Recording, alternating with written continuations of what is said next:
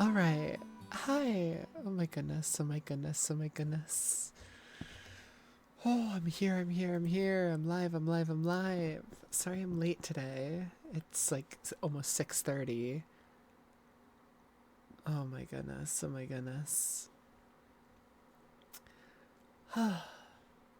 Anyways, to get right into it, today is mostly just going to be me watching videos. In fact, it's going to entirely be that. Uh because for our RE marathon, the next game I want to play is Resident Evil 7, but before 7, I need to watch videos on 5 and 6 and the two Revelations games because I don't necessarily want to play 5 or 6, but I am interested in knowing what their story is. It's just I haven't heard enough good things about those games, especially 6, to make me be like, "Oh yeah, I really want to play those." Um but I still want to know the story of them. And then the Revelations games, I was never going to play. I've been watching videos on all the spin offs, anyways. So, we're going to start with a video on Resident Evil 5. Then we're going to watch a video on 6. And then, if I have time, I'll do the two Revelations games tonight as well. I did start very late though. It's already 6:30. So if I'm not able to get to the two Revelations games tonight, we'll watch videos on those tomorrow. But if we are able to watch videos on all four of those games tonight, then we'll be starting RE7 tomorrow, which I'm excited about that because I hear it's the scariest one, and I'm probably gonna cry. How you doing? I'm amazing. How are you doing, Unknown? Welcome in, welcome in. Pow, pow, pow, pow, pow. Okay, so let's search up Resident Evil 5 story. We're just gonna search that up and find a video for it. So there's this one that's 30 minutes. This one that's an hour.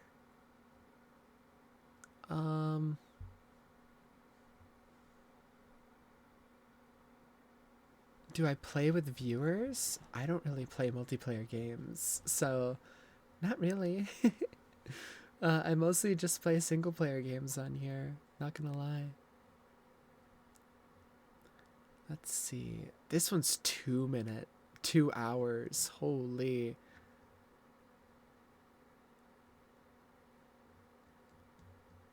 Gosh, I don't know which one would be good. This one has 2 million views.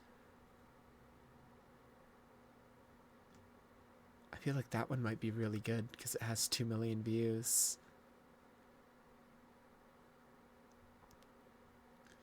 Maybe. Maybe.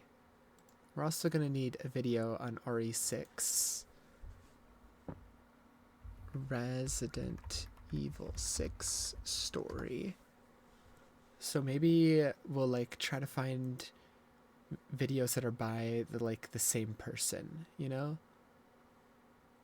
If like I can find somebody who made a video on both 5 and 6, we'll watch them. Gaming Harry has a video on 6 and also a video on 5, so maybe we'll watch those ones. Those ones aren't too long as well, only 30 minutes. Let's see. Who made the 2 hour long one? Monty Xander? I'm just looking for like the names here to see if like there's anybody else who's made a RE6 video who also made a RE5 video.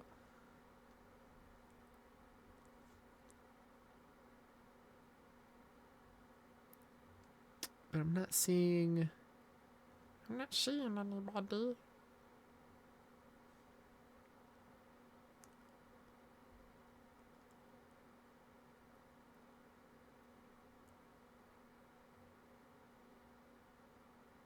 Hmm. 6 is your favorite? You are the first person I've ever seen say that. That's crazy. That is crazy. You play as everyone. Yeah, I know there's a lot of playable characters in it, but genuinely, I've never seen anybody say anything positive about Resident Evil 6 until this exact moment where you have. You're the world's first. Let's see. Maybe I'll go with this Gaming Harry guy then, because he's the first one to pop up when I search up both RE5 and RE6. And I was eyeing this one because it has 2 million views, this Explained guy, but it doesn't look like he has an RE6 video. I just scrolled like a bunch, and there was nothing there. There's also this guy, Your Favorite Son. We've watched videos from him before. You like every game? Yeah, I'm very easy to please. I like most games. I actually might watch this guy's videos. They're very long though, they're like an hour and a half each. But that might be better because it might go into more detail than these ones. That's the thing that worries me about like these ones that are less than an hour. I feel like they're gonna miss some details. So we've actually watched a video from Your Favorite Son before. I forget which one, but it was one of the other Resident Evil games, one of the spin-offs. We watched a video of him before, and it was a good video. So we're actually going to watch this guy, Your Favorite Son. I'll subscribe to him.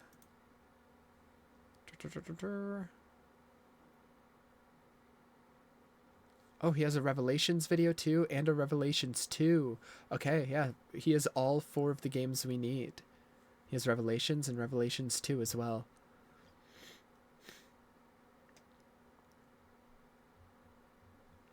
Perfect. Cool. So we'll just watch his videos then. I forget which one we watched from him before. Here it is, Code Veronica. Yeah, we watched the Code Veronica video from him, and that was a very good video. Yeah, so we'll start with his RE5 video. Then let me fix the audio. I do have pizza, by the way. Dinner, just got dinner right before I started stream, so if you hear me eating, that's what I'm eating. And yeah, let's start with the first video. These are all long videos, so we might be here a while. Nation in having to follow. Hold on. A little bit louder, maybe. There's a quiet damnation in having to follow a stellar act, an expectation from the audience. The headliner that plays after the shockingly good opener, the main event match that just can't gather the crowd after the battleground of tables, ladders, and chairs that came before it. The finale episode that can't quite match the energy of the climactic and emotional one before.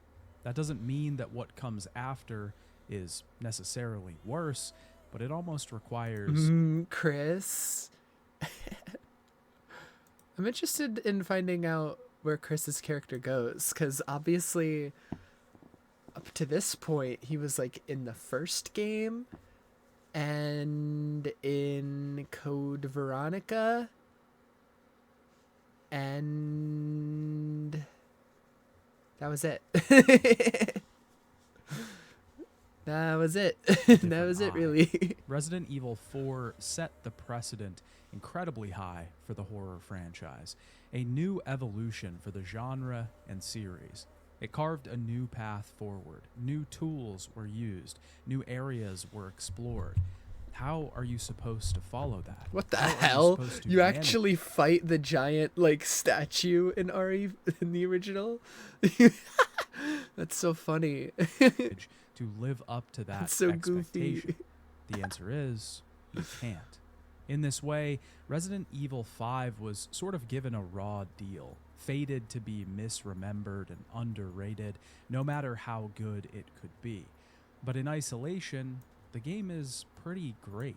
Does it stand up to the likes of 4 or the Resident Evil 1 remake? Not at all. But it does manage to put its own twist on the action genre that Resident Evil 4 set up in the last entry. The melee system is extrapolated upon to include more combos. The combat is a bit more fast-paced, and the plot is absolutely bananas. While Resident Evil 5 starts out pretty grounded, it goes off the rails by the last hour or two.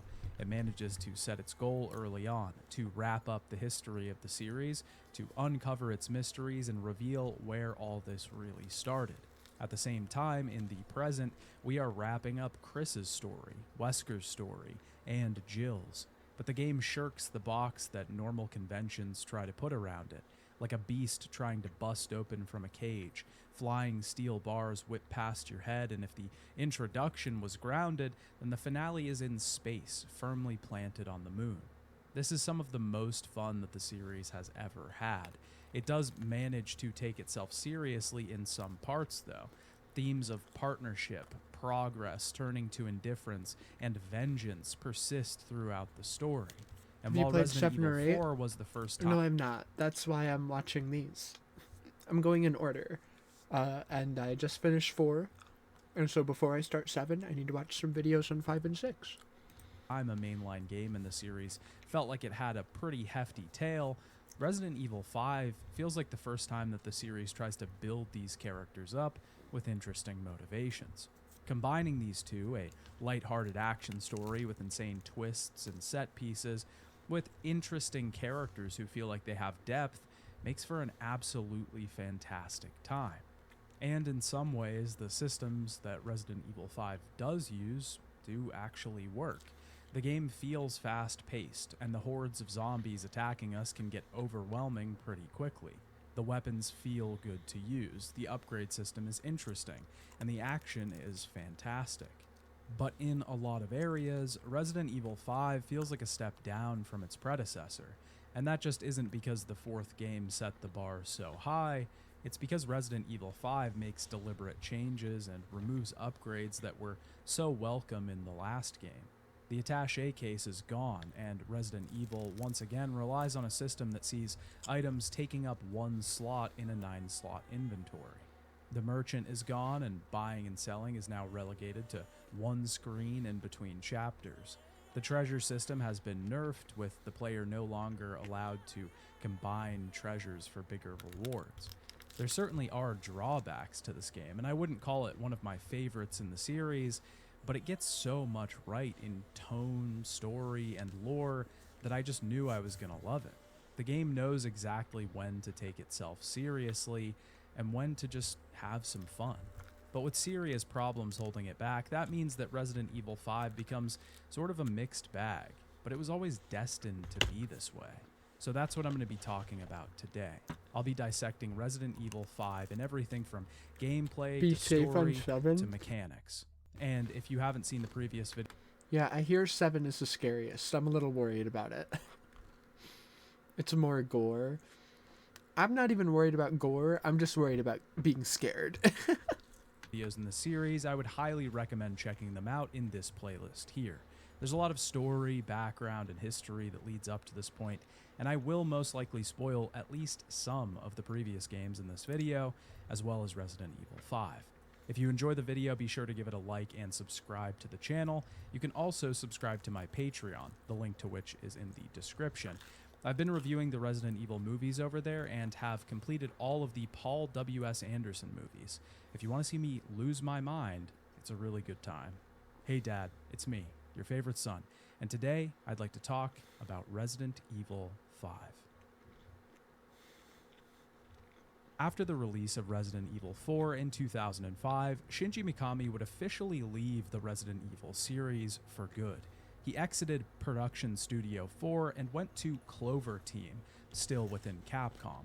Kamiya was already on this team and had the created old Clover the Beautiful Studio Joe games, which had done very well for Capcom and the game. The old Clover Studio recently got revived as Clovers, and they're making what is it? The sequel to Okami. They're making the Okami sequel. Cube. Mikami would develop God Hand while at Clover Team, and Kamiya would develop Okami. This output was short-lived though, because in 2006, Clover Studio was shut down. Yeah, and it was recently revived. They announced it was that at the Game Awards last year, like 2025 or 2020? I don't remember. At one of the Game Awards, they announced that they were reviving Clover Studio as Clovers. And that they're making an Okami sequel. And many high-profile developers left the company. Hideki Kamiya, Shinji Mikami, and Atsushi Inaba specifically. This was partly due to friction with Capcom's executive rules. At the time, they were requiring that 70 to 80% of new projects had to be sequels to existing IP. Bruh. Obviously feeling stifled by these directives, these developers chose to go their own way. With Clover Team dissolved, a lot of the remaining team members at Capcom would be shifted over to working on Resident Evil 5, which had already started development at this point. The game officially entered production in 2005 with Jun Takeuchi as producer and both Yasuhiro Anpo and Kenichi Ueda as directors. Takeuchi had been working on the series since Resident Evil 1, where he did character modeling and motion design. Anpo had also been around since the beginning, doing programming for Resident Evil. Which ones have I played? So I played the remakes for 2, 3, and 4. And then I already knew the story of 1 for the most part, so I just watched a video on that to like refresh my mind on that. And then I watched videos on all the spin-offs leading up to 4. And so the only ones I don't know the story of or haven't played are 5, 6, 7, 8, and then the 2 Revelations games. And that's all that's really left of the Resident Evil Marathon, is to watch videos on 5 and 6, watch videos on the 2 Revelations games, play through 7, all of its DLCs, play through 8, all of its DLCs, and then I'll be ready for RE9. 1 and 2. Ueda had joined the series on Resident Evil 3, so while Mikami's departure from the company was a big hit, there were still a lot of series veterans working on the next game. Pretty early on in development, Resident Evil 5 was designated as a co-op forward game. This meant that while the mechanic was optional, co-op play was a big part of the game's design. Anpo himself enjoyed the idea, likening it to enjoying the scares of a haunted house with a friend. Despite what most people assumed, Resident Evil 5's co-op system was not developed as an extension of the previous zapping system we saw in Resident Evil 0. It was built from the ground up as its own separate thing. While co-op...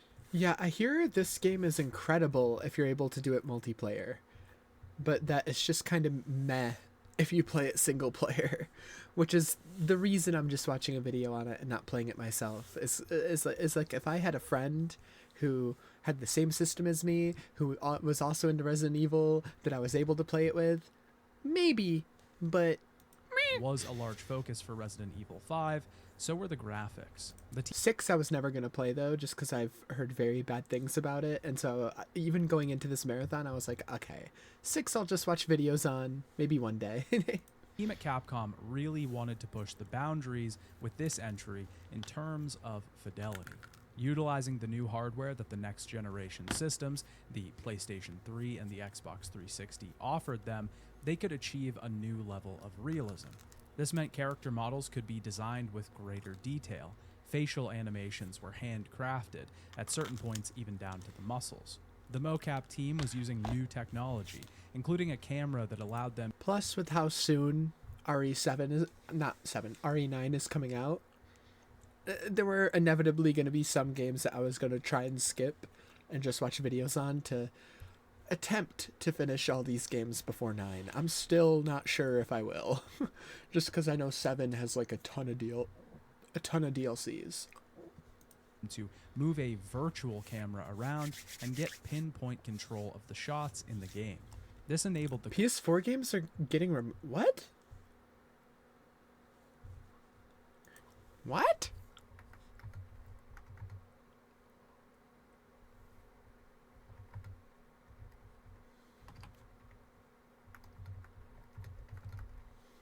What are you talking about?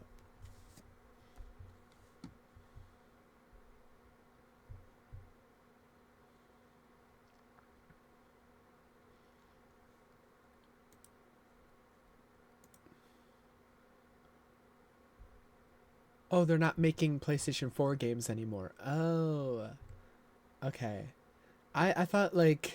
I don't know, sorry. I guess I misread that, but like the way you worded it, it sounded like you were saying they were removing PS4 games, like from like the PlayStation Store. Like you can't like buy them off the store anymore. And I was like, what the fuck? Why would they do that? That's like 90% of the games on there. But yeah, that kind of makes sense, I guess, you know, because we're how many years into the PS5's life? PS5 release date. I actually forget when it released. It released in 2020. We're 6 years in almost. And when did the PS4 come out? PS4 release date 2013. And when was the last PS3 game? Last PS3 game was in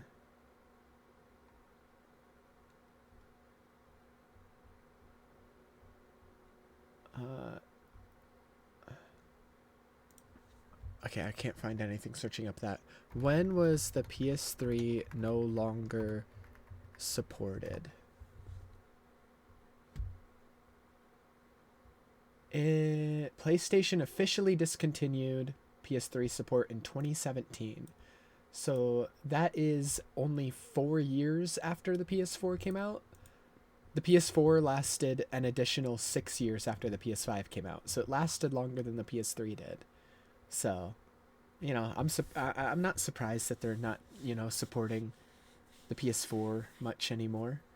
But even then, like, there's a lot of game trailers that are saying, like, they're still going to be launching on PS4 up until, like, 2027.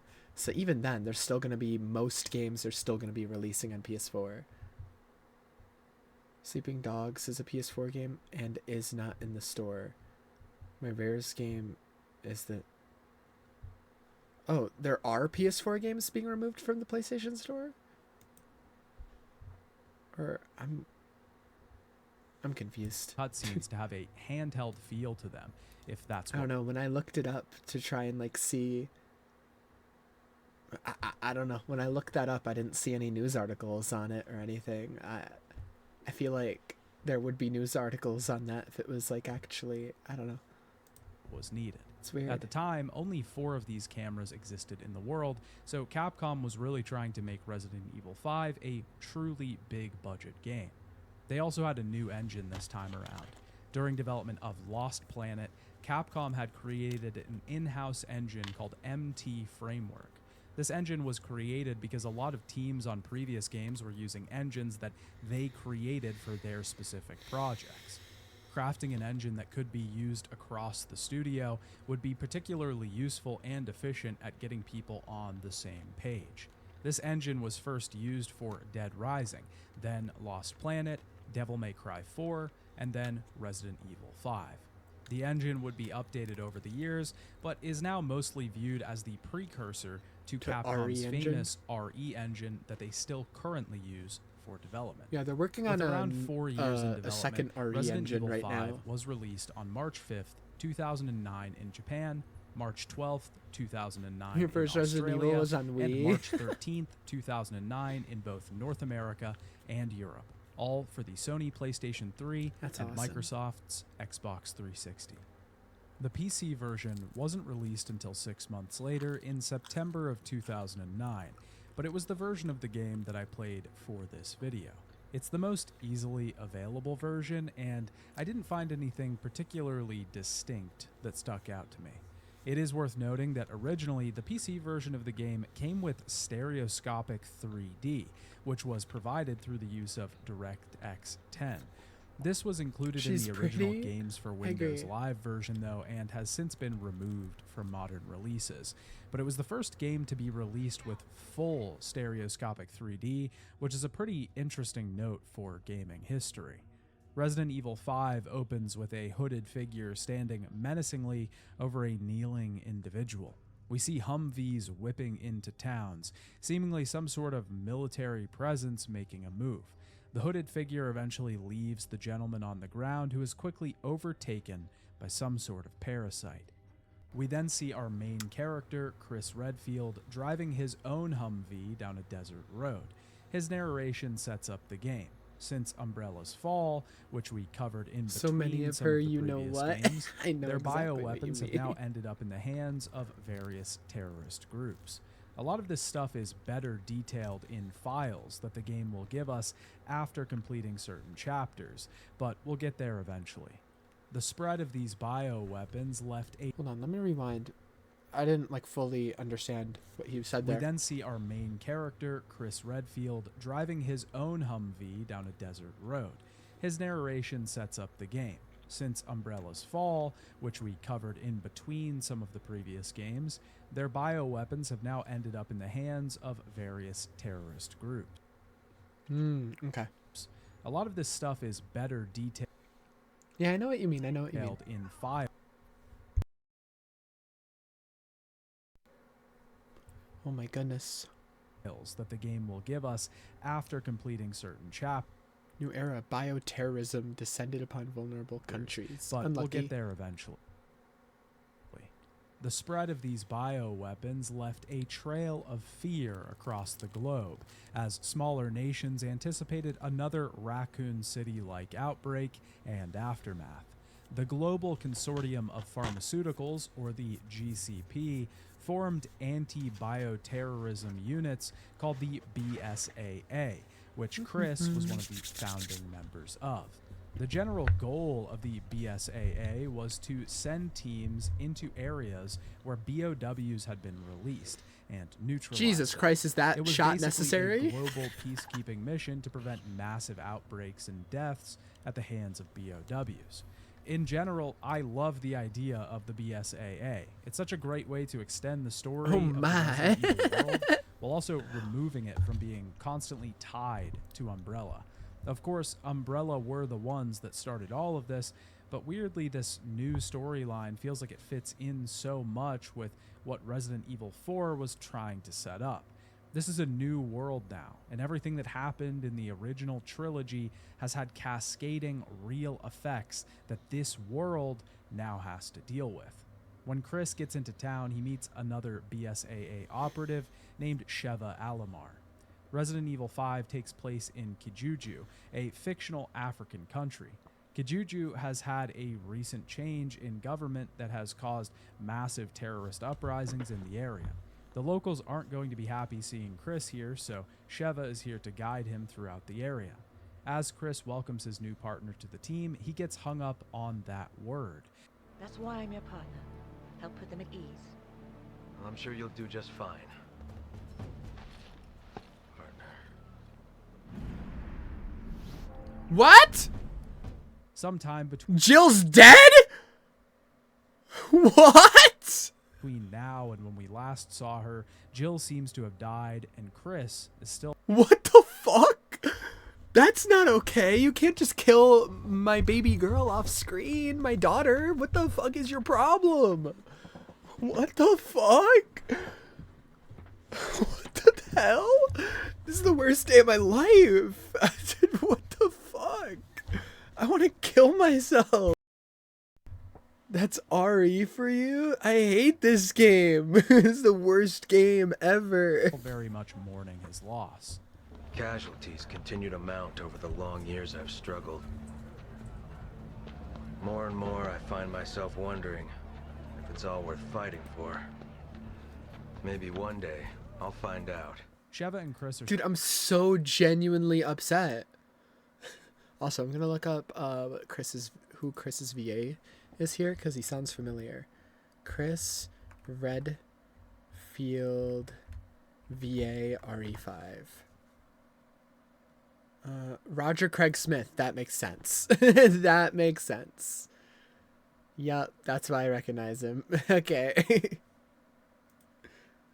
They're stopped by the local mercs, but are eventually let inside the nearby town. Chris is determined to complete his mission, the reason that he was sent here by the BSAA. This completes the prologue and begins Chapter 1-1. Resident Evil 5 has a similar layout. Man, I can't believe they just dropped that on you at the beginning of the game. They just like flash an image of Jill's grave.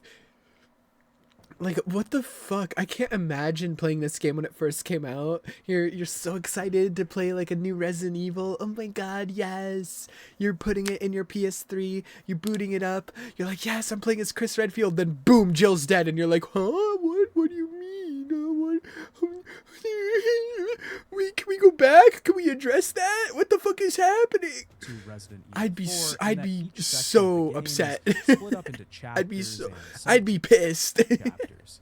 Kijuju is the setting What for the the first fuck? chapter of the game. A small African city with narrow streets and tons of small makeshift buildings.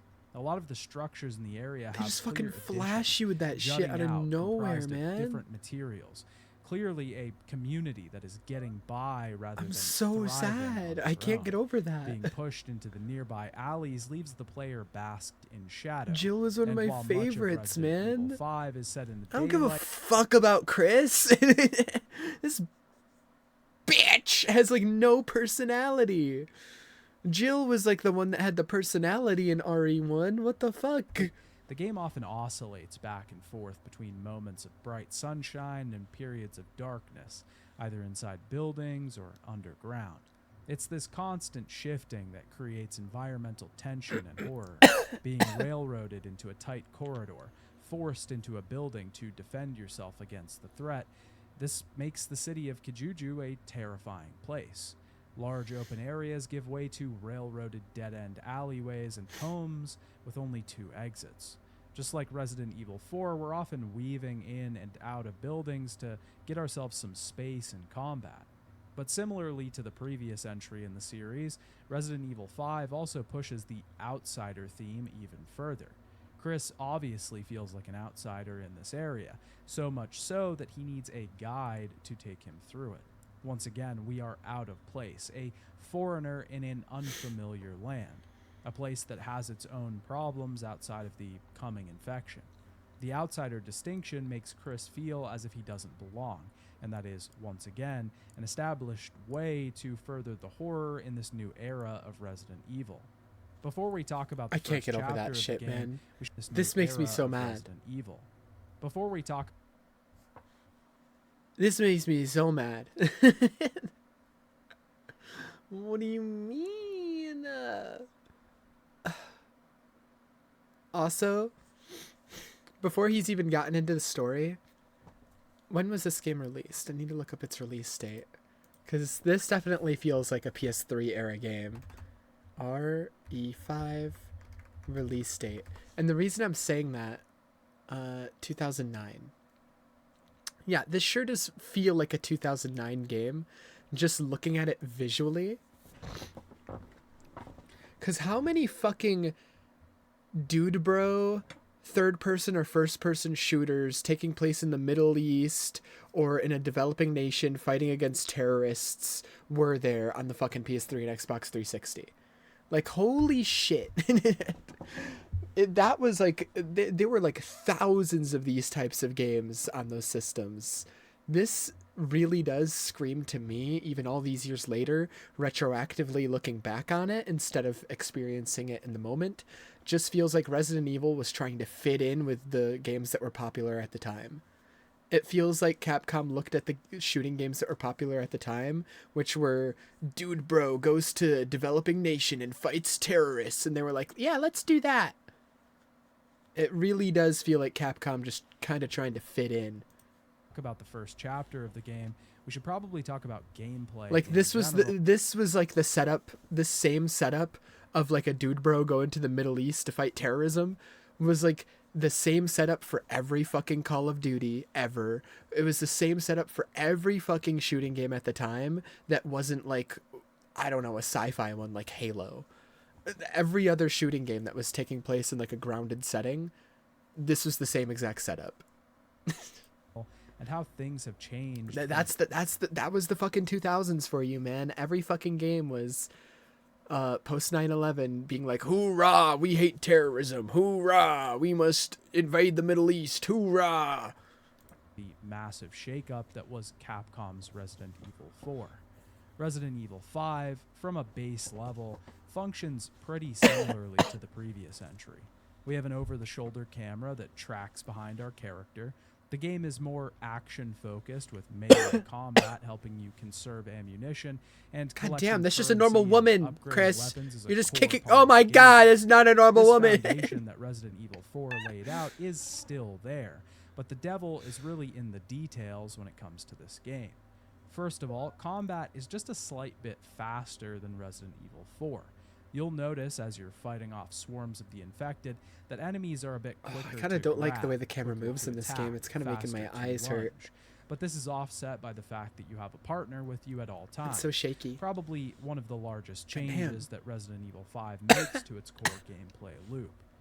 This game puts the focus on cooperative gameplay, a large trend that was already happening. Oh around god, this era. demon dogs. This was largely a phenomenon set by the Gears of War franchise, of which Resident Evil 5 got a lot of comparisons to right out of the gate.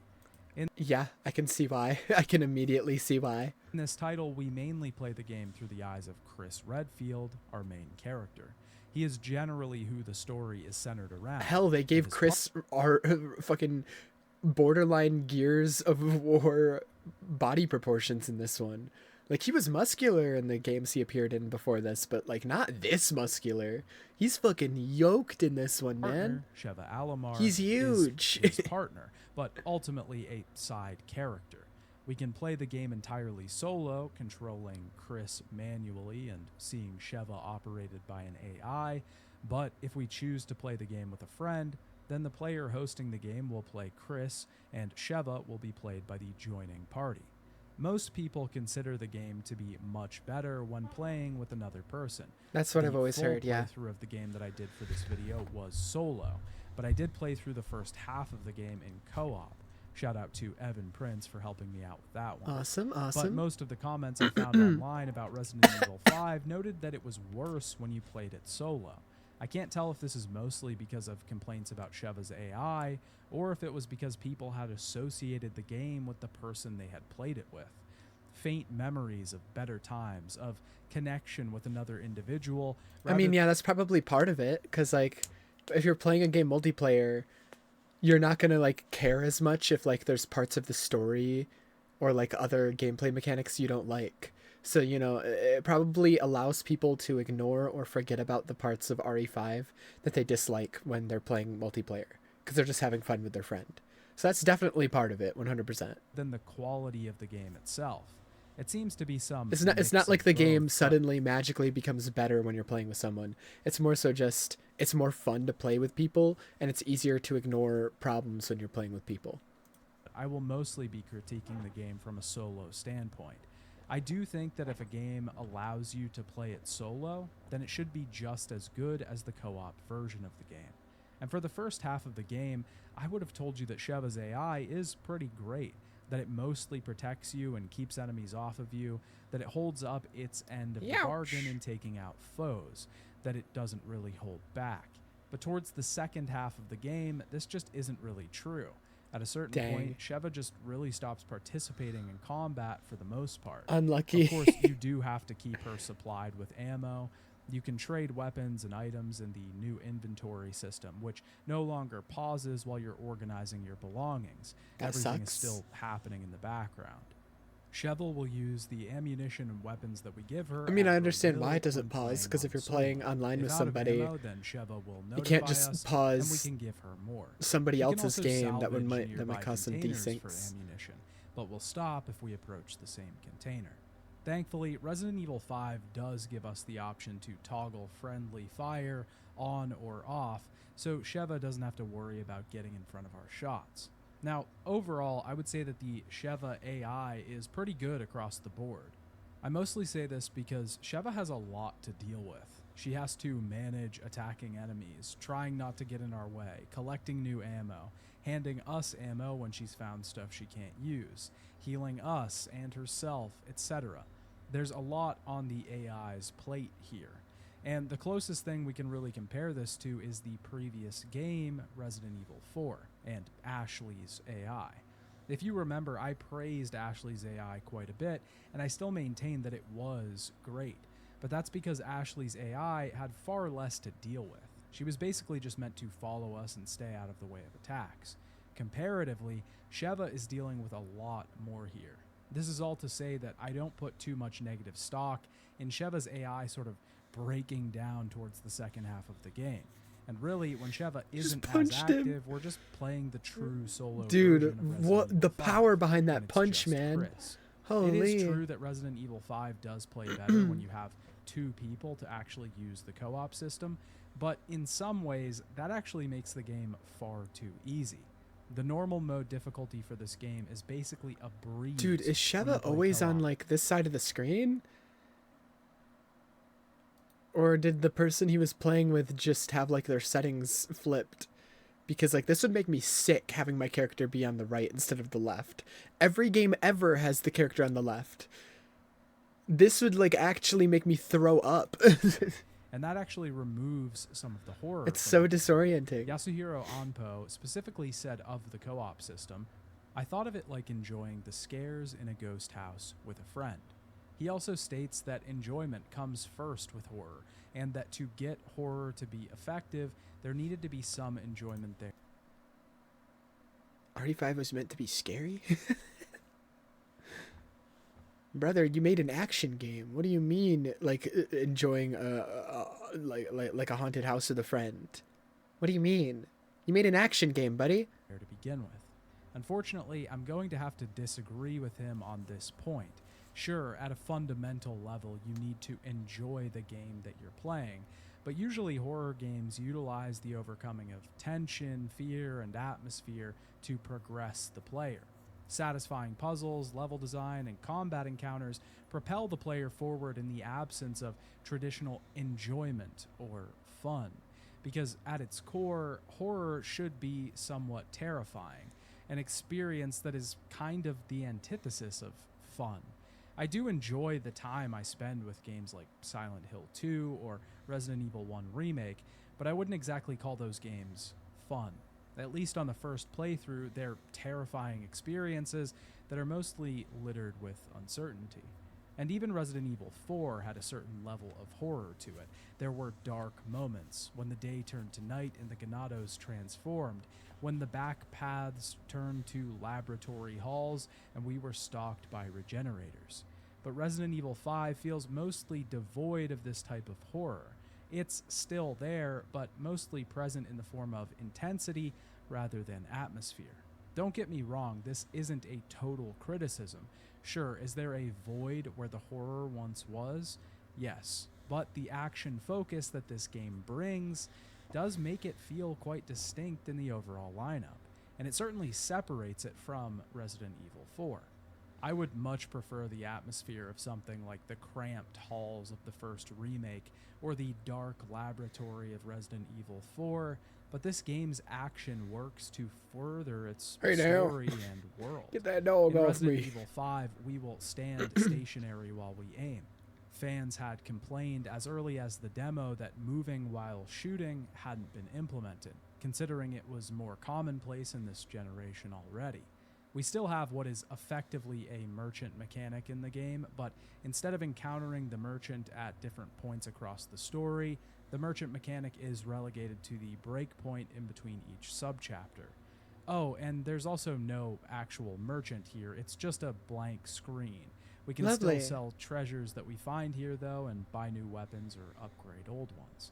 Personally, I think this system is infinitely worse than Resident Evil 4's implementation. Yeah, what the hell? First of all, we can't combine treasures anymore, even though the game makes a distinction between I would just larger like the merchant treasures being like and an actual small person. gems. Like the merchant This was means that we awesome in have a lot RE4. less He was like a engagement with the pirate. system overall. He was so There's funny. no more reason to keep treasures over the long term. And he was just no a massive hater. He prolonged just actually hated the cult, gratification, and just so like This means that treasures are he just would help you out effectively because he's like, get rid of currency, these one step fuckers. removed. I don't like them. And at that point, you might as well just replace all treasures with base All the currency. side quests he would give They you only were worded exist at this so point like for funnily, flair. Nothing funnily. extra is where, like, provided to the player outside of aesthetic. He would just it would just Also, be only a page of encountering him the cell screen complaining. in between I don't like chapters those blue means that we have medallions they less have. Go opportunities go to break trade some more of them. items and They swap piss me things off a out. little bit. Or at least it's less in world. Go throw an egg at In that guy's Resident Evil painting. I 4, don't like you his were always face. waiting for the next merchant encounter, The merchant was so waiting for funny in his RE4. blue flames to pop up around the corner so that you could get a power upgrade or grab one of those weapons that you traded in earlier. It's even stranger though, because every time we die, we get access to the cell screen again, no matter where we are in the chapter. This system, like many others, just feels like a massive downgrade when compared to Resident Evil 4. You could just say, well, don't compare it to Resident Evil 4. But this game truly does feel like the next evolution of that game. You surely can't compare it to the original trilogy of games, because it doesn't really resemble those at all. But it's just also so different from the game that it does so closely resemble. This also extends to the inventory system, where before we had the attaché that case camera providing each weapon is making me and item sick. with its own space allocation. We Aye, now aye, just aye. have a 9-slot inventory system. Each item takes up the same amount of space, with certain ammunition having stack limits, and once those are hit, new items transfer to another stack. It feels much closer to the systems we had in the original Resident Evil trilogy, but that doesn't exactly feel like it fits here. That would be like making this game have a fixed camera system. That wouldn't exactly fit with the design of Resident Evil 5, so it wouldn't be warranted. But because we've essentially regressed here, it feels like the game lacks something in the inventory realm. I'm sure that this was to simplify inventory management so that you could have a system which forces you to quickly adjust your inventory while combat is going on. This does make this action more intense, trying to swap to a grenade while being overcome by a horde, or trying to equip a new weapon while a boss chases after you. These moments are fast-paced and reward quick actions. Taking too long puts you in a bad position, damages your character, and costs you resources. It's a bit of a trade-off of systems, but I really prefer the previous attaché case system. I just really like managing the inventory spaces, and I think it's a better way of engaging the player than just limiting inventory to 9 slots. Of course, you technically have 18 slots total when you factor in your partner's inventory space, but it's just a little bland when you compare it to the depth that Resident Evil 4 had. This game does make some upgrades, especially in the form of melee combat. If you remember, in Resident Evil 4, you could stun enemies and then follow up with a melee attack. This, of course, reduces this amount of ammo that you have to use and feeds Yeah, that back was in into the remake action as well, and it style was that really both of fun. these games take. Resident Evil 5 has it this really as well, obviously you but always want to Chris go for has more headshots anyways, attacks at but his disposal it makes than you Leon. it gives another He can reason do to go for an headshots, uppercut, is that they'll get straight, a blinded hook, and then you can do a stomp bap enemies on the ground. with your with your Pretty roundhouse satisfying kick. to combo these attacks together and bash enemy heads in. This also greatly reflects the change in Chris Redfield that we haven't really talked about yet. Maybe you haven't noticed, but Chris is fucking jacked in this game. That's what I There's a said. Yeah, long-running he's meme fucking in the huge Resident now. Evil community that Chris got so smoked by Wesker in his last battle with him that he started really hitting the weights so that would never happen again. Yeah, he was just But a it's normal very guy. believable that Chris could just straight up deliver a sickening stomp to the And head. now he's at of the, a and now lost he's bar at disinfected he's got enemy. those Gears of War Honestly, proportions. even more so than Leon. And his new design really makes a lot of the crazy stuff that happens in this game a bit more believable in the long run. I think overall, though, the gameplay in Resident Evil 5 is pretty good. It mostly functions like Resident Evil 4, with changes that, outside of the ones I've already discussed, come in the form of enemy types, boss battles, and later mechanics that we'll get into in a bit. The only real changes made here are just small regressions, which aren't that annoying, but do put it a step below Resident Evil 4 in my opinion. Starting back at Chapter 1-1, Chris and Sheva make their way through Kijuju. As we start moving along the streets, we are given a small briefing from Kirk, a helicopter pilot for the BSAA. Chris and Sheva's mission is to help stop a black market weapons deal that's about to go down in the area. The individual in question is Ricardo Irving, a notable dealer in the area. Since BOWs are now on the black market, these dealers buy and sell mutated species as they would guns or missiles. Alpha Team has already made forward progress in the area, and Chris and Sheva's immediate goal is to get their gear along with a debriefing and meet up with them. As we walk through the city, we can find the citizens of this town acting quite strange. A group of men nearby are beating some sort of animal in a sack. This is not unlike the burning of the policeman that we saw in Resident Evil 4, not so subtly hinting to the player that this area may have already been infected. Chris and Sheva immediately notice something in the air, though. Passioned Swahili can be heard spoken from a nearby radio. The townsfolk seem to have disappeared. Something is off. Heading into a nearby building, we'll meet our contact. He explains the feeling that we picked up on pretty quickly. Everyone is on edge with the new government and political issues in the area. He provides us with our weapons, a pistol for each character loaded with 10 bullets, and a pack to carry everything in. The contact tells us to head to the town square and meet up with Alpha Team at the deal location. He also clues us into another lead. Project Ouroboros, a rumored doomsday virus, seems to be a reality. Irving, the man involved in the deal, seems like a good lead to the project, and we might be able to get some information from him.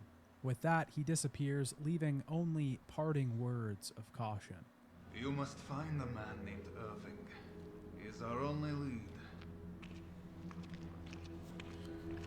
Recognize that voice. Why do I recognize that voice?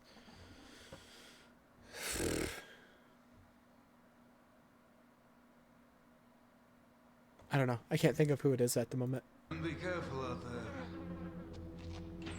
I've Just definitely heard outside that of this voice building, we see 100 times another before, animal though. Killed, That's a very seemingly with recognizable arrows voice. or sticks of some kind. And in the next I just building, can't think of scenes who it is at the gore moment. and viscera left out on the table. In the next house, we're treated to a particularly grotesque scene. A man is shoving a live parasite. No. Is it Luxord's VA? It sounds like Luxord, I feel like. Hold on, let me...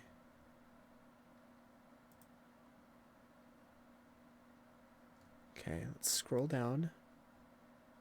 I did not know that Luxord's VA is also Doctor Strange, but now that I do know that, that makes a lot of sense. Yeah. Yeah, that makes a lot of sense. Yeah, no, they do sound exactly alike. Okay. I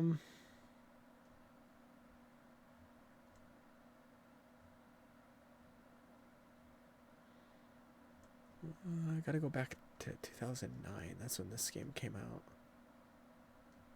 I want to see if it is him. Was I able to guess correctly?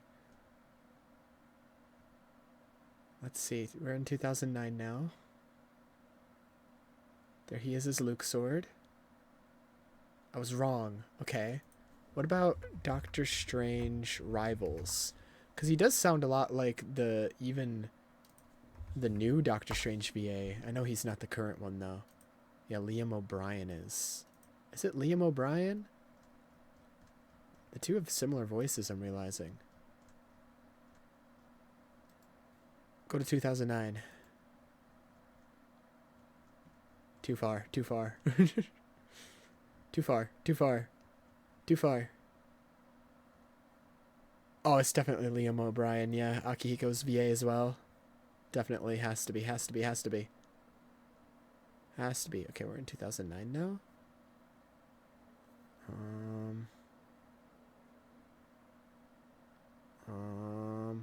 I'm not seeing it. Never mind, maybe not. Whoop! There it is, right there. Never mind, it is. Wow, wow, wow. Definitely understand why Luxord's VA would be cast as Doctor Strange and other stuff, though. He has a very similar voice to Liam O'Brien. I never really thought about that. Into another They do have man's very similar mouth. voices. The victim is then infected and lunges for Sheva and Chris, our first enemy of the game. There's something so brutal about this sequence and the way the cutscene is directed. The close-up, shaky shots of the man's face, resisting the coming infection, his eyes and their bleeding, this new level of fidelity that it's presented in. Every time I saw this scene, my stomach just dropped a little. It's also very similar to the first enemy we face in Resident Evil 4, except that we see the transformation in this man, something that will be important later in the game. Once this cutscene ends, the shackles have been unleashed, the townsfolk are revealed to be infected, and it's now, finally, time to survive. We're attacked in a nearby alleyway by a horde of enemies, and we have to make a run for it. Chris and Sheva barricade themselves in a nearby building to get away from this mass of enemies. Chris contacts Kirk to update him on the situation, but the mission hasn't changed. We still have to find Irving. The mission still stands. Heading through an underground tunnel, we can arrive in the town square. Here there is a demonstration going on. A man is yelling Swahili into a microphone, and 2 others have someone held down. The man being held is the contact that we talked to earlier. Before we can do anything, he is quickly executed by a massive creature standing to the side with an axe. We are then left to fend for ourselves as the group and the large axe-wielding monster is set upon us. What follows is probably one of my favorite segments in the game. It's a subversion of the previous game's house defense sequence, as we're quickly given the same scenario. Enemies are flooding towards us, and we can block the doors and windows with bookcases. They soon destroy these defenses, but they eventually start pouring in through the ceiling, and even the wall itself is destroyed by the executioner. The fight then spills out into the town square as we have to run around and frantically try to defend ourselves before Kirk can arrive and get us out of there. It's such an intense moment that slowly builds and progresses as it goes. I will say that it probably goes on a bit too long for its own good, but it is great nonetheless. The executioner is also worthy of note here because he's extremely hard to kill, especially with our early game weapons. He's an example of great enemy design in this game, though I do think he's veering a bit too close to Silent Hill territory because he drags his axe in a pretty similar way to Pyramid Head. After we survive this sequence, Kirk blasts the door that's blocking our exit. This ends Chapter 1-1 and begins Chapter 1-2. Chris and Sheva are once again tasked with heading to the coordinates that the deal is taking place at. On the way, we head through some cramped side streets. Sheva eventually has to split off from Chris to grab a key upstairs. There are brief moments like this throughout the whole game, times where Sheva will have to handle something and Chris will be tasked with covering her with fire from afar. It's a pretty neat mechanic that makes both characters feel distinct, like they have areas of expertise. Chris is obviously strong enough to toss Sheva up to the roof, and Sheva is nimble enough to do so. It furthers the theme of partnership and working together that the game has as well. It makes Chris and Sheva stronger as 2 colleagues, which is important for the end of the game to work. As we enter the next area, a woman screams out for help. She's dragged inside by one of the infected, and by the time we get to her, she's already been infected. This means we officially see the physical transformation of the new Plagas that Resident Evil 5 has, the Type 2 Las Plagas. Now, while Resident Evil 5's story is interesting, a lot of it is tied up in these optional files that we receive upon completing chapters of the game. We also can, of course, pick up memos. The Plagas somehow got add context to the out of that story. area? What the hell? I'm going to say that I think some of these memos are the most interesting in the series. The original Las Plagas parasite was discovered in an isolated area in Europe. In a host, the parasite quickly replaces the host's will and self-awareness, rendering them highly susceptible to control by another. So far, and actually have really unique themes that I didn't expect from this game. But the long files in the menus... Hold on, I want to read this.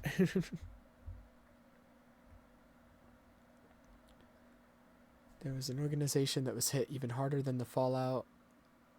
An organization comprised of pharmaceutical companies from around the world. Menus is where we... Bella's development of the experimentation bioorgan, along with the sale of those weapons on the black market, caused people to distrust the Global Pharmaceutical Consortium, and the fact that Umbrella was an executive board member only deepened their misgivings. You really start to get a ton of background information on the story. Some of these are basically short stories with character dialogue and everything. We'll get back to those in a moment, but one of the memos we find later... Obedient subjects who would obey directives without question. With obvious commercial application possibilities, Las Plagas quickly came under review by interested parties. So outside parties started to find out about Las Plagas and wanted to get their hands on it. Specifically wanted to get their hands on, like, what were they called? The specific the specific members of the Plaga species who were able to control the others, one of which was inside that amber that Wesker was trying to get. Will tell us a lot about the Type 2 Plagas.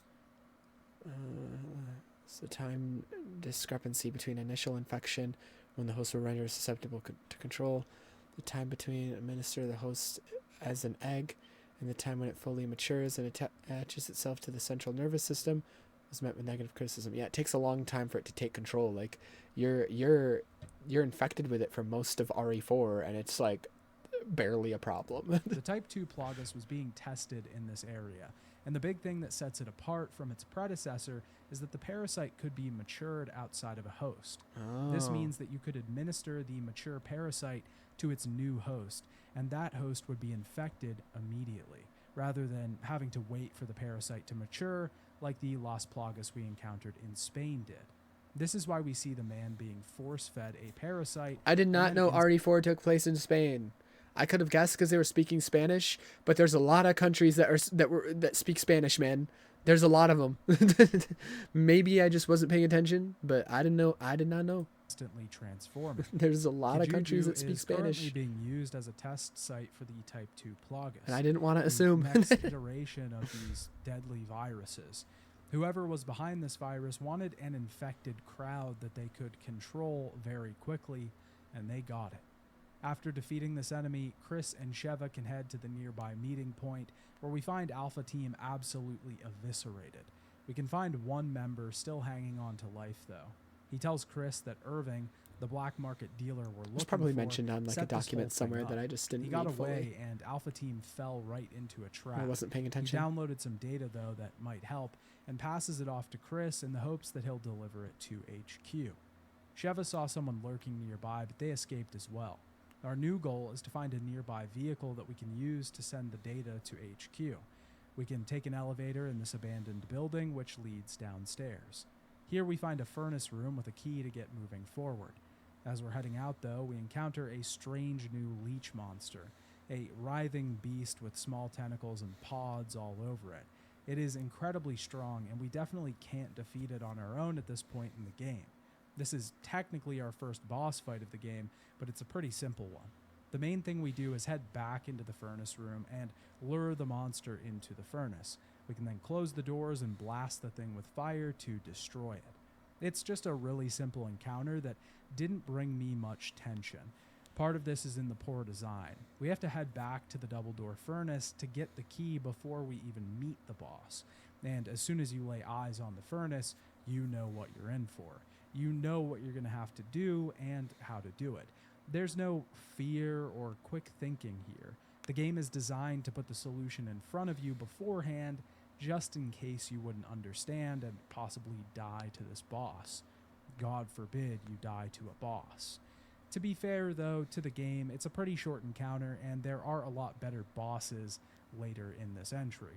After we defeat it, Chris and Sheva head upstairs, only to see someone watching them on nearby CCTV cameras.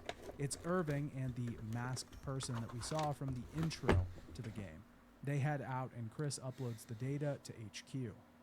HQ thanks him for the data, but tells the two that their mission still stands. They must capture Irving, who seems to have fled to the mines on the other side of town. Chris and Sheva are understandably apprehensive about taking this on by themselves. Delta Team is supposed to arrive as backup, but going in alone is basically asking to lose. Proceed to the mines beyond the station. Over and out. This is insane. You ever get the feeling you're expendable? This ends Chapter 1-2 and begins Chapter 2-1 of the game. Heading out of this building, we'll have to weave through some more Kijuju to get to the mines. We're stuck in narrow hallways littered with traps and infected dogs, which the game refers to as Ajule.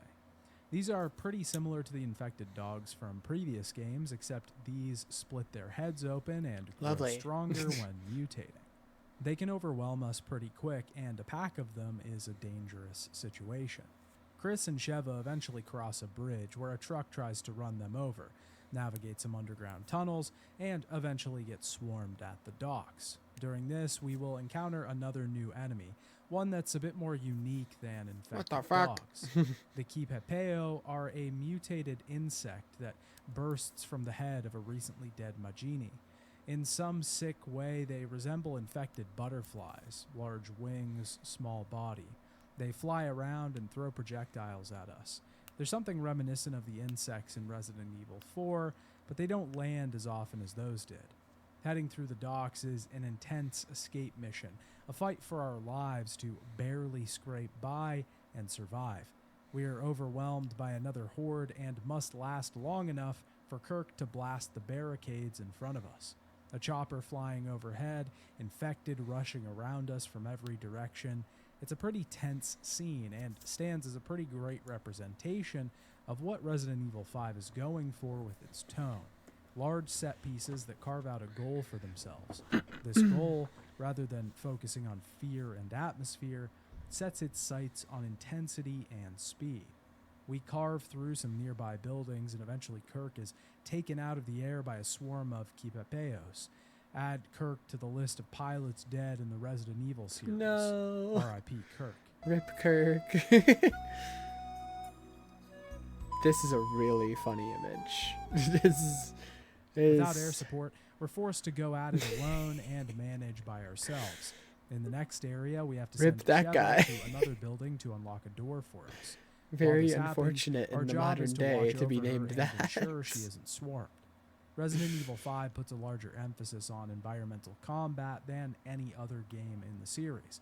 This was something that the developers set out to do from the very beginning. Exploding barrels, electric boxes, oil drums, around every corner is something for us to shoot, something to blow up, chaos to be made.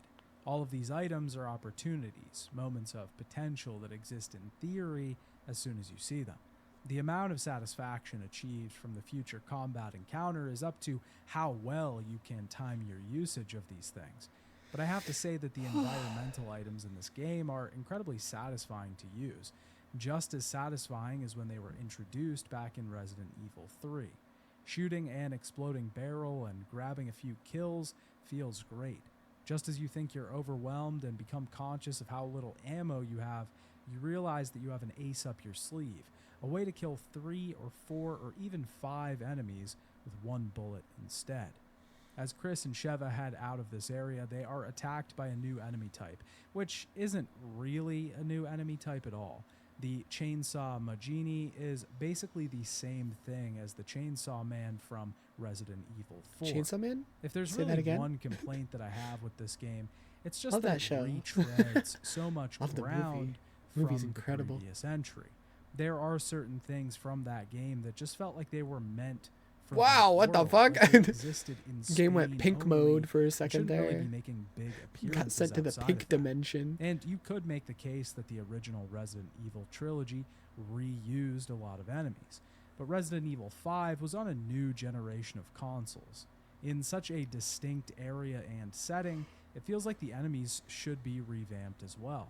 Of course, this isn't the only enemy that gets reused from Resident Evil 4, but it just makes those monsters feel less unique when they're stripped out of that setting. After this little mini boss fight, we escape the area and our 2 main characters end up in an open field where they are attacked by Majini on motorcycles. Infected men doing sick What the jumps hell? on bikes, Ghost waving Rider? chains.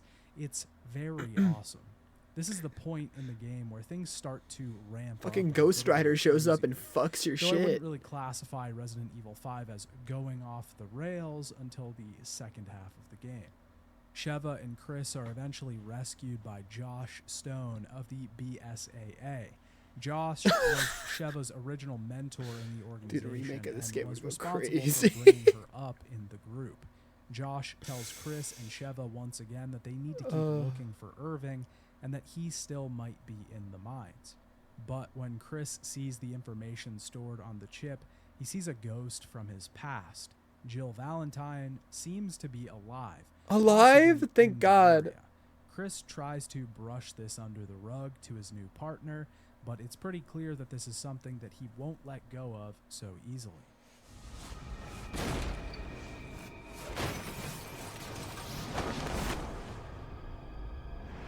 Chris, are you all right? She's alive, thank God. Picture, it's... My wife. Forget it. It's nothing. Let's move out. This ends Chapter 2.1 and moves us into Chapter 2.2 of the game. The first thing we'll do is head outside and make our way through a train area, a section that has actually terrible level design. It's a short little area, but this place is designed to naturally funnel you into a dead end for no reason.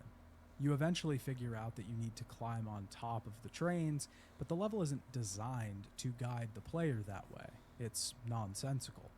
This section does take us directly into the mines, though, with another asinine section directly after. Chris and Sheva are trapped in a dark mine shaft, and one character Sorry, has I'm to changing hold how I'm the light sitting while the because other my is in knees were charge of getting shooting stiff. the zombies that inevitably attack. Gotta stretch It's my moments legs. like these where Resident Evil 5's systems start to break down. When the minutia of commanding your partner to put down the light just to swap items with them and then have them pick it up again really starts to grate on you. It seems like these systems are fine for general combat, but once you start to Have they not introduce heard of other flashlights? mechanics Like, and why do they secondary not just have like a objectives, flashlight it just attached feels to like you're their fighting against vests? it. Like, The next section does she have to is carry a giant thankfully lamp? A bit better, though, as we get to fight fuck? a group of enemies in this huge mine shaft. There's 3 tiers to this thing, and the intensity of being focused on by a huge group while we're at the bottom of a great cavern really sets in. The verticality is done really well here. Eventually, Chris and Sheva get an elevator out of the mines into a large facility. Here we find Irving trying to escape, wielding a gun.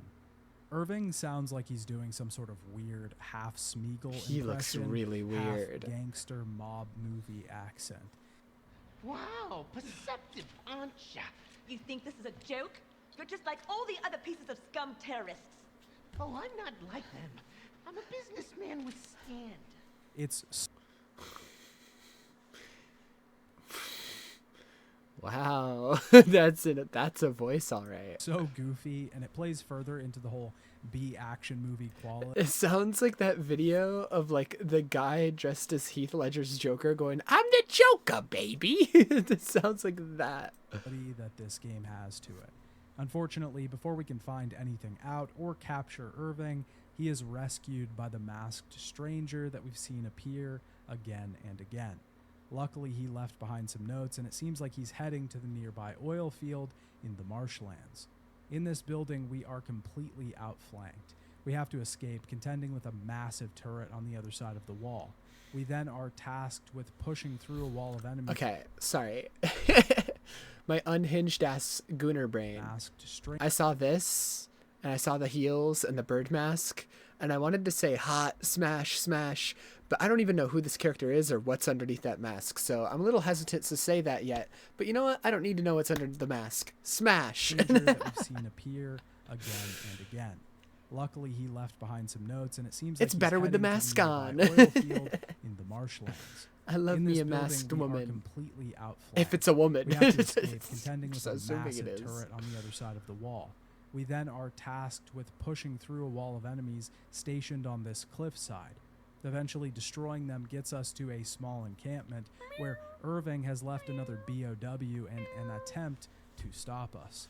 This is our second true boss battle of the game. A against giant the bat? Popo Karimu. This is a BOW that was clearly mutated using bat DNA. But in that mutation, this grotesque creature has gained a huge pod on its underside. Gross. The thing will fly and chase us around the environment. It'll even destroy these small buildings around us if its attacks manage to come into contact with them. They are leveled, and the resources that they held are left scattered to the ground. Its weak spot seems to be on its stomach, so we need to use explosives to stun the thing so we can run up Gross. behind it and deliver crippling damage. The monster threatens to take out our pair, but Chris, of course, takes it out in the most badass way possible. With a bullet.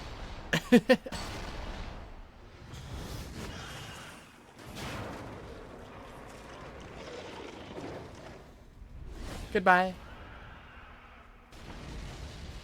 A member of the BSAA shows up to rescue us once again, Oh and my we hop in the goodness. back Dude, of the a amount of Humvee ass with two shots mounted is guns crazy. strapped This to sure it. is a game from This ends 2009. chapter 2-2 This sure and begins is. chapter 2-3.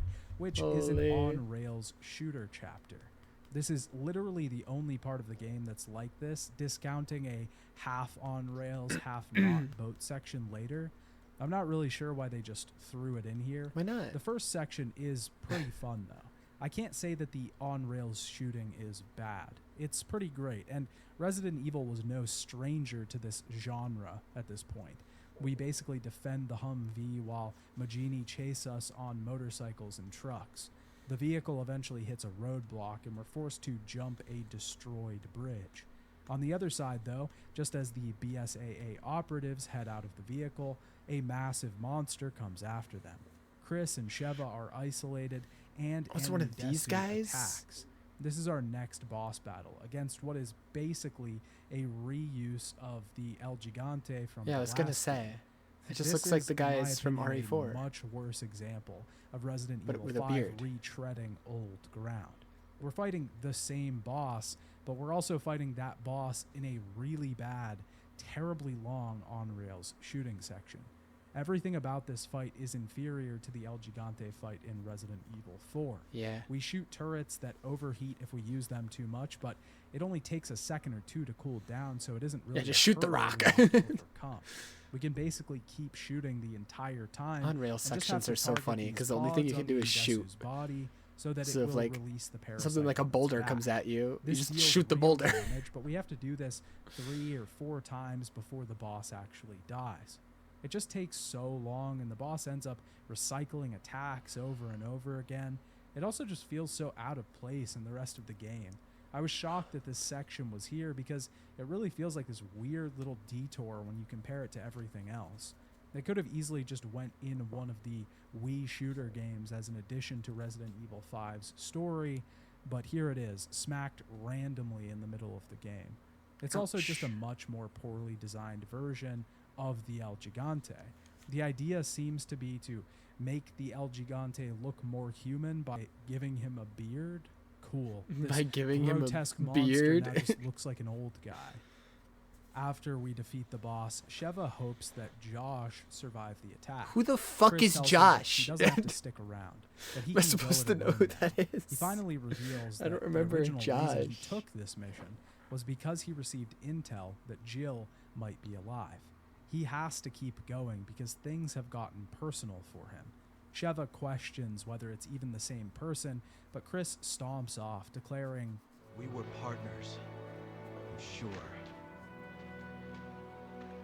Wait! Wait! You're not going alone. Sheva, of course, relents and decides to support Chris because that's what partners do. This is the first hint of the overarching theme that this game carries, what it means to be a partner, and trusting that partner. It's not that Chris doesn't trust Sheva, he just doesn't view her like that yet. He tells her that he doesn't really need her to finish this mission, that he can go on by himself. He still thinks of Jill as his partner and Sheva as this woman that he just met. This is a This woman. dynamic and relationship will change over Sounds the like course Chris. of the game. And while Thinks Resident of her Evil as 5's this story woman. can be slow to start, its themes and finale are some God of my damn it, favorite Chris, you gotta parts of stop the being series so sexist. far. There are certain aspects of this game that do manage to exceed anything else in the series when it comes to my personal tastes. And the only reason it doesn't really stand up to the rest of the series overall is because the greater package is dragged down by little mistakes that pile up. Sheva catches up with Chris, telling him that this issue is personal for her too. She's from here. These are her people as well. But Chris makes it pretty clear that they're moving solo from here on out. There are no more orders from here on in. It's just us. We are partners. To the end. Now let's get moving. This marks the end of Chapter 2-3 and the beginning of Chapter 3 of the game. At the beginning of this chapter, we arrive in the wetlands. Before the group investigates the area, though, Chris tells Sheva about his old partner, Jill. We get a flashback sequence that shows a recent event where Jill and Chris were trying to find Wesker. They tracked down Spencer, the founder of Umbrella, to his secluded mansion estate. When they arrived, they found Wesker, but Spencer was already killed. Chris and Jill got their asses absolutely handed Dude, to he's them so by the fast. augmented being that is Albert Wesker, though. Chris was about to be killed by Wesker before Jill tackled him into the window. Why would she do Jill's that? body was never found. And Why Chris would is she do hanging that? onto the Is she hope that stupid? she's still alive. I have to know if she's still alive. You two were close. We were partners. This is important because the way that Chris answers this question means that partners, to him, means close. Sheva then reveals a bit of her backstory, that her parents were involved in an accident when she was young. Both of her parents died, and of course, Umbrella was behind it. The accident was a cover-up for biological weapons being sold to terrorists. Africa has been being used as a test bed for these viruses for a while. This is why she decided to join the BSAA to begin with. The two make a pact to take the people behind this down once and for all. With this, we enter the second large area of the game, the wetlands. The wetlands is a sprawling sort of swamp. Here we will encounter the regressed tribes of this land, infected people living in these areas that have suddenly begun to act strange.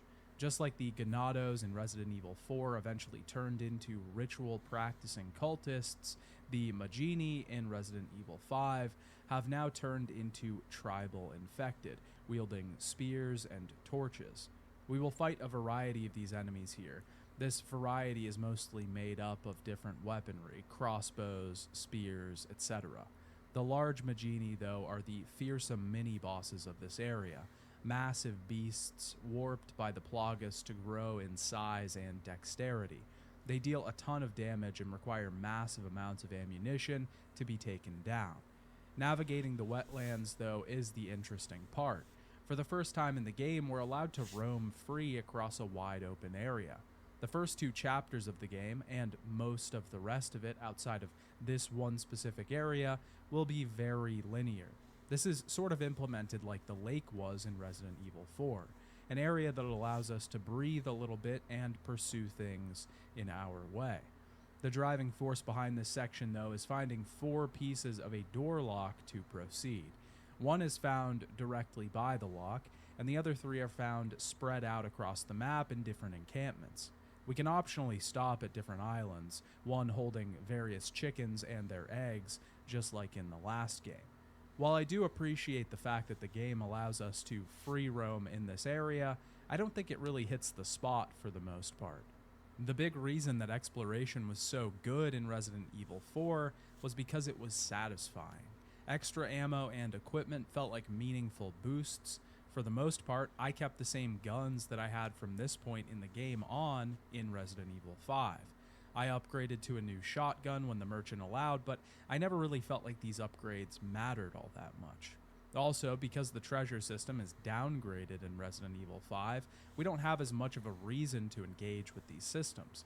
Of course, we do get treasures, but because we don't need to get every treasure, it's not as important. There just isn't any heft to exploration in Resident Evil 5, so you never really feel like you should go out of your way because you aren't always rewarded for doing so. This leaves all of these areas just feeling like new combat encounters rather than moments of opportunity.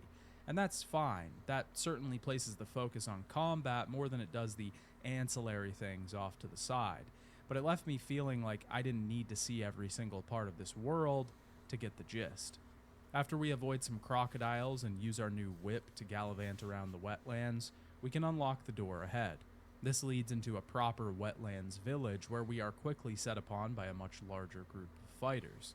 This, for some reason, was the most buggy area of the game for me. Both times I played this in co-op and solo, the game had issues spawning in the characters properly. They would often get stuck in the walls, but they could still manage to shoot projectiles at me. Eventually, gaining access to the bridge in this area, we can activate a gondola that closes this chapter and begins Chapter 3-2 of the game. We have a very simple sequence in the next area that has us activating a raft into this building. Here we find some odd tents that are labeled from a company called Tricell. We're pretty quickly thrust into the center of an oil field. Here we have to turn off the leaking pipes to get to the next area. Of course, we have to do this while being pestered by tons of Majini and a few chainsaw variants. After this section, Chris and Sheva meet up with Josh Stone again. He thankfully survived the last encounter, but gets the that's regretful Josh. news My bad, I that forgot his his team name. is dead. As soon as the pair explain that they're looking for Jill, they are locked in the room and attacked by a group of enemies. We have to defend Josh while he gets the elevator working. Heading up the elevator, we have to make a quick escape attempt through the facility. This was a very intense moment in the game and a small but bright point for me. We're waiting for Josh to get the door open and just watching this powerful flood of enemies wash over us. They get closer and closer, and we know we don't have the equipment to defeat them. It's such a great piece, but this is Resident Evil 5's greatest strength. The moments where it leans even further into the action and intensity. On the other side, Josh splits up from us and heads out to find an escape. Chris and Sheva have to find Irving, still, who plans to blow up the oil refinery, hoping to escape under the cover of the flames. We pretty quickly find Irving on a massive yacht. He and his masked lackey escape. We're overrun once again by zombies and have to head to the other side of the dock with I only feel like I 2 gotta minutes sneeze, to but it do won't- so. Once we get there, the factory gone. explodes and we barely escape as the group watches the facility go down in flames. Everything This fucking marks blows the up. end of Chapter 3-2 It's just and the beginning of everything. Chapter 3-3. We get another on-rails shooting sequence where we have to defend the boat against a barrage of enemies. This section is a little different, though. It's broken up by short parts where we have to get off the boat and lift up a door blocking our way. The game just absolutely floods you with enemies at this point, most of which Holy you're moly. probably supposed to just run past and get the switch. It's a hectic situation, especially because the pathways that we walk on are so narrow. There's barely any room to run, so we just have to blast our way through. Once we finally get through this section, we cap off Chapter 3 with a massive boss battle. Catching up to Irving's ship, we're shot at by the black market dealer. Before Chris and Jill hop aboard the ship, Irving has a flashback. He was being pressured by the masked stranger to use some sort of virus sample. Wish she'd do and that to to take out me. Jill and I wish Chris. she'd do that to Irving me. injects himself with the virus, but not before telling our main characters that he's the one that got this entire operation off the ground. All the research here is being funded by the money does he he look earns like from his that? black market operations. The injection, of course, He looks like mutates Rumpelstiltskin Irving. in And if Shrek there's one thing 4. that this game has in spades, He's it's awful. incredibly grotesque mutation sequences. Irving has tentacles piercing through his back, and he He's jumps in the water nasty. before becoming what is essentially a large kraken-type creature. Lovely. This enemy is massive, and the only way that we can take it out is by using the mounted guns on the side of the ship. We have to shoot various pods and arms that pop out of the water to prevent ourselves from Honestly, he being looks hurt. better like this. Doing What a damage glow to up. the infected Irving is actually as simple as blasting his body What a full glow of up. bullets when it rises from the water. This can only be done when the mouth opens and reveals it, though. We do this enough and Irving's mutated body is amputated, Ew. falling aboard Nasty. the ship. Chris tries to ask the man some questions before he dies, specifically about the Ouroboros project. He doesn't exactly give us any information, though, only vague warnings about the project, that it was to reshape the balance of the world, and that it's far too late to stop it. And with that, Gangster Smeagol is dead. This ends Rest chapter in peace, 3, Gangster 3, and Smeagol. begins chapter 4 of the game. Before Irving died, he said that our answers lie in that cave over there. Over there. answers await ahead, Chris. In that cave. You know, that cave over there on a moving ship. So we head to the cave and we find the boat that the masked stranger used to escape earlier. In that cave. Josh Stone is heading back to talk to HQ to get more support for this mission. This next area of the game is very similar to the caves that we encounter in Resident Evil 4. We fight a new insect-like enemy here, the Bui Quichua. These are sort of the swarm enemy of Resident Evil 5. They're weak and don't take many shots. look almost but if we have exactly to like take the too bugs many in of them all RE4. at once, we can easily get They look overwhelmed. the same. But the caves aren't a very large area because these caves quickly give way to the ruins, a massive network of dilapidated We're in Tomb Raider structures, now. ancient buildings Holy relegated shit. to this underground cavern. The wetlands Majini appear again down here, protecting these ruins from anyone that would try to invade them. We get separated here pretty quickly from Sheva. We have to defend ourselves from the onslaught while reuniting with our partner. Getting out of these ruins entails solving a massive puzzle. There are various statues around this room that we have to use to raise stairs about the place.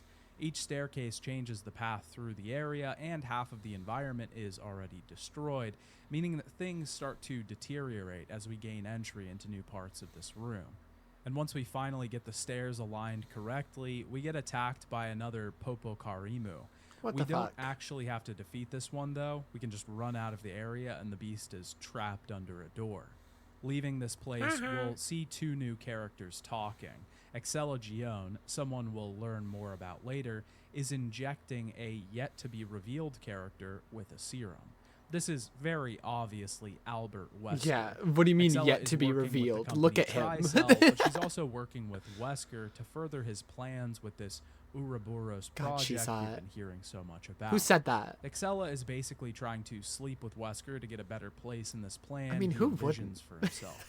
Before we can learn more about these two, though, the masked stranger informs Wesker that the BSAA agents have arrived. Wesker sends his two agents off to deal with them, as his plan is almost ready. We then see a flashback Bird Lady's a from big Wesker smash, here by the way. to the night that he killed Spencer.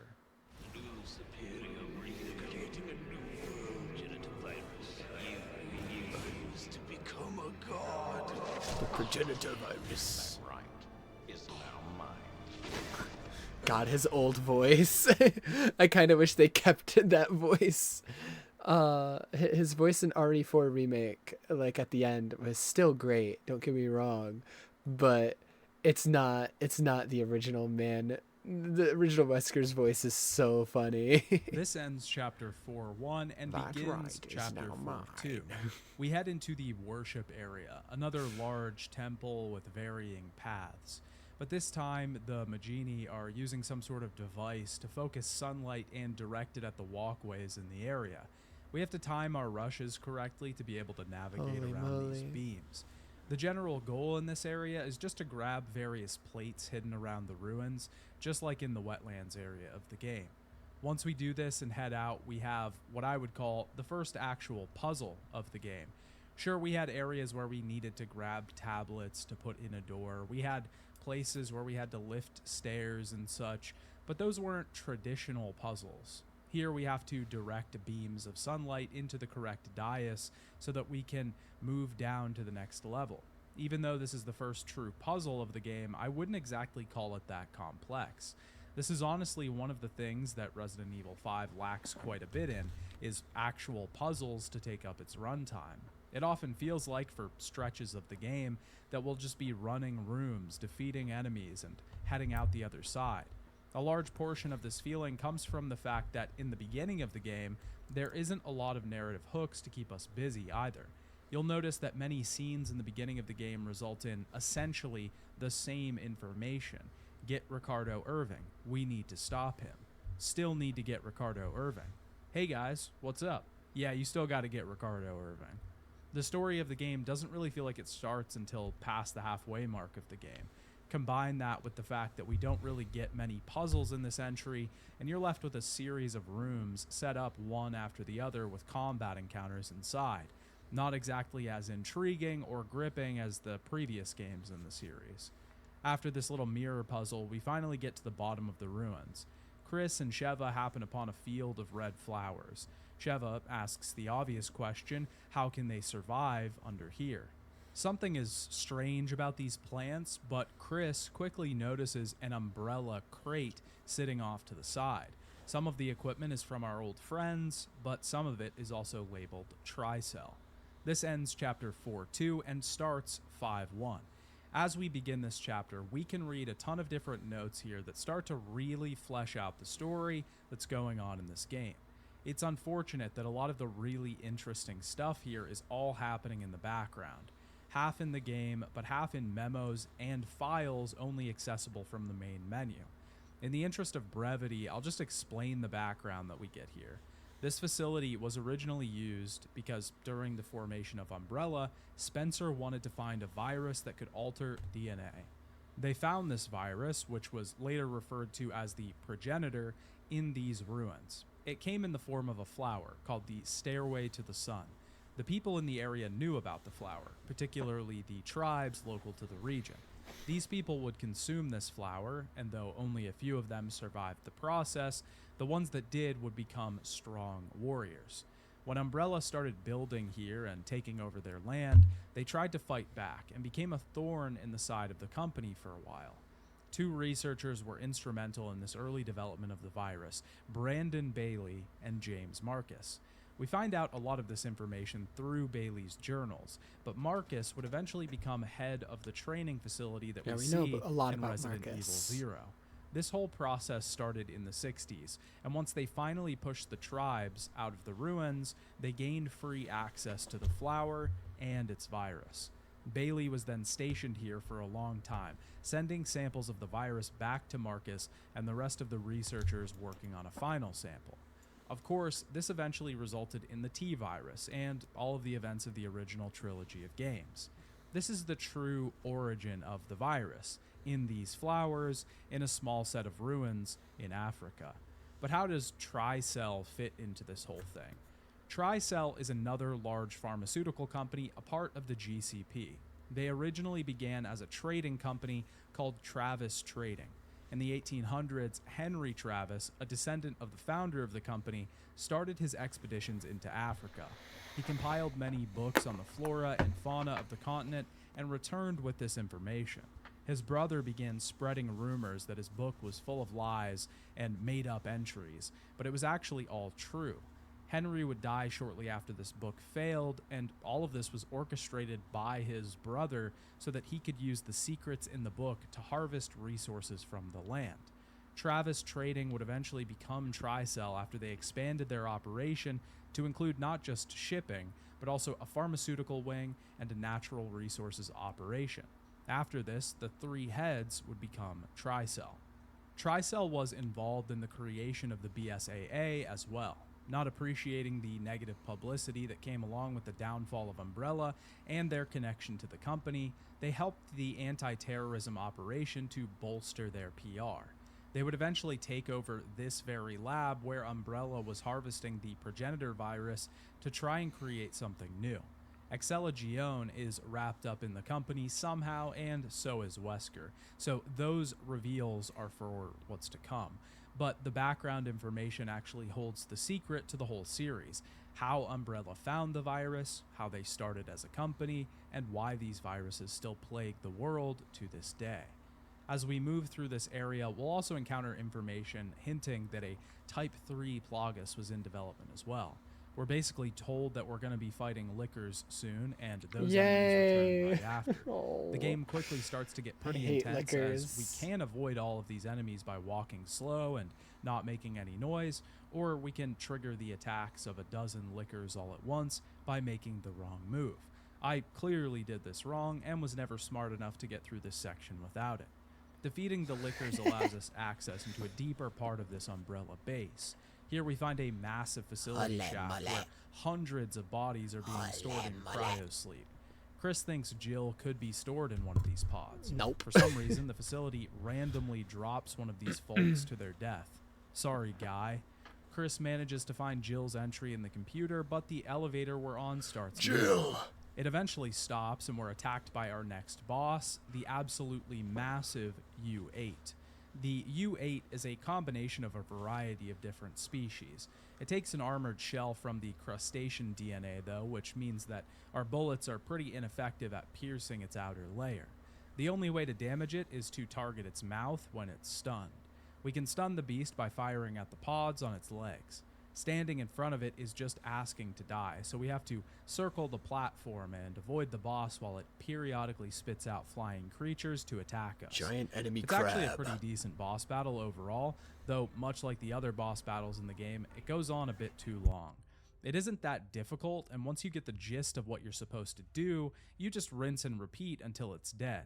But once you've locked in the strategy, you're almost just waiting for the battle to be over since the challenge isn't really there. After defeating it, Chris manages to find Jill's pod, but her body isn't present. We get a call from Excellagione, who Sheva already knows about.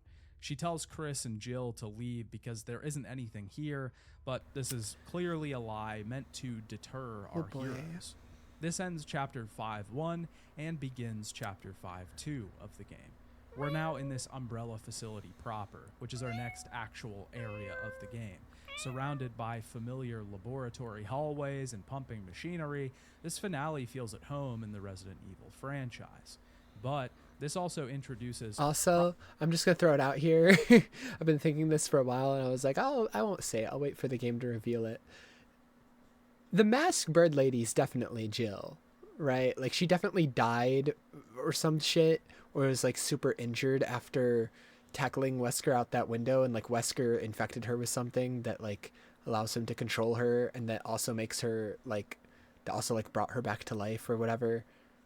Like, that's definitely fucking Jill. Probably one of the strangest... And if I'm wrong, it definitely seems like the game wants you to think it's Jill. mechanics in the game. Cover. Right at the game's latter third, it decides to introduce The whole enemies game that is can looking use for weapons, Jill, and then there's guard this the mysterious genie, as the masked game refers lady to it. that we don't know Since the identity these of. enemies can shoot at us, of course we need to take cover. But randomly, the game all of a sudden becomes a cover shooter for its final couple of hours. This is such a strange choice, and I assume it was to play on the current trends at the time, considering Gears of War was one of the biggest third-person... All of RE5 looks like it was just playing on the current trends at the time. You're going to the Middle East to fight terrorism. Like, that is the most generic shooting game of the 2000s you could ever think of. ...shooter series out there. The cover system is incredibly awkward. You can't move behind the covered barriers. You either just stay stationary or pop out to shoot. It also doesn't feel like it really fits in this game and just makes this whole last sequence feel very out of place. Resident Evil 5 in some ways feels like it's having an identity crisis, like it wasn't sure what the series was about to turn into, so it tried out a few different things in the interest of giving the team multiple ways forward. Sounds about right. Regardless, we move our way through this lab, often targeted by soldiers that do a ton of damage with rifles and rocket launchers. The combat here is more about timing rather than accuracy. Boarding an elevator, Chris taps into a transmission of Excella talking to Wesker. Chris finally realizes that his old rival is still alive. We then deal with some more lickers and have a long sequence where we have to contend with tons of enemies on these conveyor belts. This is also a really weird section, but in kind of a fun way. The conveyor belts are literally just pumping out exploding canisters, so this whole place is Explosion City. We even meet a new monster type here, another insect called the Reaper. The Reaper can't be destroyed with raw damage. We have to target the pods on its body one by one.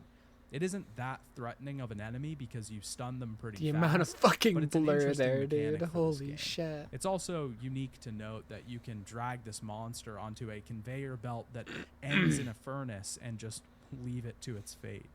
After trolling around in the factory, we finally reach a lab where real research is being done. Pods full of fluids and test subjects. What are these and costumes they're wearing? What the hell? After trolling around in the factory, we finally reach a lab. You got where fucking Little Red Riding Hood and Chris in a zebra jacket. He turned into Final Form Xemnas. What the fuck is going on here? Also, holy shit. real Holy shit. research is being done. Also, holy shit. Pods full of fluids and test subjects, and a man sitting What on are a we chair. doing here? Excella and the masked stranger are overlooking the scene. Excella basically tells Chris if he wants Ouroboros so bad, here it is. The thing reveals itself, taking over the host. Excella says they don't plan to sell this BOW, but to use it to evolve the human species. The virus pretty quickly begins to reject its host and turns into something that we've seen before. We fought the Ouroboros BOW already at the beginning of the game, which honestly kind of makes this reveal fall a bit flat. The boss fight itself is kind of needlessly confusing, but it is supposed to be a big moment for the game. They've been hinting at the Ouroboros reveal since the beginning, but now we just get a monster that we've already encountered before. Yeah. To beat Ouroboros this time, though, we don't have a fancy double-door locking furnace just lying around. We have to blast both of its arms off, and only then have either Sheva or Chris burn it up with a flamethrower. Since it's weak to fire, this will cause pods to sprout from its body that are its actual weak spot. It's kind of a bitch to do because shooting its arms off has to be done quickly, and the monster can regrow them pretty fast. Luckily, a rocket launcher or fire grenade will put it into an automatic weak spot mode for a short period of time. Killing this thing ends Chapter 5-2 and begins Chapter 5-3. Chris and Sheva determine that they need to stop Wesker and Excella's plan, so No, we make our you way don't through say. some more factory environments, eventually looping back around to another elevator in the pods room. This elevator rotates as it moves up floors, though, which is incredibly disorienting since we have to shoot enemies. Dude, this while is it sickening to moves. look at. Easily Oh one my of God. the strangest design choices that this game makes. Like the It camera made was me already very like dizzy. making me like Once sick Chris watching and Sheva it. exit the facility and lower At a bridge spinning that allows them platform? What the access into fuck a are you doing? Tri-cell facility, we corner Excella. Then the masked stranger appears and shows off their incredible powers in a pretty cool fight scene. God, they're so hot. God, they're so hot. I love a masked woman.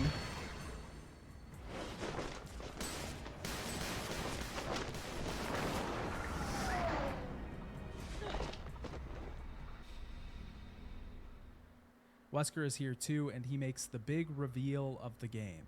Yes, Jill was the masked stranger. I never all would have along. guessed. You probably could have seen this coming from a mile away. I know I sure did. It gets hinted at many times throughout the game, and it's basically revealed when Why is Jill blonde her now? body is already missing from the pod. Jill is actually being controlled by Wesker through this small red device on her chest. So how does the bug work? Dude, now that I know it's Jill, I'm doubling down on everything I said about her being hot. Where was Jill all this time? Why does she have blonde hair? It's a pretty complicated explanation, but it's just insane and convoluted enough to be Resident Evil. Basically, Jill was captured by Wesker after they both fell out of the mansion that night. Yeah. He wanted to exact his revenge on both Chris and Jill by experimenting on her. She had a mutated form of the T-virus inside of her, though, and Wesker decided to keep her in cryosleep. But because she was in cryosleep for so long, it turned her hair blonde for some reason. The Okay. cryosleep For some reason. also gave her incredibly powerful antibodies against the virus. Wesker wanted to use these antibodies to make his new Ouroboros virus less deadly, but once he got the strain working, he didn't need her anymore.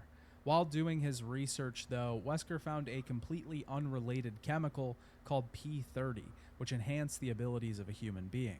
This only lasted for so long, and Wesker created a device that would regularly administer the chemical, hence the red mechanical bug on her chest. It's absolutely batshit insane, but if you question anything too much, it all falls apart. So just don't. So just don't. Jill Don't question it. Attacks Sheva and Chris now that Wesker has fully unleashed her, and we have a boss battle against the both of them. Wesker says that he only has 7 minutes to spare us. There's basically 2 phases to this fight. First, we have to deal with Wesker, who we really can't damage all that much because he can just dodge all of our bullets. We eventually have to run away from him and essentially wait for the clock to tick down. After this, Wesker determines we aren't worth the time and leaves Jill to take care of our heroes. Wouldn't that be a fitting end? Chris killed by his former partner Jill, who unknowingly murdered her friend? Well, it doesn't exactly go like that. We then fight Jill in a sort of not really boss battle. We don't need to kill Jill here, we need to remove the bug from her chest. To do this, we have to work together with Sheva and get our new partner to hold her down so we can either pry it from her chest or shoot it. Once this is done, Jill is finally back. She was aware of everything the whole time, but she wasn't in control. She tells Chris and Sheva to head off and stop Wesker while she finds a way out of here. Chris is obviously reluctant, but she convinces Chris with one line. Don't you trust your partner?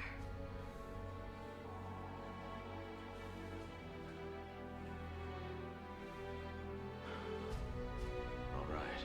This is pretty obviously furthering our big theme here, what it means to be a partner. We'll return to this once the story has closed out, but for now, Chris and Sheva head outside to see Excella. Well, and she's doing Wesker well for, you know, boarding being a ship. controlled for years. This ends chapter 5-3 and she begins looks like she's doing chapter well. 6 of the Jill's game. alive, our let's finale. go. Chris and W. Sheva are suddenly on board this huge ship, which we now have to infiltrate. This section, for some reason, sheds the cover system that it just introduced, and we're back to the classic infected killing action. I do like this section, but again, just like a lot of things in this game, it feels like it's kind of out of place. It doesn't really feel like we're building up to the finale for this entry. Even the whole time we're here, the characters are asking what this tanker is being used for. That doesn't mean that the finale of this game doesn't stick the landing, but it's just paced out poorly. Once it finally gets going, it doesn't stop until the credits, but the game takes a while to reach that point. Once we get to the testing facility in this ship, Excella escapes without giving us information once again. She does manage to drop some samples of a strange chemical. Idiot. Exiting this area, we're back into standard cover game shooter again as we progress through the underside of this tanker. Eventually, we see Wesker, who is having another flashback. He's speaking of the Wesker children. Albert Wesker was the only one who survived. He's basically telling Wesker that he was manufactured. Spencer was trying to become... The Wesker... What? Flashback. He's speaking of the Wesker children. Albert Wesker What the fuck? was the only one who survived. He's basically telling Wesker that he was manufactured. Spencer was trying to become a god in every way, but Wesker stole this from him, forming his own plans to reshape the world. Are you saying I was manufactured? Back out on the tanker, Chris and Sheva see Excella going through a mutation. A mountain of He's a test tube baby. bodies stand behind her. Wesker has betrayed his muse, and she's going to become something more grotesque, as Ouroboros is rejecting her host as well. This doesn't turn into the monster that we saw before, though. It begins feeding on all the organic material around it and turns into a giant mass of tentacles and pods. This immediately begins to take over the entire ship, and our two heroes manage to escape unscathed. I haven't talked about this until now, but there are a ton of little cutscenes in this game that seem like they were originally meant to have QTEs. This is one example of that, and I'd imagine that they pulled them out at the end of development because they knew fans would have a negative reaction. They just look really goofy because we aren't inputting anything here, but Sheva and Chris keep getting caught up. The two end up escaping into the tanker. We have to escape this place as the tentacles begin to break the hull. I actually love this scene because you see out the windows and witness the monster that's waiting for us. Once we get to the top, we have a boss battle with the mutated Excella. We stand on two platforms and have to damage the pods on the writhing mass in front of us. We can use this laser targeting device that communicates with a satellite that focuses and sends a fucking laser beam down to damage the boss. This is one of my favorite fights in the game because the scope is just so massive. We've never fought anything this large before, never went up against an event this world-altering. It's huge, and it just feels like it really gives a lot of scope to what Wesker was trying to do here. Also, it just looks cool, which is what this game is all about at the end of the day. Eventually, we destroy this thing, and Chris and Sheva find Wesker ready to board a plane that will spread the Ouroboros virus across the planet. Jill contacts us and tells Chris that Wesker is getting his strength and speed from a serum that he regularly injects himself with. Jill theorizes that injecting him with too much could act like a poison, and then her feed cuts out. It's the same chemical that we found before, so that will be the only way to defeat it. We learn here, mostly from a memo, that Wesker's plan is basically to end the world. The Ouroboros virus will mostly reject people when administered. The ones that it doesn't reject will be deemed worthy and the next evolution of the human species. This is Wesker's final form. Like he said to Ada, we're talking millions of deaths. Billions. Billions of deaths. Everybody's gonna fucking die except like a couple people. Final plan, his last evolution and chance fucking to weirdo. become a god. We have to escape the tanker at this point, destroying all kinds of Magini and infected insects on our way out. We finally reach the hangar face to face with Wesker once and for all. He distracts Chris by throwing his glasses at him, and the two have a pretty finished, great Wesker. showdown.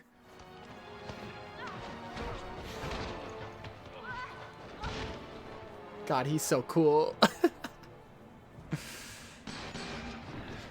He's just aura farming. Look at him go.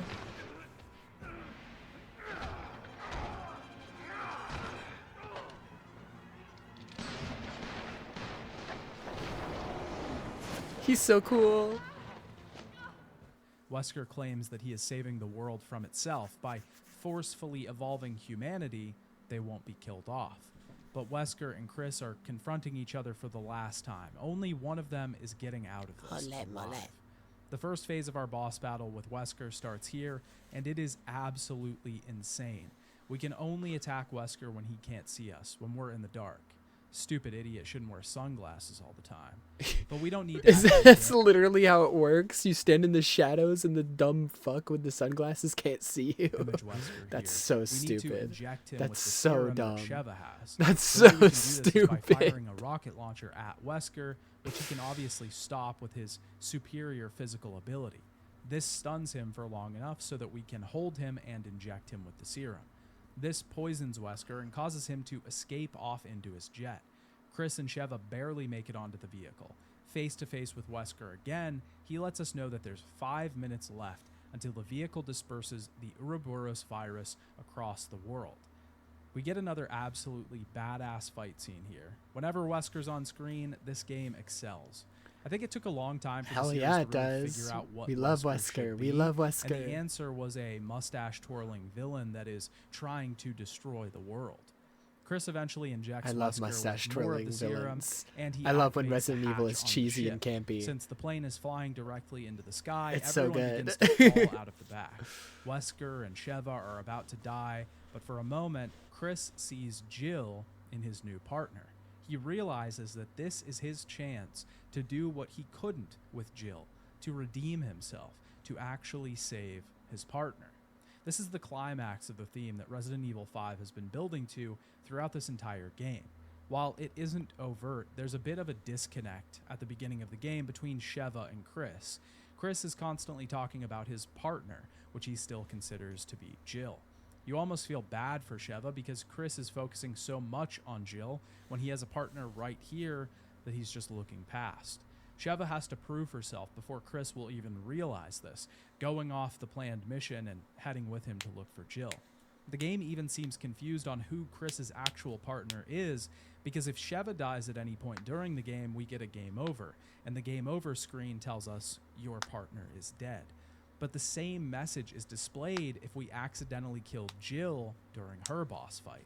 The theme here is clear. Chris is still stuck on Jill as his partner.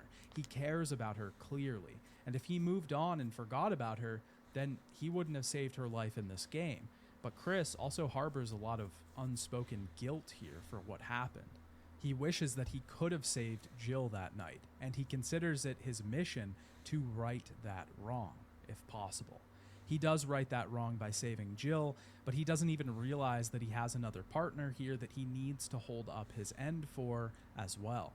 And he does this in the end. He saves Sheva, and this story comes full circle. I love the overall theme for this game, and it feels far more personal than any other Resident Evil game has been so far. It's a very wholesome story and gives Chris a ton of depth in the overall scheme of things. I do think this whole story would fit a lot better if Jill did actually die in that mansion that night. Of course, that would be a bold move to kill a large series character off screen and then show it in the DLC, but it definitely would have made Chris's journey more impactful. Regardless, Chris completes his journey and saves Sheva. This comes just before the ship is about to crash into a currently active volcano. Oh, Wesker good. falls out of the ship beforehand, and Chris and Sheva end up walking around this mountain. Wesker is, of course, still alive. Of course But he what is. better place for our final fight of this game than in the center of an actual fucking volcano? This fight is nothing less than insane. Chris punches a boulder. And in the Wesker center of a uses fucking tornado move with volcano. his new tentacles. It's the wildest this series has gotten to this point. This Punches boss a battle boulder? is a collaborative What? effort between Chris and Sheva. The two are split up at the beginning, and Sheva has to distract Wesker so that she can get over to where we are. Like I said, Chris punches a fucking boulder because of his swole status, and the two are reunited. Once this happens, we have to target the pod/heart on Wesker's chest to finally kill him. Chris and Sheva get rescued by Jill and Josh, but this game could only Holy end shit. in one way. Chris and Sheva fire dual rocket launchers to finally finish off Wesker for good. You son of a bitch.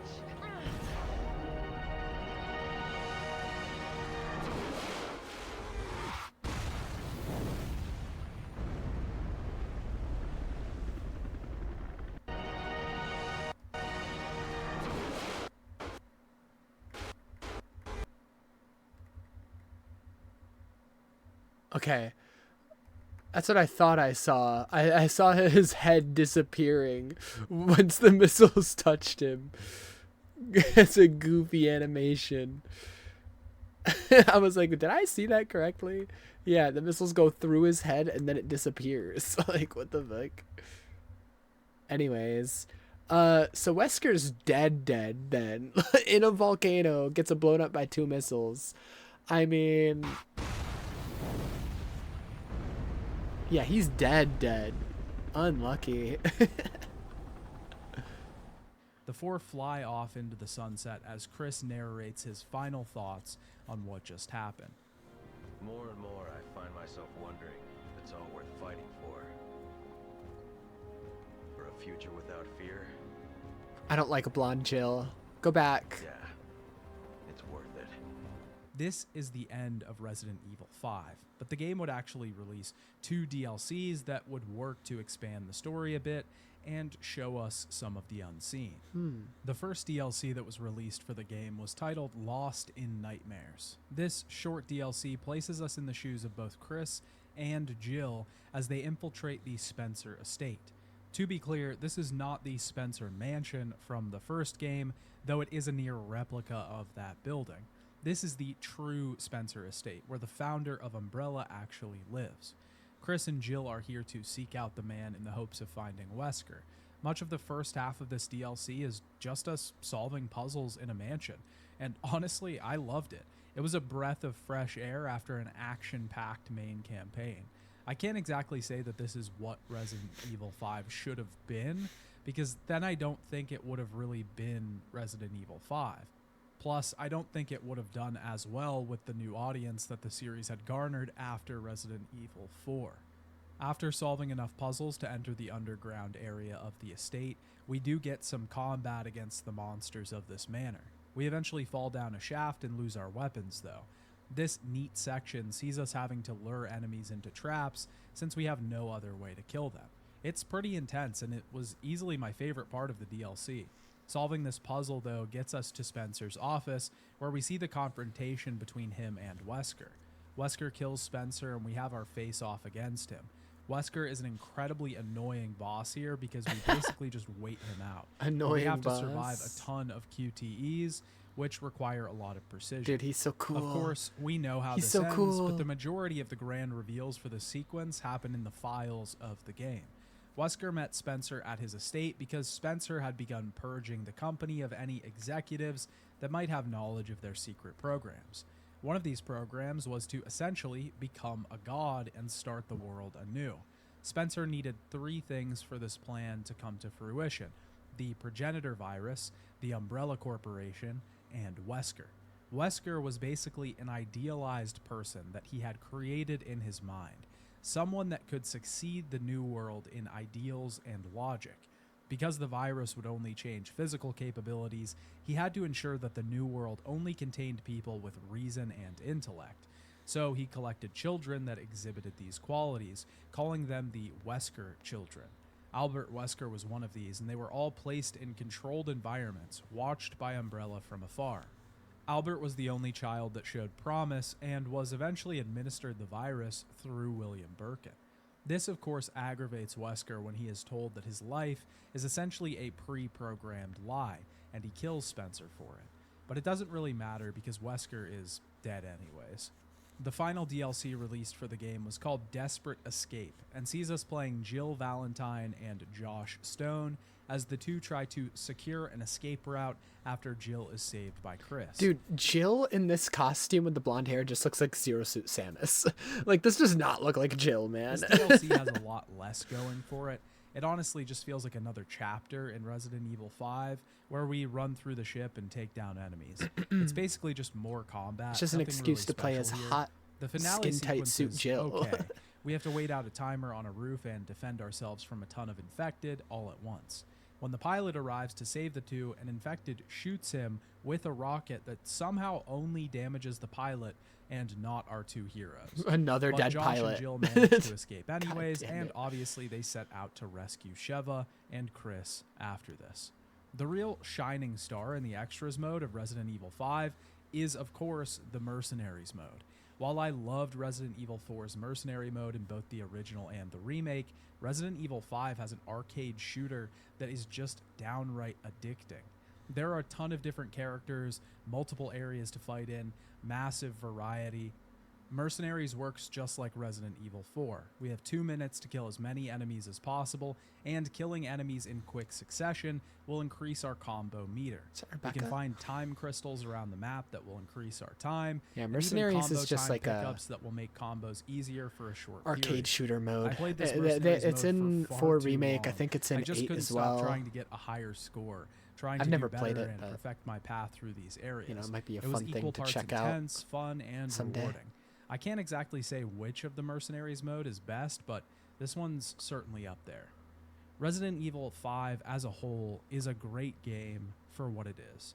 The game has a ton of problems, but Resident Evil 5 feels so unique that it wouldn't really be what it is without its mistakes. Comparing this game to the last game is this weird tale of two opposites. While the games are incredibly similar at their foundation, they verge in their general appeal. Resident Evil 4 is a game that comes very close to perfection, nailing almost every aspect of the project. The mechanics all work so well with each other. It's a web of interlocking design techniques that create something much Excuse me. larger than itself. But Resident Evil 5 is a product that you sort of have to take at face value. You have to take the mistakes along with its perfections. It's a flawed game, but that's sort of what makes it great. Because even if there's some things that it does Just wrong, running them it feels like the over. game It's takes crazy. risks in other places to make up for it. The resulting project is this weird, kind of wacky action game that just massively goes over the top. It feels like this game could have only been made in this era. I don't really like saying you couldn't make this game today, but it's kind of true with Resident Evil 5. And it's not because Dude, I've people wouldn't always like it. heard people like talking about, like, from the outside looking inward at the Resident Evil fan base, that there are people that like think that they're gonna someday bring Wesker back. Brother, how? He's melting in lava and gets blown up by 2 missiles. I mean, crazier shit has happened.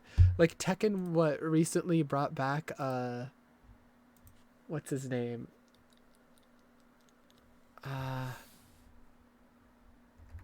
Tekken characters. I don't know why I'm blanking on his name right now. I know his name. I'm just having a brain fart at the moment. Leave me alone. Can you not? Heihachi. They brought back Heihachi, and Heihachi got thrown in a volcano. So But just because we take franchises a lot more seriously now. Resident Evil 5 You know, made crazier so shit has many happened in missteps along games. the way, though. It wouldn't feels be the like it takes first so time many an steps iconic backwards. villain got So brought many back things after that getting Resident thrown in Evil a 4 did to volcano. move the series in a new direction. Resident Evil 5 just wipes those away. But that doesn't mean that the game isn't just fun to play. This game excels at being just a great action game with good mechanics and a decent story to back it up. The game is quite held up by its finale, but the rest of the game is worth focusing on as well. Despite its issues, Resident Evil 5 was incredibly successful with fans. It sold very well, in the end becoming the best-selling entry in the franchise at the time. It was also praised by critics, with the game scoring an 84 out of 100 on Metacritic. Regardless of whether this game gets a remake in the future, it still stands as a really unique entry. I mean, they were in the teasing series. one at the end The of next entry Ada's would be DLC. a They lot were more definitely divisive teasing a and would remake mark of the 5. sign of another change for the series So, moving I forward. think it might. But we'll talk about that next time. Bye, Dad. I forgot that that's his outro. Hey there. Bye, Dad. Thank you. You're not my son. I am not your father. Holy moly, holy moly. Okay, let me check some stuff real quick before we jump into the RE6 video. Oh boy, RE5's story seems good. The gameplay though, I don't know if I would like that at all. Like everything that he was showing gameplay wise looks absolutely kind of miserable to play. Like I don't know, you know? I don't know about that. I don't know about that.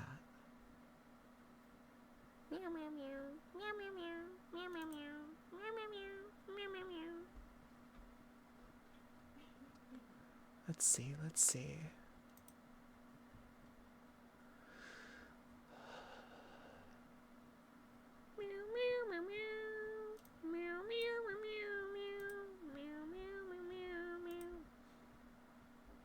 Okay. Alright. Let's start the RE6 video. It took me 2 hours to watch this. Makes sense, it's like an hour and 40 minutes. And I was yapping a bit before. Here's the 6th one I wanted to watch. It's called A Bloated Mess. Yeah, I have not heard anything positive about RE6 ever in my life. So, we'll see, we'll see. Definitely the least popular one out of the mainline titles.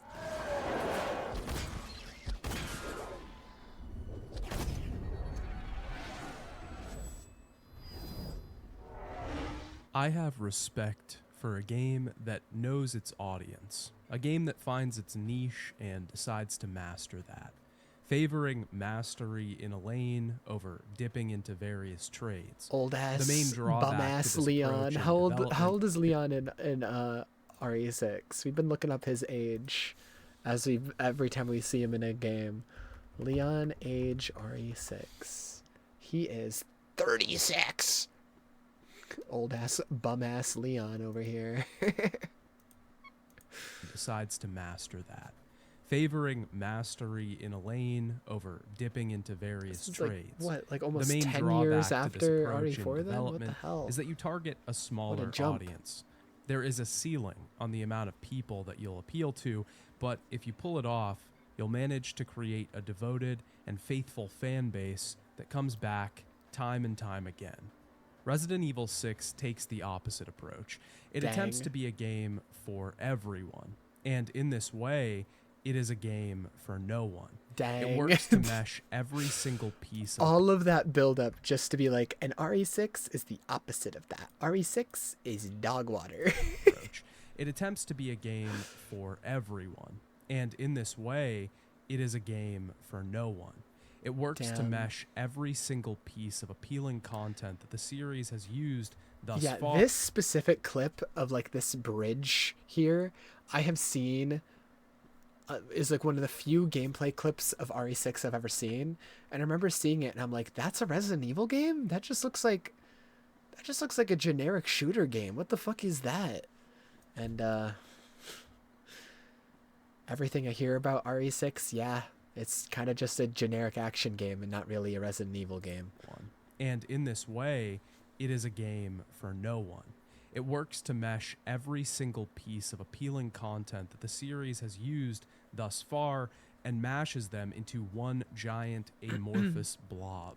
The result is a formless, ever-shifting, vague spirit. Something that Dude, look at can't the be UI. quite What the fuck? defined. It's like all It's futuristic hard and to shit. nail down what makes this game so unappealing, but in all honesty, this game repelled me in almost every way. Damn. A physical rejection through the screen and the controller in my I hate how close the hands. camera is The to game Leon's pushes butt the right now. action shift even further in this entry, following the path that Resident Evil 4 and 5 had carved out in previous games. But like two people making subtle jokes to each other by the water cooler, Resident Evil 6 barges in with a bazooka and erases all precision from the conversation. Its combat rides the line between fun God and damn. frustrating. A game that feels like Leon's it's still actively cool, though. stopping you from playing it at almost all times. What is that You menu? are stunned constantly, forced to wait Dude, like all the menus are like curved and like trying to be like 3D. This is way too over designed, man. What the fuck am I looking at? What is this? I hate the UI in this game right now. playing it Everything I'm looking at at is almost like all. It's distracting, time. man. I don't. You are stunned constantly, forced to wait seconds before What is that? resuming Why does the giant? Okay. times. You are stunned Why does the constantly. giant bug monster, instead of having like unique attacks that are a result of it being a giant bug monster, why is it using a gun? Forced to wait seconds before resuming gameplay. Death animations are died. incredibly cumbersome, and Never mind. overreaction and punishment for the player's failure.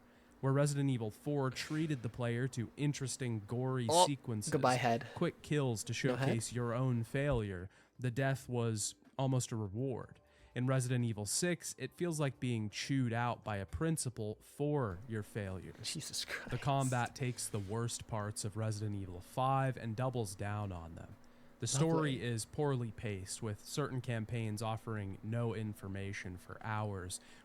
Dude, Leon looks so weird. What happened to him? He looks so strange. Repeating Oh, he's so cutscenes over and old. over again for He looks so old. almost no reason, only to info And he's still got the same haircut he had at 21. dump all of the story beats halfway through the campaign in one cutscene. New partner characters are treated Buddy, you're 40. You can't be rocking that haircut anymore. like afterthought, Look at Leon, man. blank pieces Look of at drywall him. that only exist to be dragged along by our main character. Pre-existing characters are It's okay. I still like him. rewritten He's still and either cool. made incompetent or borderline disrespectful. The environments he's are an cluttered alcoholic. and disorganized. Love that for Nearly him. every single area feels like a messy maze drawn on graph paper with a wandering hand and then transposed into 3D without any revisions. Nearly no attempt is made to guide the player through Goddamn. this environment design, and instead the game relies on sloppy waypoints to push the player forward. And perhaps its worst problem, Resident Evil 6 far overstays its welcome. Just about every campaign lasted at least an hour too long. I often thought I was reaching the finale of a chapter when I realized that we were just entering a new sequence.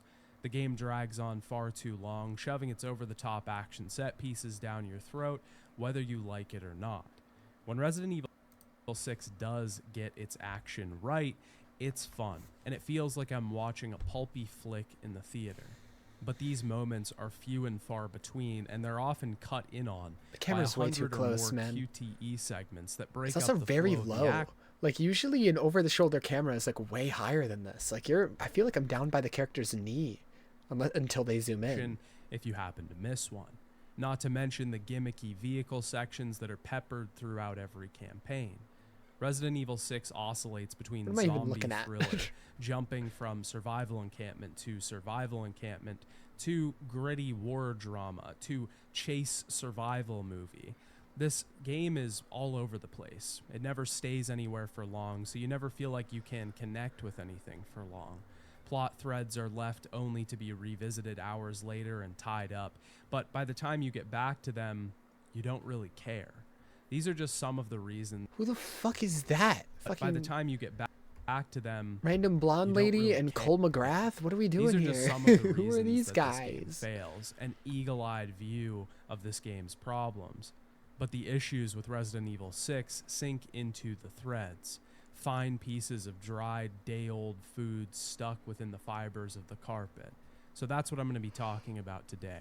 I'll be diving deep into Resident Evil 6, talking about gameplay, mechanics, story, and every soiled carpet fiber in between. If you haven't seen my previous videos on the Resident I am interested. Whoa, what is this menu? What?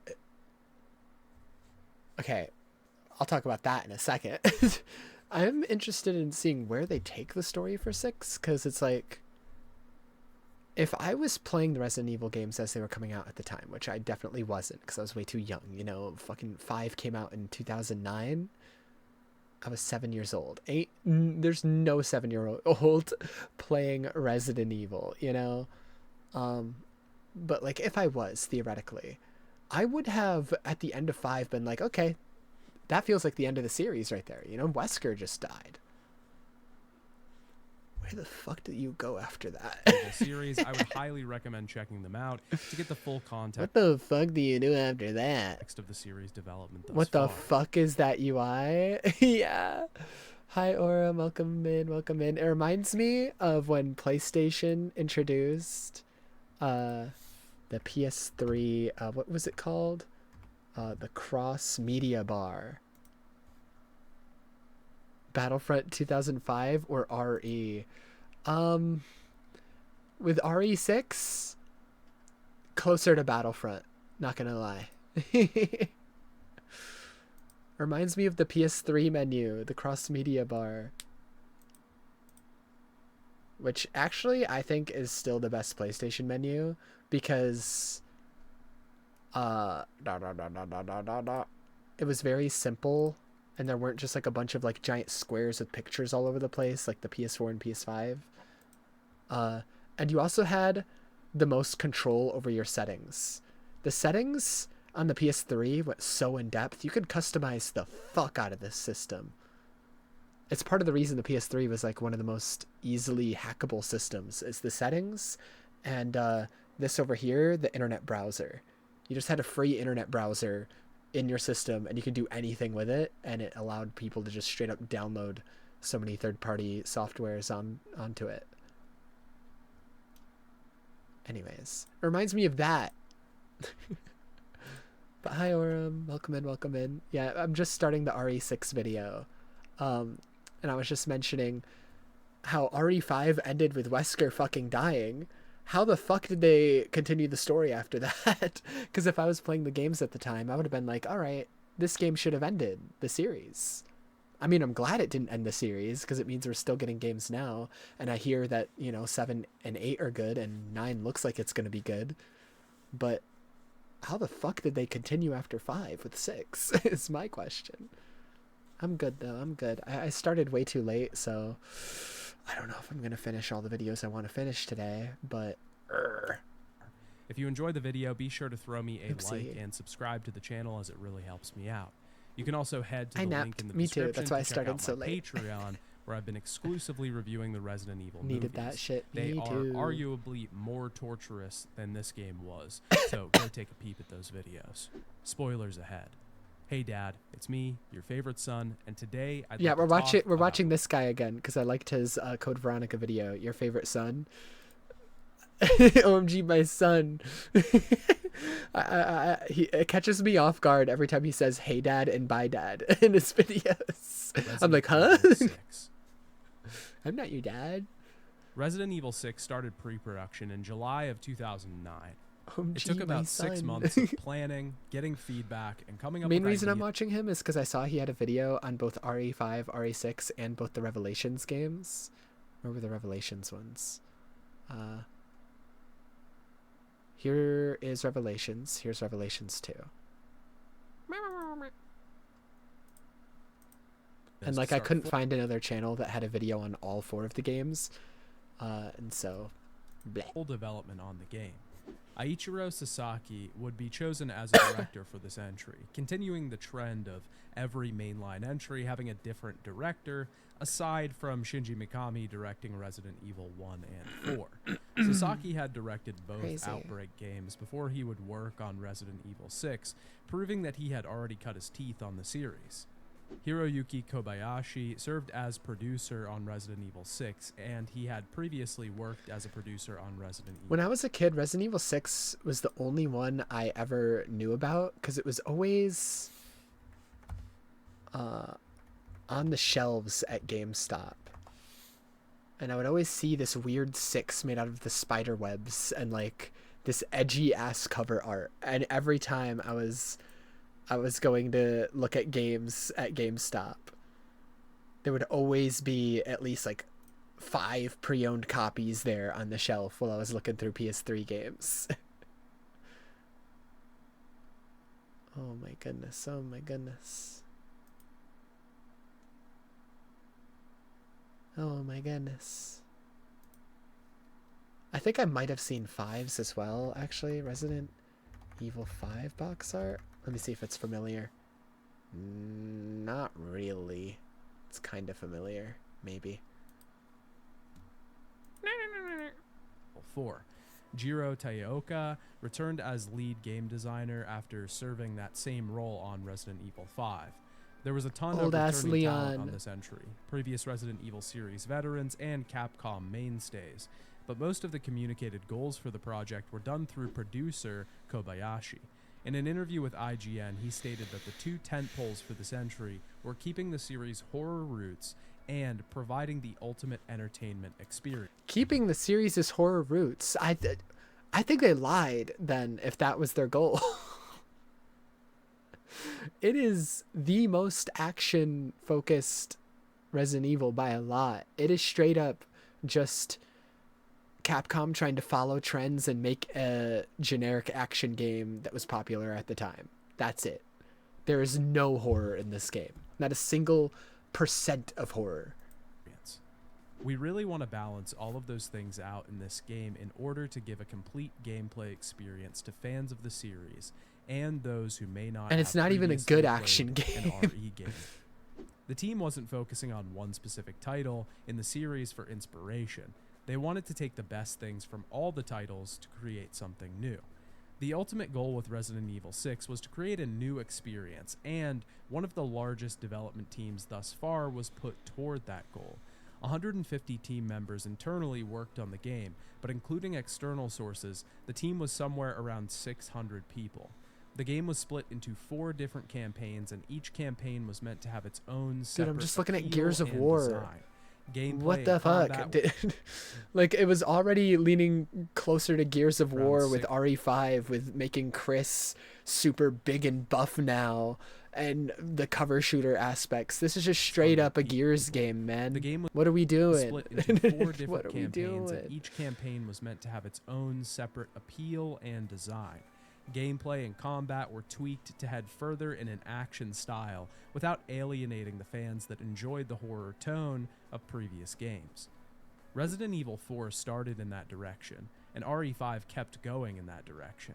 And I think that especially for the North American market, we need to keep going in that direction. No. It's crazy that that's what they thought. That in order to expand our player base, we need to keep going action. And then all that did was do the opposite, and it almost killed Resident Evil forever.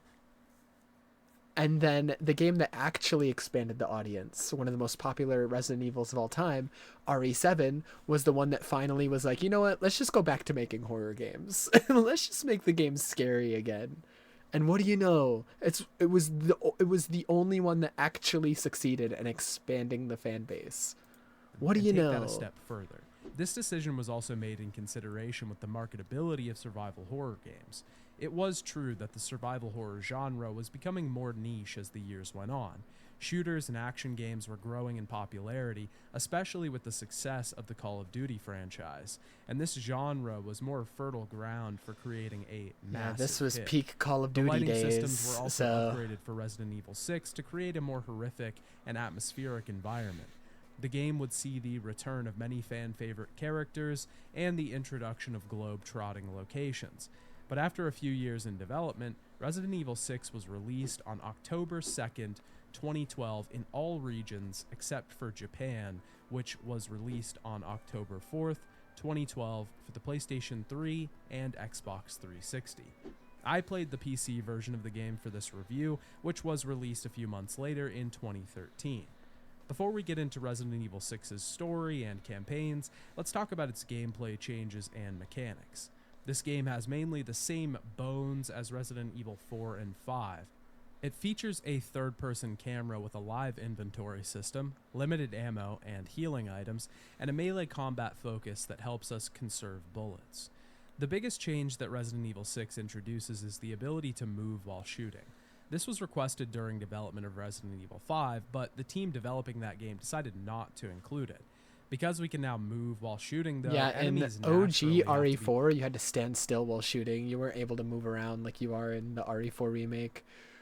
No, thank you. more mobile as well to accommodate our upgraded ability. God damn, to- Leon. The Leon's still a monsters that we badass. fight I don't are care more how bad this active, game but in is. turn, He's still we cool. are more active to even things out.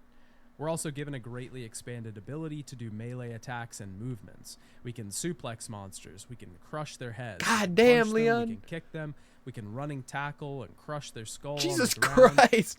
Dude, they turned Chris into the fucking Hulk. He just punched that zombie and... We can punch them. We What can the kick them, fuck? we can running tackle. Look at pull this and crush shit. their skull on the What ground. the hell? The melee combat was Chris. honestly a highlight of the game for me. Being able to do follow-up Why are we attacks and naked? essentially turning the hand-to-hand portion of the game into a What is fighting happening? extravaganza was Who's this something I really guy? enjoyed. It made melee combat feel viable Who the when we run fuck? out of weapons, but it also removes some of the horror What is in not having happening? any Is this ammunition. the same Because game? when we run out of bullets, there's no fear left. Who we is know we this can just guy? kill enemies with our fists to get more ammunition. We can also Jesus roll, dive, Christ. slide on the ground when running. Why is There's a Chris lot just to this boxing system in everybody? general, but its Jesus complexity Christ. betrays it in the end. I know that defenders of this system will say that if you knew and mastered its complexity, then the system would show its promise. Oh my God. While I think this is true to a certain extent, I'll talk later about why that is an impractical prescription as a solution for the game. One of my biggest problems in the game is that most of its combat is taken up What are by these fighting robots? enemies that can shoot back at us. This game is split up into 4 campaigns, and each campaign will see us heading to multiple different locations. Each location usually has different enemies themed around the story and area that we're in. Traditional zombies behave like we know and expect them to, generally slow-moving beasts that wander towards Who's us, that? hoping to feast on That zombie slow-moving really wanted her. beasts that Look at walk that leap. It turned into Gollum. towards us, hoping to Holy feast on shit. human flesh. But the J'avo are new monsters created from the C virus. They act quite a lot like the Las Plagas enemies from the previous games. They can often wield my God. weapons and mutate into more powerful versions of themselves. This is a big gameplay change that Resident Evil 6 introduces. The fact that attacking enemies will cause them to mutate in different ways. Certain mutations will cause their torsos to turn into a giant exploding pod. Others will grow empowered limbs, legs, or arms, and others will see them developing a shield And that they have protects guns their now. body. This is an interesting dynamic for combat and gameplay, but the problem comes from the fact that most enemies mutate in some form like this. This means that we're basically getting ready for every enemy to Ew. mutate. The random appearance of mutated Ganados created anticipation and tension during combat. It introduced a certain amount of unpredictability to each scenario.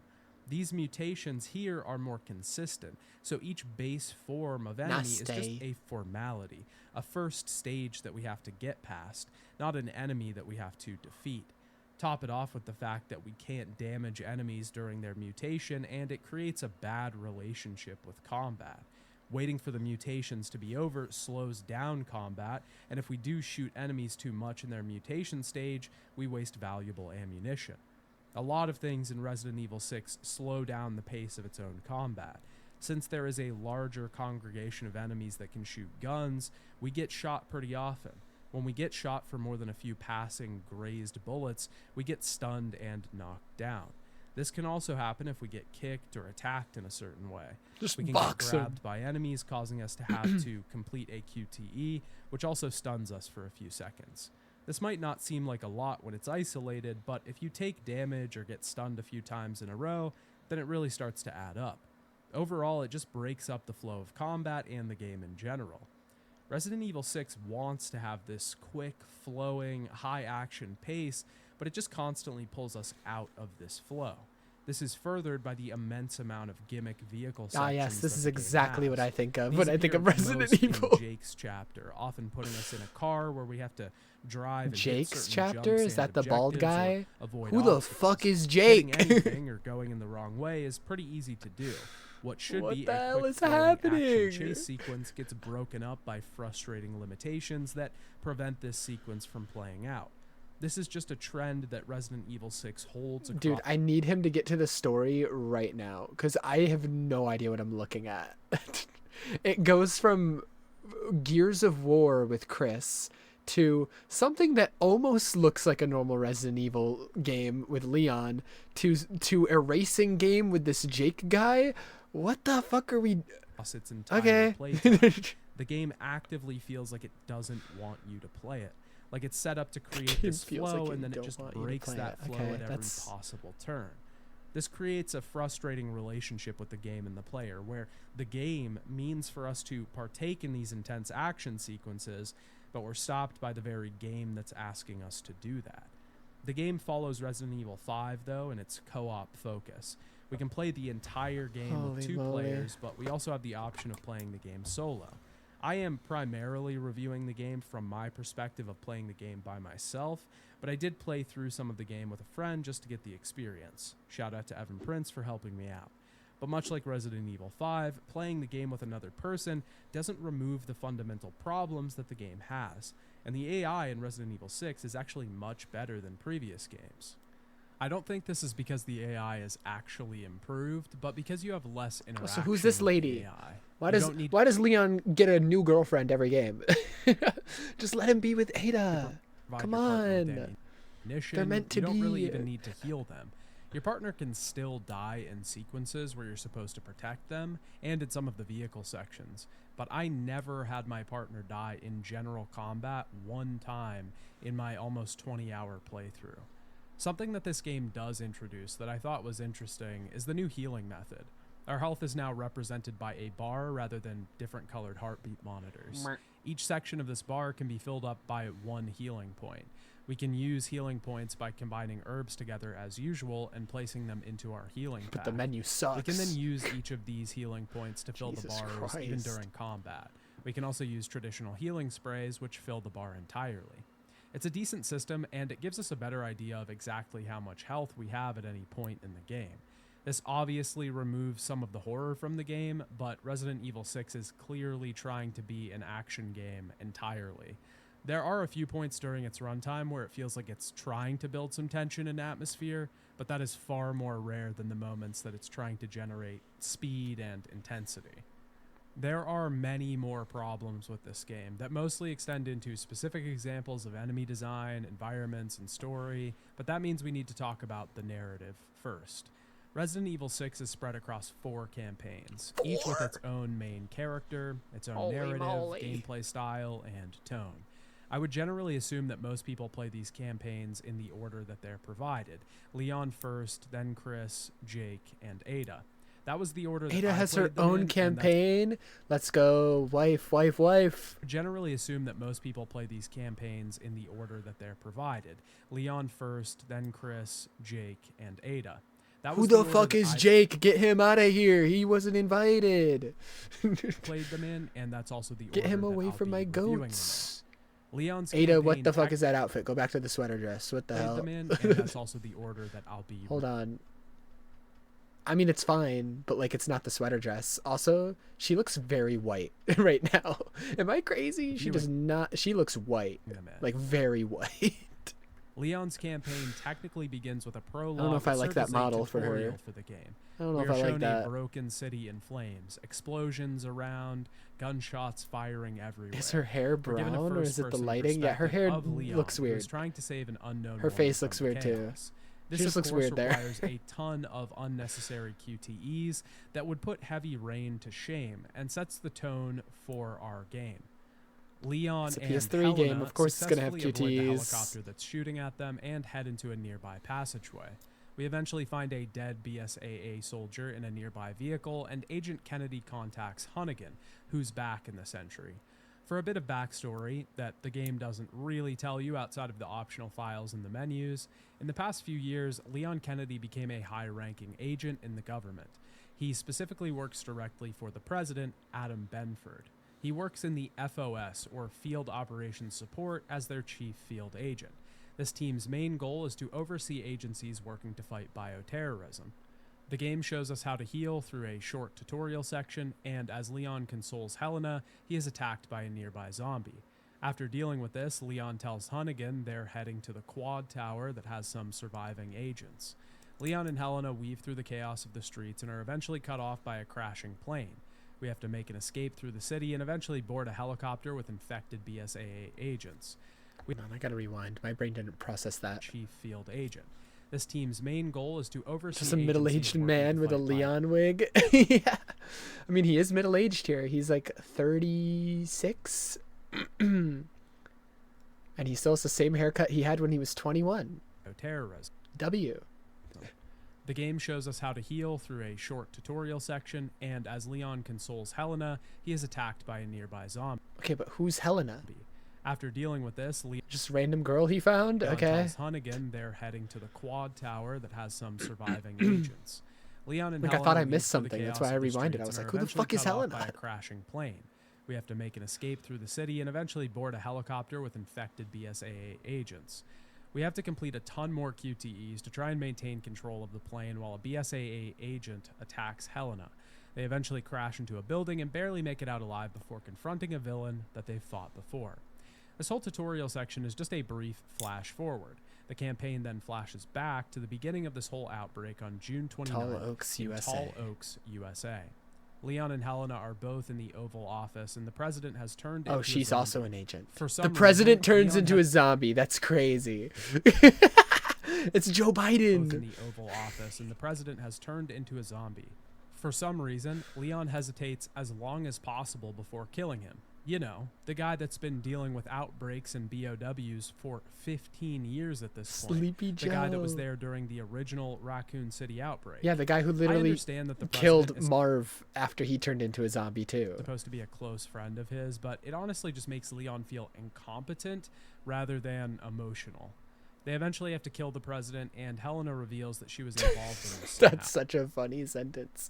Leon Kennedy eventually has to kill the president of the United States. Culpable for the outbreak that they're seeing.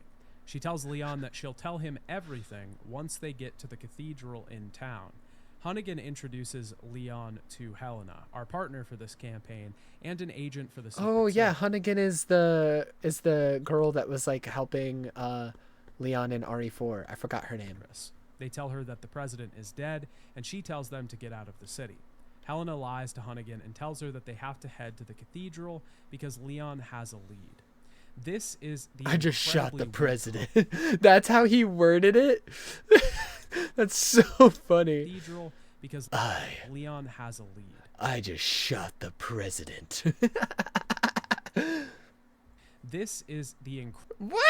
incredibly weak hook for the first half of Leon's campaign, and it is awful.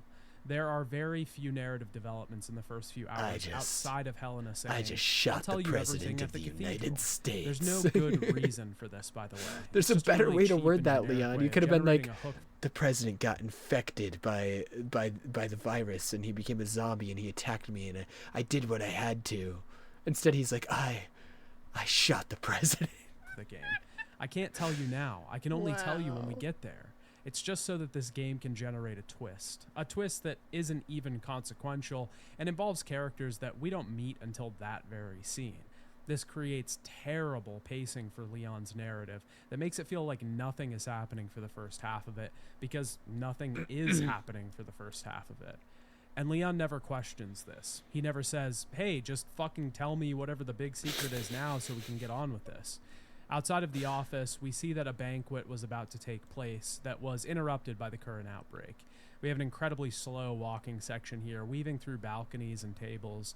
The game feels like it's trying to build tension, but it never really works. This also introduces the cluttered and near schizophrenic environment design that this game has.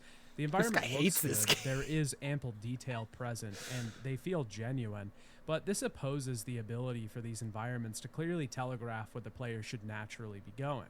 In place of these, Resident Evil 6 introduces a waypoint system and an overlay that allows the player to see the direction they need to go, effectively removing the player from the environment and placing them in another one that does guide them through, but much more obviously.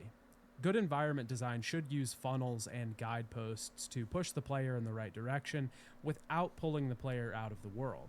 Of course, games will sometimes give players waypoints as a backup in case a player gets lost and doesn't know where to go, but relying on this solely for navigation means that the player is removed from the environment. Their immersion is broken. Helena and Leon eventually find a member of the presidential party that seems to be coughing and infected, but he hasn't turned yet. He wants to find his daughter Liz that's somewhere nearby. This guy runs off and we have to follow him throughout the building. Leon wants to help him because he's a natural hero, a good guy. We eventually find his daughter in a room with a few other people who have already died. We guide them back to the elevator, but Liz turns and attacks her own father. We of course kill Liz and are eventually introduced to the hordes waiting us outside. A blaring car alarm is causing zombies to swarm the place. One pro that I will give Leon's campaign is that, at least for the first half of it, it's the most that it feels like a traditional Resident Evil game. Watching this outbreak happen and actually fighting zombies again least for does half of it. harken back to the original Raccoon City trilogy. The atmosphere that the game is trying to generate does work for this sequence, and just looking at this footage, it feels like the series returning to its roots. But it doesn't last long, and it also introduces one of the biggest problems with this game that I would say is mostly localized to Leon's playthrough. Most of the environments in this game are just way too dark.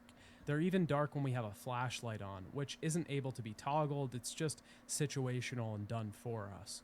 The brightness doesn't really affect this either. The game is just incredibly dark, and it's so bad at certain points that it prevents you from navigating through environments.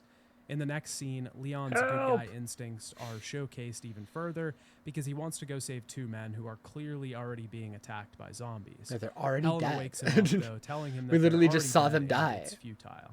We eventually make it out of the building and into the nearby campus grounds proper. We have to escape by heading into another building and getting a key. We get fed into an alleyway, running away from zombies, and get into a car. A QTE sequence gets us control of the vehicle, but Leon manages to crash the car almost immediately, Oh my causing God. the two to head into the nearby sewers. Once again, The way Helena- he cut that was so funny. He crashes the car almost immediately. Like the way he cut that, Leon put his hand on the steering wheel, then the car was barreling. reiterates that she'll tell Leon everything Because once they get to it crashes the cathedral. car almost We get a immediately. flashback to Leon's conversation with the president before he was infected. The president was planning on telling the world about what happened in Raccoon City. Apparently, the public doesn't know what really happened, and people were against the president coming out with this info. But he felt like this was the right decision, to start working with the world instead of for themselves. This obviously didn't work out in the end, but we jump back to the present where Leon and Helena are in the underground tunnels beneath the city. These lead into a railway system where we have to deal with zombies and dodge trains. This leads us to the train station, and Leon tries to save a woman here, but she is unfortunately killed by her own stupidity. Wait, no! Don't open that! She just said, don't open that. She just said, don't open that. She just said, don't open that. She just said, don't open that. You're dumb. We end up weaving through the city streets and get to partake in one of the worst Oh my sections God. in this campaign. Leon and Helena happen upon an area with a few survivors making a last stand against the infected. We have to protect them and make sure they don't get killed. We then head into a nearby gun store and make another last stand defense against zombies in the first floor of this building, and then another one upstairs, and then another one on the roof. Most of the objectives in Leon's story fall into the category of defend until the game tells you that you're done. It's incredibly tedious and slows down the pace of the game, even though this should be intense action. It's also just repetitive and mostly revolves around a ton of characters that we literally just met and don't matter at all. This would be like if in Resident Evil 2 we spent 30 minutes at Kendo's gun shop and just killed zombies and then Kendo died. The other problem is that we're around an hour into Leon's campaign and we've already been to the government building, the campus, the city streets, the gun shop, and we'll go to many different areas throughout the rest of the story. But Resident Evil 6 has a problem of never letting a location sink in. We're never given time to get to know an area. This has the advantage of never allowing us to grow comfortable anywhere, but it also means that these environments are meaningless to us and just start to blur together. When I started writing the script for this video, I was reviewing the footage that I had recorded and realized I forgot large swaths of the game because most of it is just so forgettable. And it wasn't like I played it a week before I started writing, I finished it the day before. During the escape, we're introduced to big fat zombies, which are sort of the stronger high defense zombie of this campaign. We get out of the area by getting into a bus, and Hunnigan contacts our partners again. She says that 90% of Tall Oaks has been infected, and some group called Neo Umbrella is claiming responsibility. Leon is getting deja vu because of the current events, which remind him too much of Raccoon City. Hunnigan tells Leon to get the info that's in the cathedral because some suits are breathing down her neck for information. She's specifically referring to a man named Derek C. Simmons, an aide to the now dead president. The bus then arrives into town and we are attacked once again. The two manage to escape the horrific crash, and Helena reiterates the only part of her character, Cathedral Woman. We have to get to the cathedral. Need to hurry. Not before we check out Tall Oak's cathedral. Come on, let's just get to the cathedral, and then I'll tell you everything. We cut through a nearby cemetery that to get there, voice. but we have to get a key to get in, which causes us to backtrack all the way through. I know that voice.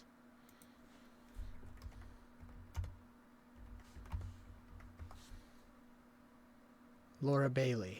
That's what I thought. That's what I thought. That's what I thought. That's what I thought. That's what I thought.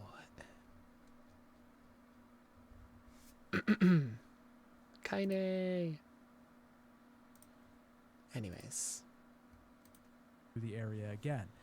This section introduces undead zombies that have crawled out from graves, decomposed corpses that shamble towards us. They also introduce the zombie dogs at this entry, mutated beasts that lunge and snap. This is another pretty dark area though, only lit by the lightning flashes in the sky.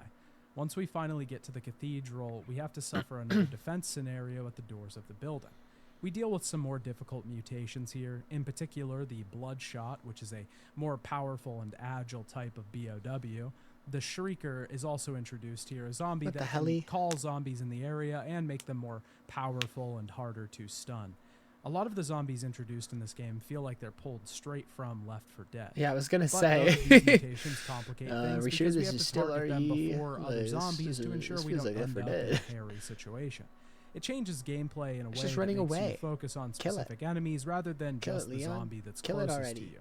Kill it. Once we actually enter the cathedral, we find a group of survivors holed up there. They are disappointed that Leon and Helena are not a rescue crew. Our goal is to get inside of the secret entrance in the altar here, but to do this, we have to solve a puzzle around the facility. It's a pretty simple one. We just need to collect some statues and place them on some daises around the area. I like the finale of this section though, because we're given a new enemy to face off against as a sort of mini boss. This The is booby the lady. Lepotitsa, a beautifully designed enemy covered in holes that emit a toxic gas that kills anyone who inhales it and turns them into an infected. This was how the outbreak in Tall Oaks began.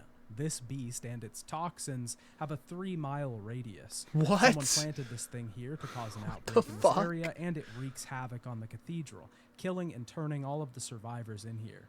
It's kind of a dark moment because only one of these things had to break in to completely destroy everything. Once we finally defeat it, we can get underground into some sort of lab or structure. As we get further in, Helena says that she remembers this place. She was here before, but for no reason, she still refuses to elaborate. 2 hours into the game, and the only information we've gotten is that we need to get to the cathedral, which is where we currently are. This plot is infuriating. Helena makes a run for it, looking for someone named Deborah, who will soon be revealed to be her sister. Deborah? We eventually arrive I love at the Vig lab, posting. where test subjects are propped up I on love beds. it. We eventually find a room full of tubes and subjects inside. Leon comes across a VHS titled Happy Birthday Ada Wong. It's a video Excuse of something me? hatching from a strange carapace, a C-virus experiment. It turns out to be a woman that Leon knows, Ada Wong. Leon What? Huh?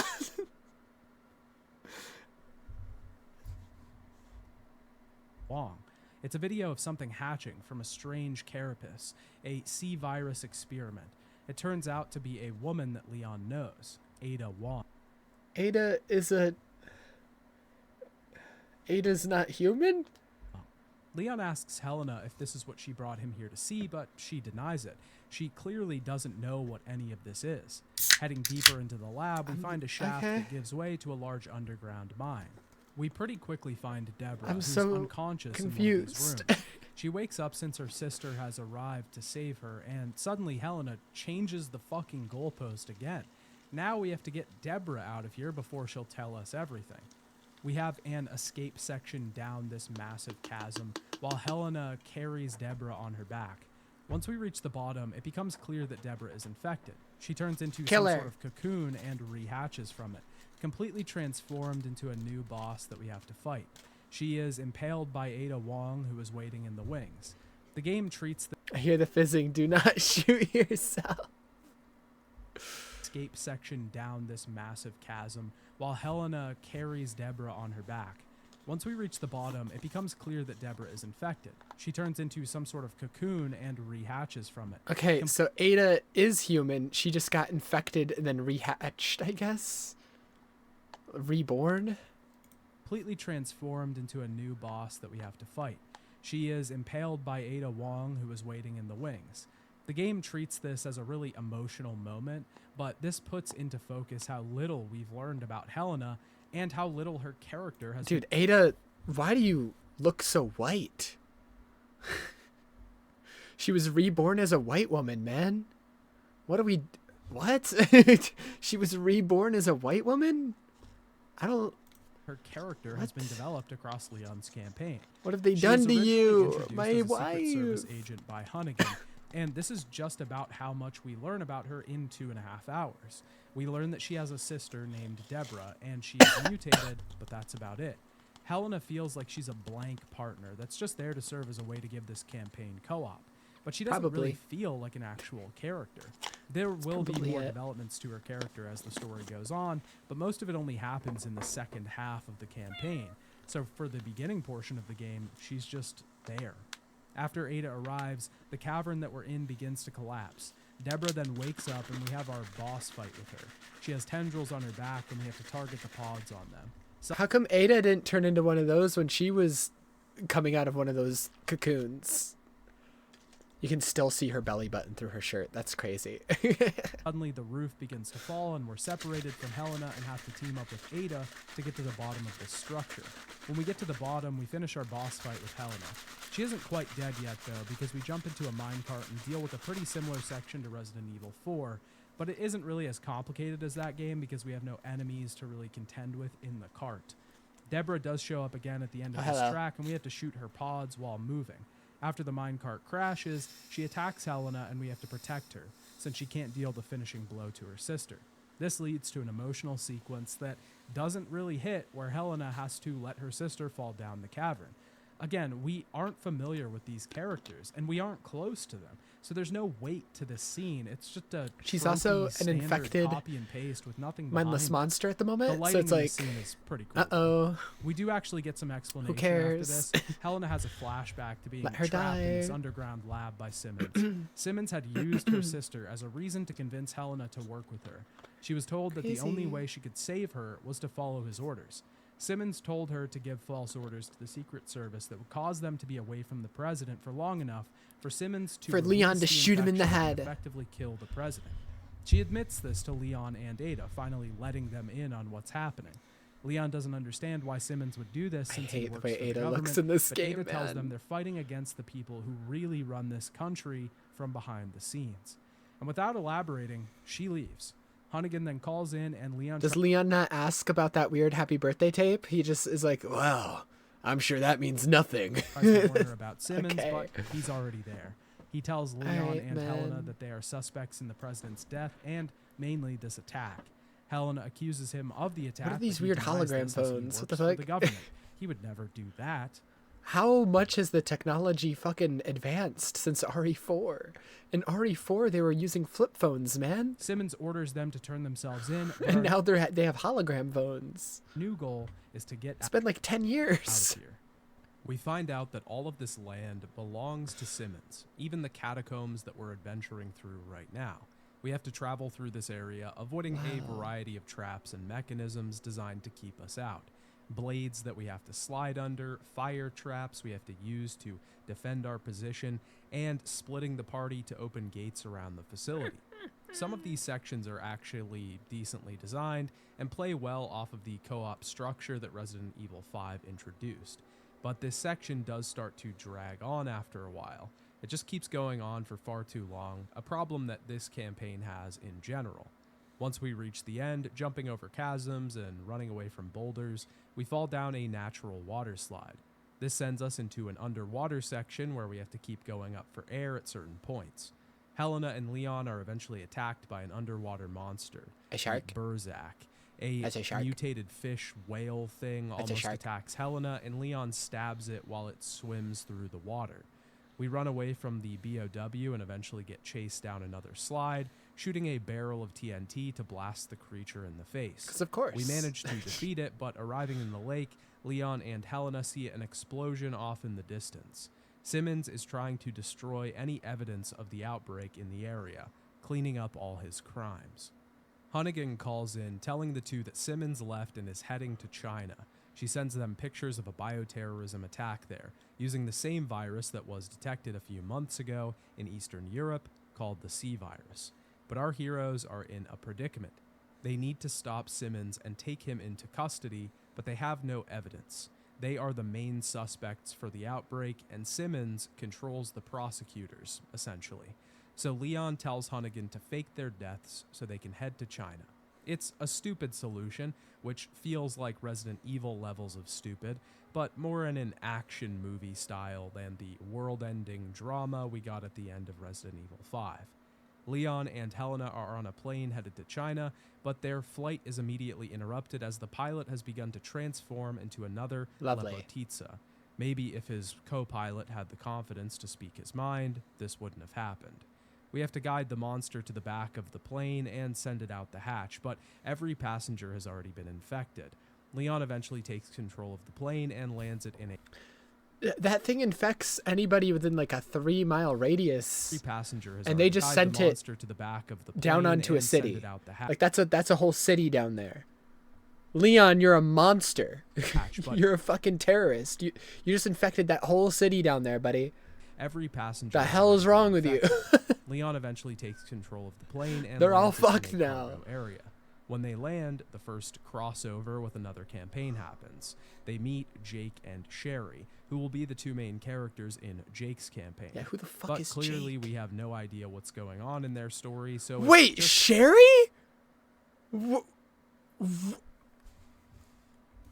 Wait. Like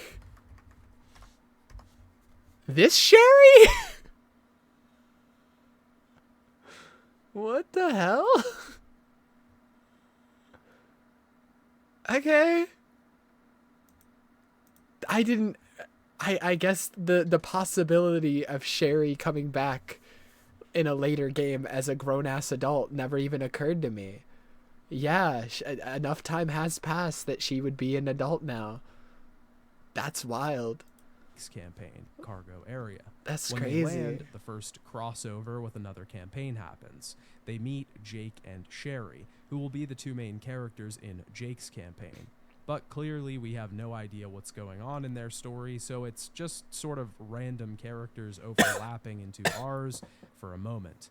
I think there is a good way to do multiple campaigns and point of view characters overlapping, but Resident Evil just sort of sloppily puts them together for no Okay. reason other than to make us think that this is some Who the fuck is large, Jake, though? interweaving tale with a Jake massive just looks like a generic Xbox man. Like he looks like every protagonist of every single M-rated game that came out during this generation. And I'm including one of my favorite protagonists in that. Fucking Cole McGrath. Cole McGrath is definitely a generic Xbox man, and he's a PlayStation character. But like, you know, he has that generic design every fucking character around this time had. Fucking buzz cut, super masculine, just boring guy. At least in terms of design, Cole is pretty boring. As a character, he's pretty interesting, but... for a moment. I think there is a good way to do multiple campaigns and point of view characters overlapping, but Resident Evil just sort of sloppily puts them together for no reason other than to make us think that this is some large interweaving tale with a mass. Yeah, you can do multiple point of views interweaving in a good way. Best case scenario, Birth by Sleep. And other than Kingdom Hearts did it amazingly. To make us think that this is some large Common Kingdom interweaving Hearts tale W. with a massive scope. Sherry obviously Tetsuya already knows Nomura Leon W. because this is Sherry Birkin, the young girl that we rescued in Resident Evil 2. Since we last saw her, she became a member of the Why is BSAA. Jake being aggressive with Leon tells her Leon? What that- the fuck is... What the hell? What is Jake's relation to Sherry that he's getting aggressive with Leon? What the together for fuck no is your reason problem, other than man? to make us think that this is some large interweaving tale with a massive scope. Sherry obviously already knows Leon because this is Sherry Birkin, the young girl that we rescued in Resident Evil 2. Since we last saw her, she became a member of the BSAA. Leon tells her that Simmons is behind all of this, but Jake and Sherry are on their way to meet him right now. Jake seems protective of Sherry for some reason, but a BOW shows up to break up the party. This is a monster that we'll become more familiar with when we talk about Jake's chapter, but it's basically this game's version of the Nemesis monster. We have a long battle where we have Lovely. to attack it, but we can't really defeat it. We managed to stop it for now and are separated from Sherry and Jake. They're heading to the Kwun Lung building to meet with Simmons. We have to weave through the nearby city to try and get to this I'm sure building that'll and go catch very our well. culprit. Nearby Them in a meeting with the market, main we villain have of the to game. find 3 keys to unlock a door, but there's a new enemy here, the Rasklapanye. I'm probably Ew. not pronouncing that correctly. They're sort of like regenerators in that they can regenerate parts of their body when damaged. They can't actually be killed here. We can only destroy parts of their body that separate from them when they are hurt. This means we mostly have to avoid them running around this market to get Ew. keys. This is an incredibly annoying sequence as well because we will inevitably get tackled by these things and have to QTE fight out of it, getting stunned in the process. It's just so tedious and completely misunderstands the tension Get of off the my Regenerator face. in Resident Evil 4. After we get through the market, Helena and Leon see Ada heading into a nearby warehouse. She puts us into some sort of Saw-type mini-game where we What? shoot robots that explode. What? Ada puts you in a saw trap. Why? If touched, so they bounce into another room What? where another group is doing Ada the makes same you fight thing. a bunch of Once we get out of Roombas. this trap, Leon and Helena cross paths with Chris and Perry, the stars of their own campaign Pierce. we'll talk about next. Chris is searching for Ada and tries to kill her for some reason. Leon and Chris get into a Chris, fight don't over kill my this. wife. Don't kill my wife, Chris. Don't do it. Ow, ow, ow, ow, ow. Leon's getting his ass beat. Chris is a fucking tank. Leon's getting tossed around. Leon tries to tell Chris that Ada didn't cause the outbreak, that Simmons did, but he won't listen. Leon and Chris are trauma comparing, but neither of them will let up. I lost all my men because of her! And I lost over 70,000 people, including the president, because of Simmons. He still vows to protect Ada, that he has feelings for her that he just can't let go. I lost the This president. stare down finally ends when Ada drops a flashbang and makes her escape. Leon and Chris part at this point, Chris vowing to take down Ada and Leon vowing to take down Simmons. Basically, nothing has changed and they're still both going to do what they were already going to do. We then leave the warehouse and find the meeting that Simmons is at. We interrupt it with Sherry and Jake arriving in the middle.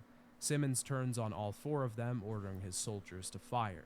Sherry gives Leon and Helena a drive with information that could stop the C-virus. She was here to give it to Simmons, but Leon is taking it now. Simmons is then Mine. suddenly attacked by mystery assailants What and the injected hell? with something.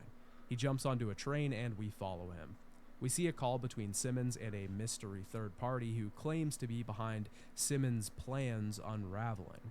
She's transformed him to show him the monster that he always was. Simmons reveals that Ada was behind this, and also his own motivations. He didn't want the president revealing what happened with Raccoon City because he believes it would have ended the world. Simmons then mutates into his first monstrous form, a wolf-like beast that can run incredibly fast and charges right at us. We fight him across the train, and he eventually chases us on the track, shooting shards of bone from his appendages. I have to admit that a lot of the boss designs in this game are actually pretty great. That's wild. The biggest bright point for the game in general are the enemy designs. Even the transformations of the basic enemies, the grotesque zombies, the J'avo, the bosses, they all look really good. I've already talked about how they don't work functionally, but they do work really well in an aesthetic way. I mean, what's cooler than shooting out shards of your own bones? We eventually confront Simmons on top got of me the there. train, and we run him over with the vehicle. Leon and Helena jump off the train and land in the lake. This is the exact point where this campaign should have ended. As bad as it was so far, that honestly feels like a finale for this chapter. But unfortunately, it just keeps going. Oh. Leon and Helena get into the city, determining that this I love how much of a conflict hater over, he is. but Huntington He's like, contacts them to unfortunately, say the that game Jake and Sherry have been keeps captured in going. an undersea oil field. They check the files and realize that the key to stopping the sea virus is Jake himself. Leon is patched through to Chris, but he warns Leon that a missile is heading into the city. It launches a toxic gas on the entire town that begins to turn everyone into infected. There's a pretty decent outbreak scene here that rivals even some of the earlier games. Leon tells Chris to go rescue Sherry and Jake, who it's revealed is Albert Wesker's son. Very random. Jake... What? Jake is Wesker's son? Who the fuck did Wesker fuck to have a child? Especially a child that is that old. What the fuck? has antibodies for this new antivirus, so Chris and Okay. Harry head to get them. Before he leaves, though, he tells Leon that Ada Wong is dead. We weave through the city a bit and link up with some BSAA soldiers who take us through the town out of the toxic gas cloud. On the other side, a tanker That's so random. explodes, and we see the sequence from the prologue where Leon and Helena are on the street, trying to escape the zombies in front of them. Ada was the one in the helicopter, and she was shooting at them. It's pretty Why? weird because this scene in the campaign is nothing shooting like it me. is in the prologue. We don't rescue Helena at all. She's totally fine in this version. I understand they probably did this so it wouldn't be as slow, but it doesn't really make sense for the continuity.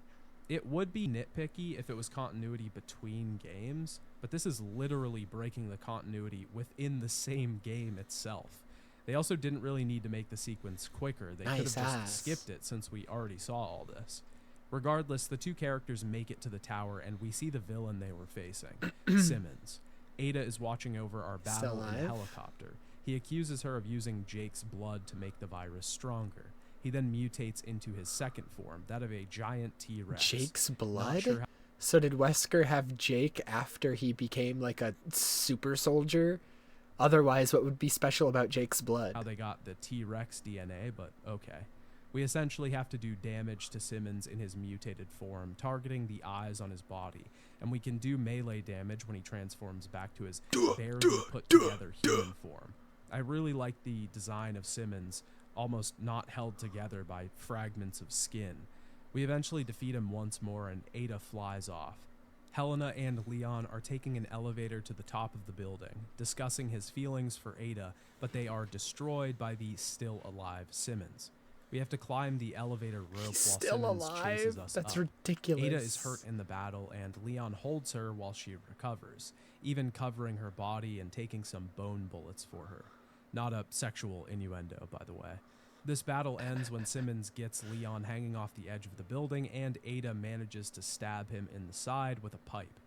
Ada left Leon a gift on the roof and heads off, ambiguous as ever. Goodbye.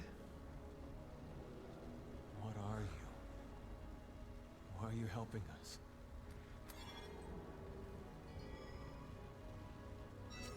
Wish I could stay longer, but I've got to run. I've left you a little parting gift on the roof. See you down the road, Leon. Ada! We head up to the roof with Helena, but Simmons is, once again, still alive. Are you fucking me? They do this final What do boss you fight mean he's fake out still way too many alive? times in this game. It's not the first time they've done this in the series, making a final boss have multiple forms, but it happens with multiple bosses across separate campaigns, which leads to a lot of fatigue in the bosses and their associated characters over time. Also, when it happened in Resident Evil 2, it felt like it was basically a boss chasing us across the entire game. The same with Resident Evil 3. Here, it really just feels like similar boss fights all crammed into one at the end of the game. We fight Simmons for one final time in Why a is he big a bug giant now? form on the roof. He's trying to grab zombies to consume more organic material and regenerate himself. The only way we can stop this is by stabbing zombies with lightning rods so that the storm targets him and does damage. He is finally Goofy. actually killed, Once Leon and Helena take a helicopter Surely- out of the surely place, he's and dead. Simmons falls on a spike, his blood forming the Umbrella logo in the square.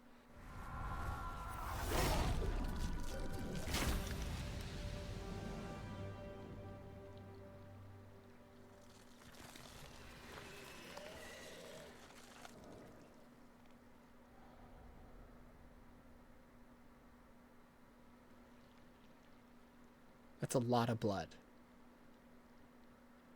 There's no way he would have that much blood to form the entire Umbrella logo.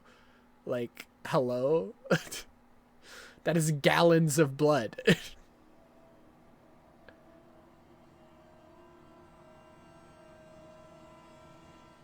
Helena gets her revenge for her sister, and her incredibly thin story loop is closed. Leon and Helena head to the chopper where Ada left them evidence of Simmons' crimes. Hunnigan calls in to tell them that they found a way to defeat the virus, and Leon gets out of there, hoping that Ada was able to escape. The post-credits scene shows Helena and Leon visiting Deborah's grave. She's Right to be prepared to Deborah. serve time for her crimes, but Leon reveals that a committee reviewed her case and she's fine. She's allowed to be an agent again, or whatever. The crazy thing about this is that if you read the files in the menu, Helena has already been suspended twice for crimes on the job. She Bruh. used excessive force in the field, killing a suspect she wasn't supposed to, and then she shot her boyfriend's abuser, so they transferred her to the secret. ACAB does include Helena. It might not include Leon. It Certainly. does include Helena. Because they didn't want to fire It her. includes her. They What the transferred fuck? her to protecting the president of the United States because they didn't Oh, want for to sure. fire her. Also, after all of that, she was still allowed to be an agent. I'm not saying what she did was wrong. She killed a killer and she shot her sister's abuser, but why even note that she was in hot water in the files in the first place and then also allow her to get away with causing the outbreak in the first place? It's just very weird. This Yeah. ends Leon's campaign, what I would probably consider to be the most sloppy and disorganized campaign in the game. That's unfortunate. Whoa! I just registered what Leon said there. I would probably consider to be the most sloppy and disorganized Women. campaign in the game. It doesn't get much better Women. from here, but it does at least get slightly better. Leon's story is That's unfortunate that Leon's is the worst one campaign. that is constantly bogged down by basically just Because nothing. he's easily like the best Resident Evil protagonist, but he got the worst campaign in this one. happening. A lot more happens in 1/3 of Resident Evil 5 than the entirety of this campaign, and Leon's is the longest one in the entire game. Helena's story and arc is barely present. It only really gets introduced about halfway through and then is left out to dry until the last few Women. moments of the story. The other stories crossing over with ours really only make Why are the sense subtitles once we in the play corner those in this game? campaigns, which creates a What a problem weird place of to put even 'em. introducing them in the first place. You could have easily cut 2 hours from this campaign and improved it significantly. Just to create some sort of clarity between all of the campaigns, I'll be rating each one based on the Resident Evil 6 rank that I would give it. Based on that scale, Leon's campaign gets a C rank. Unlucky. Chris's campaign opens in a bar somewhere in Eastern Europe. Chris is smoking cigarettes and drinking his fill. That's somewhere in a Eastern really Europe. good looking steak for PS3. Chris is smoking cigarettes and drinking his fill, except Chris has become a straight up asshole all of a sudden. Fill her up.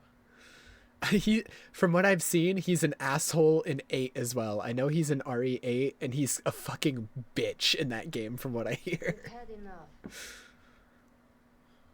Listen, sweetheart.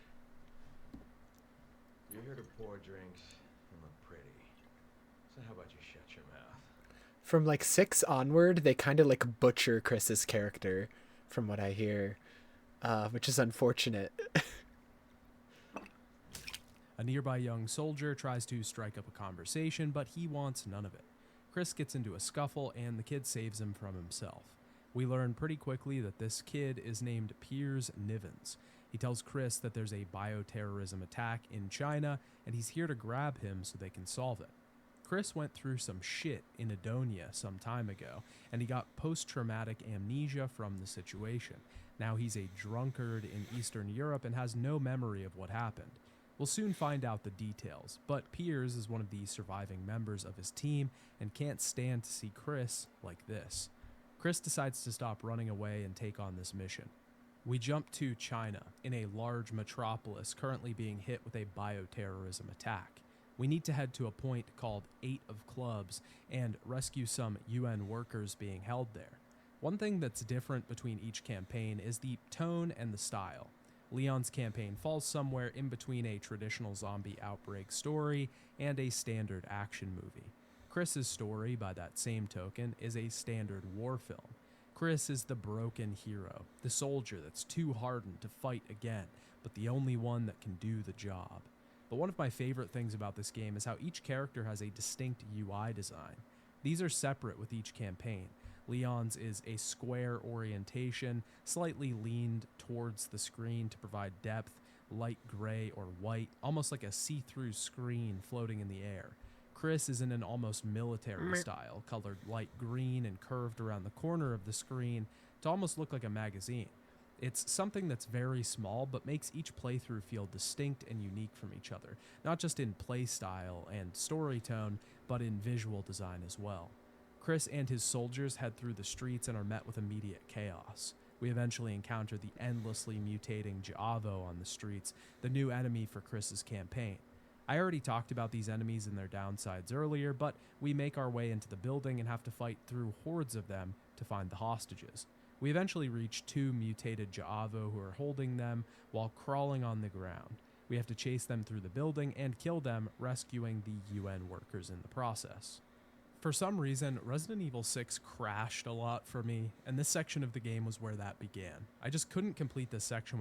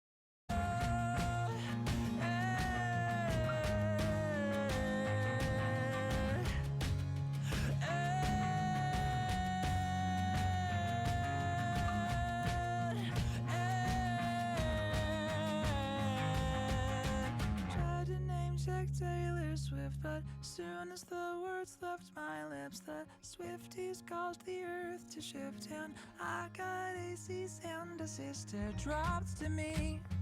I think they're watching me. She is a god to me. She is all knowing. She is all knowing.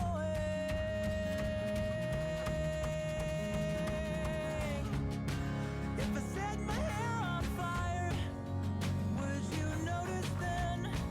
Would it make a difference? Would you be my super fan? If I sang the way you wanted, if I played pretend, would you love me then? Would you be my super fan? 'Cause I'm your super fan. I'm your super fan. 'Cause I'm your super fan.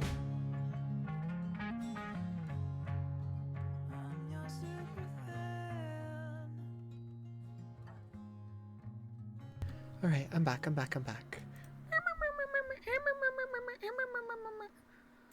Oh, that's the wrong screen. There we go. Dang, we're a decent chunk into this video, and we only did one of the campaigns. How short are the others? Oh, Ada's is only like a few minutes. What the hell?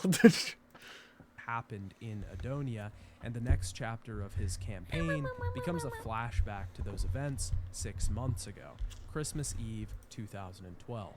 During a civil war in the country, Chris and his team are mourning a lost soldier. He gives them a rousing speech that shows he knows how to... Hold on, let me rewind. I forgot where I was before I paused. The building then starts to fall down. I'm gonna rewind a bit more. I really forgot where I was. As well. Chris and his soldiers head through the streets and are met with immediate chaos. We eventually encounter the endlessly mutating J'avo on the streets, the new enemy for Chris's campaign.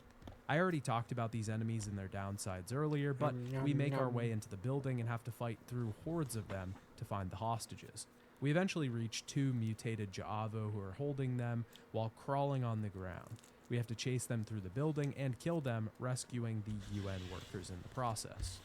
For some reason, Resident Evil 6 crashed a lot for me, and this section of the game was where that began. I just couldn't complete this section without the game crashing.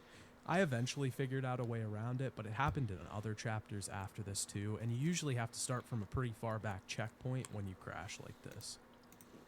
The building then starts to fall down around us. Most of the BSAA agents that were here succumb to the C-virus. Seeing this leads Chris to remember what happened in Adonia, and the next chapter of his campaign becomes a flashback to those events 6 months ago, Christmas Eve 2012.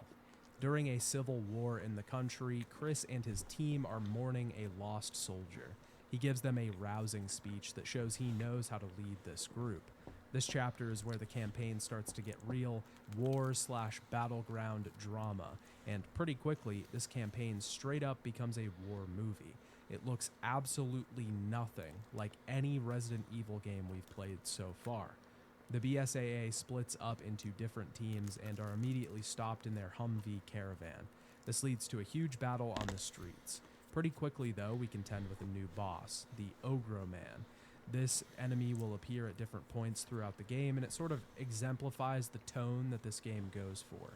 This is the El Gigante of Resident Evil 6, a massive shambling beast with great strength and size, a weak spot sticking out of its back.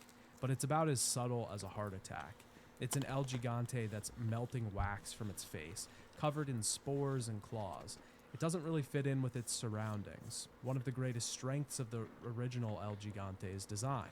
Resident Evil 6 as a whole takes everything that the previous action games have done and removes all of the subtlety from it.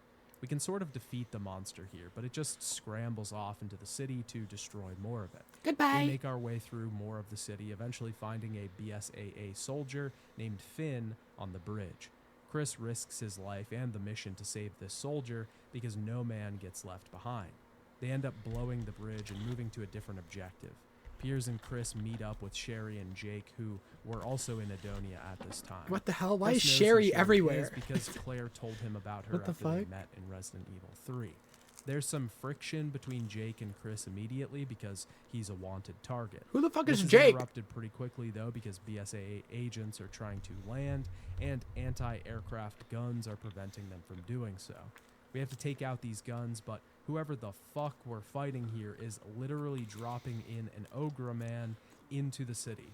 This just feels so odd, and a lot of Chris's campaign just leaves you asking, what game is this? Are we sure this is Resident Evil? Because it actually feels like Gears of War or Call of That's Duty. what or I'm something. saying.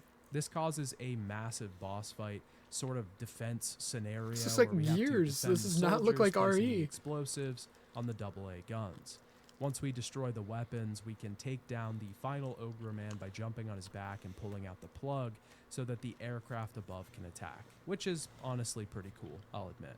When Sherry and Jake are about to leave, Chris thinks he recognizes Jake, but he's clearly just seeing the Albert Wesker in him. Piers is upset that Chris let him get away. Since he is a mercenary that's wanted, he should be taken in.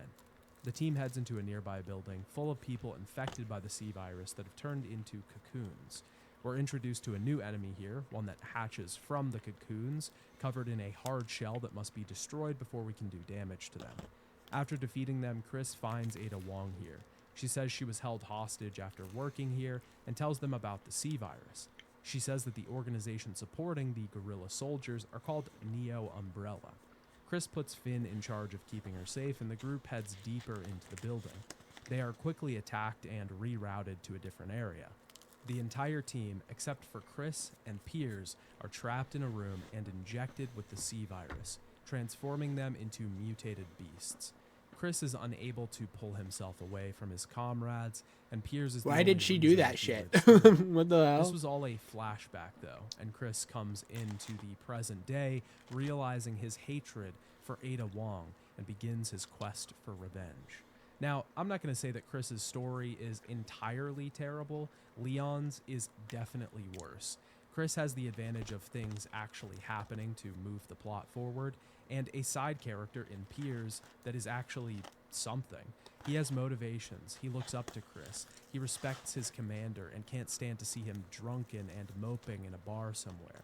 Chris has motivation in revenge on Ada Wong and wants to see his comrades' lives avenged. The only problem with this is that it feels like it erases, or at least blatantly repeats, the themes that Resident Evil 5 already had. In Resident Evil 5, Chris was tortured by the supposed death of his partner, Jill. Part of the game was about him learning to save her, to overcome that, and to move on from that grief, to stop blaming himself for that and learn that the future is bright. This kind of defeats the purpose of that game. When we check back in and Chris is already going through the same exact thing, I'm not saying it's unreasonable to grieve over lost comrades, but it just feels a bit unnecessary when this theme was delivered in the last entry. Since Ada has been sighted in the city, our new goal is to track her down. We start to take out hordes of J'avo, and eventually we find Sherry and Jake gunned down by a group of the mutants. We have to protect them from above, protecting ourselves, and also the two soldiers down below. We face a chopper shortly after, and Piers wants to go after the two, but Chris is clearly on Ada and a BOW that's in a building close by. One of our soldiers gets pulled away by a giant snake, a boss that will fight soon. Chris heads off to save him and gets lectured by Piers for being so reckless. Chris puts him in his place pretty quickly, calling on Rank to shut him up. What the hell were you thinking, pulling a kamikaze stunt like that? These are my men. You follow my lead or I'll find someone who will. Do you even hear yourself?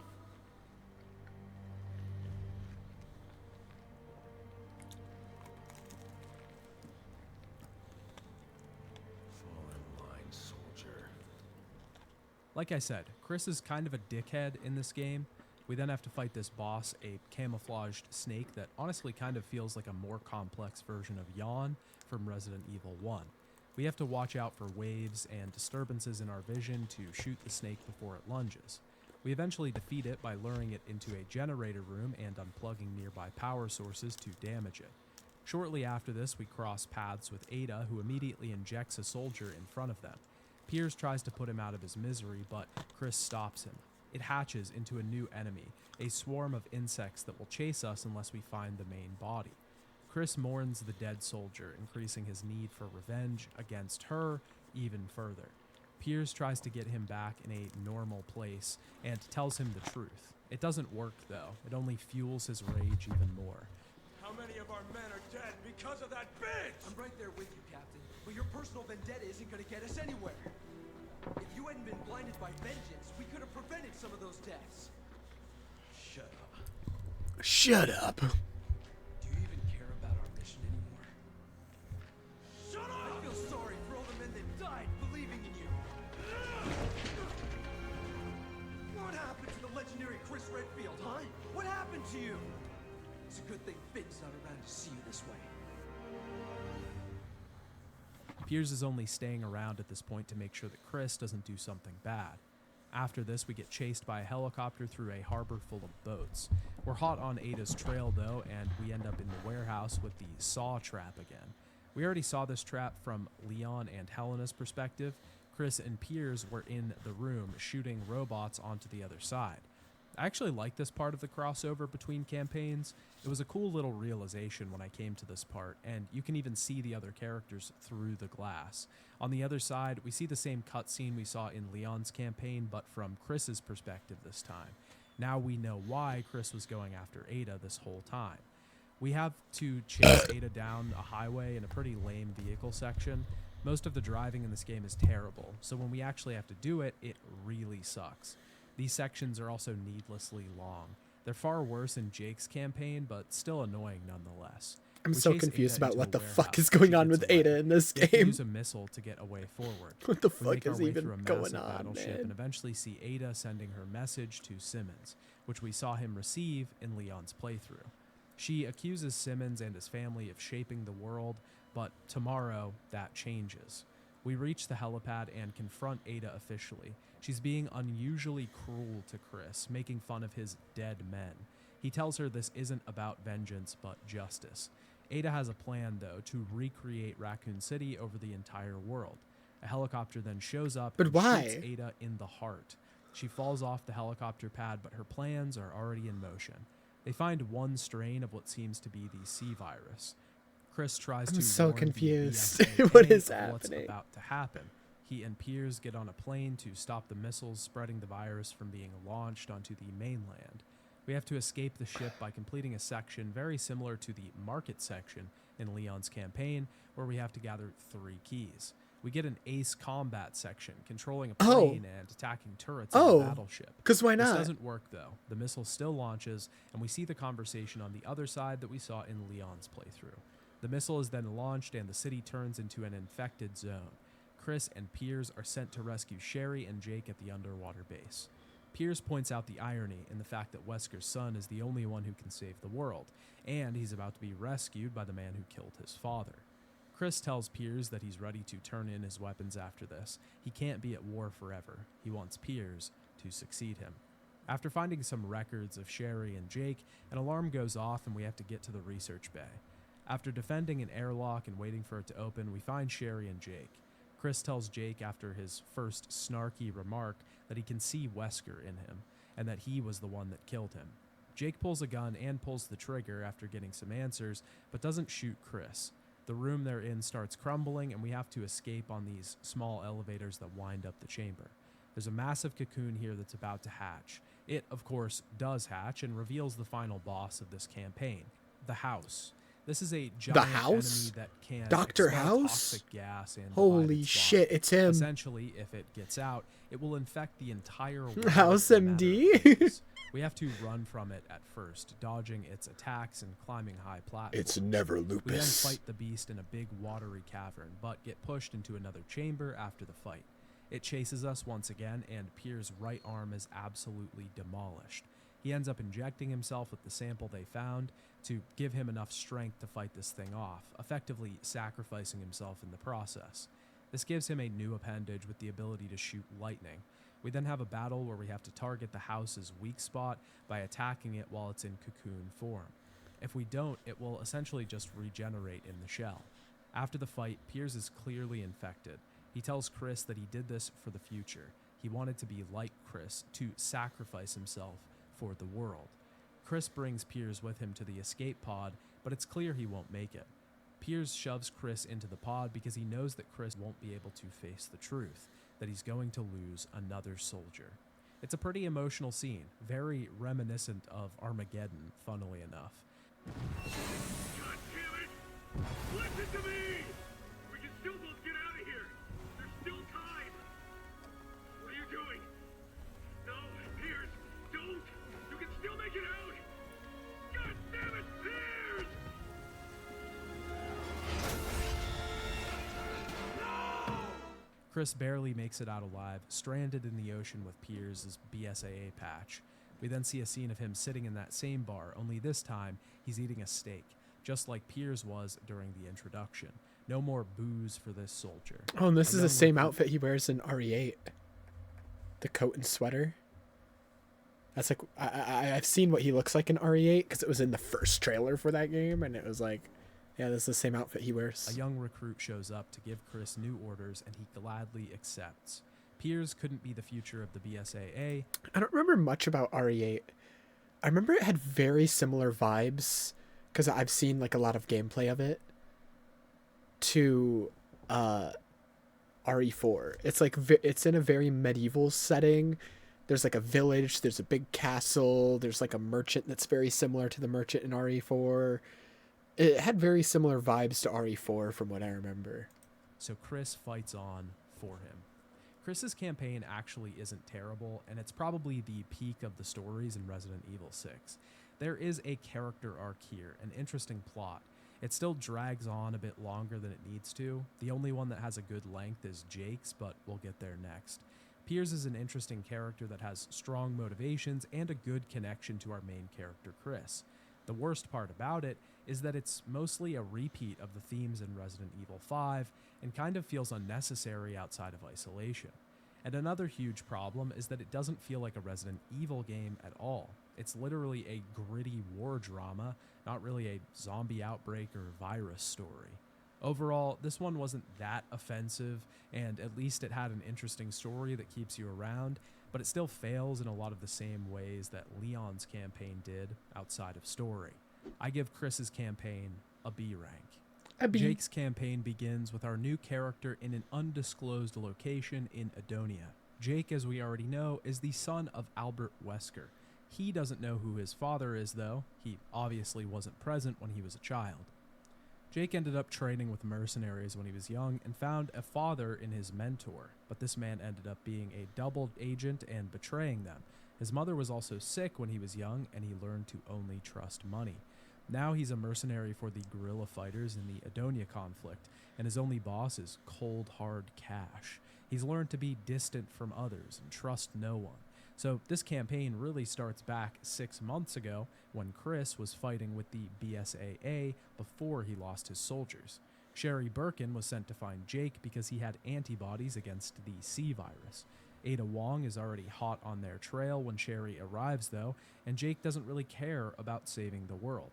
He's definitely a bit of an asshole as well, though, fitting the bad boy archetype.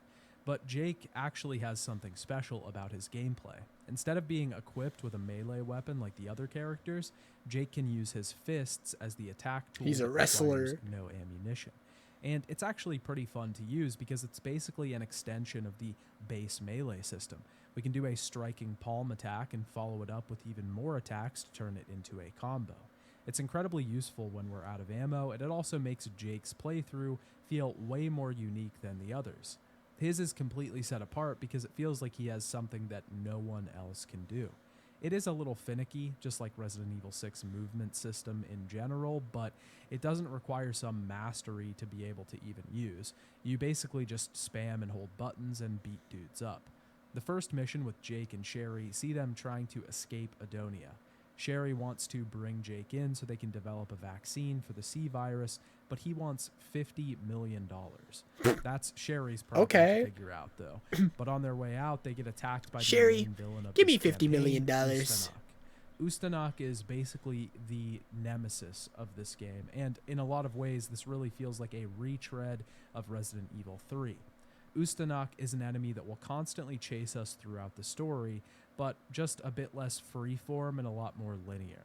He has a pretty cool backstory that's only in the files. He was originally a very frail man that wanted the C-virus so he could become more powerful. One of the memos even says, "I will no longer retain my humanity, but it is a paltry sacrifice in the light of the wonderful gains." And that's how I feel every time I pick up a weight. He took the C-virus and became this monster we see in front of us, but he apparently still retains a lot of this human faculty, meaning he is completely aware. Most of our encounters with him are chase sequences where he hunts us down, crushing through rubble like it's nothing. We do fight him here pretty quickly, though, and find out he is near indestructible. He can't even be downed no matter how many magnum bullets we pump into him. Pretty early into the campaign, though, we also encounter Chris, seeing the other side of this cutscene and scenario from Jake's perspective. We also have to do this scenario again, which is really cumbersome. There's a lot of repeat stuff in Jake's scenario, mainly because we've already played 2 of these campaigns so far, and Chris and his greatly overlap.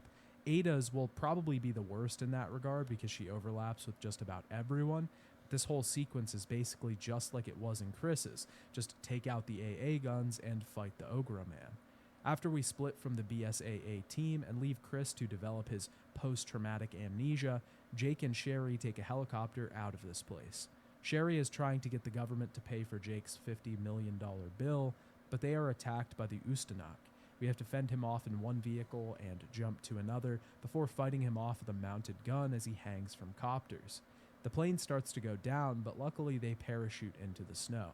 Sherry is impaled and Jake pulls the steel out of her back and she regenerates. Sherry has changed quite a bit since we saw her last. She actually has regenerative powers since she was injected with the G-virus. She was tested on and prodded by the government for years. Claire was there to provide moral support, but she was eventually taken legally by Derek Simmons. He became her guardian, and the government was keeping her to test on her, but also to protect her from Albert Wesker. Once Wesker died, she was offered a job as a high-ranking agent with the US government.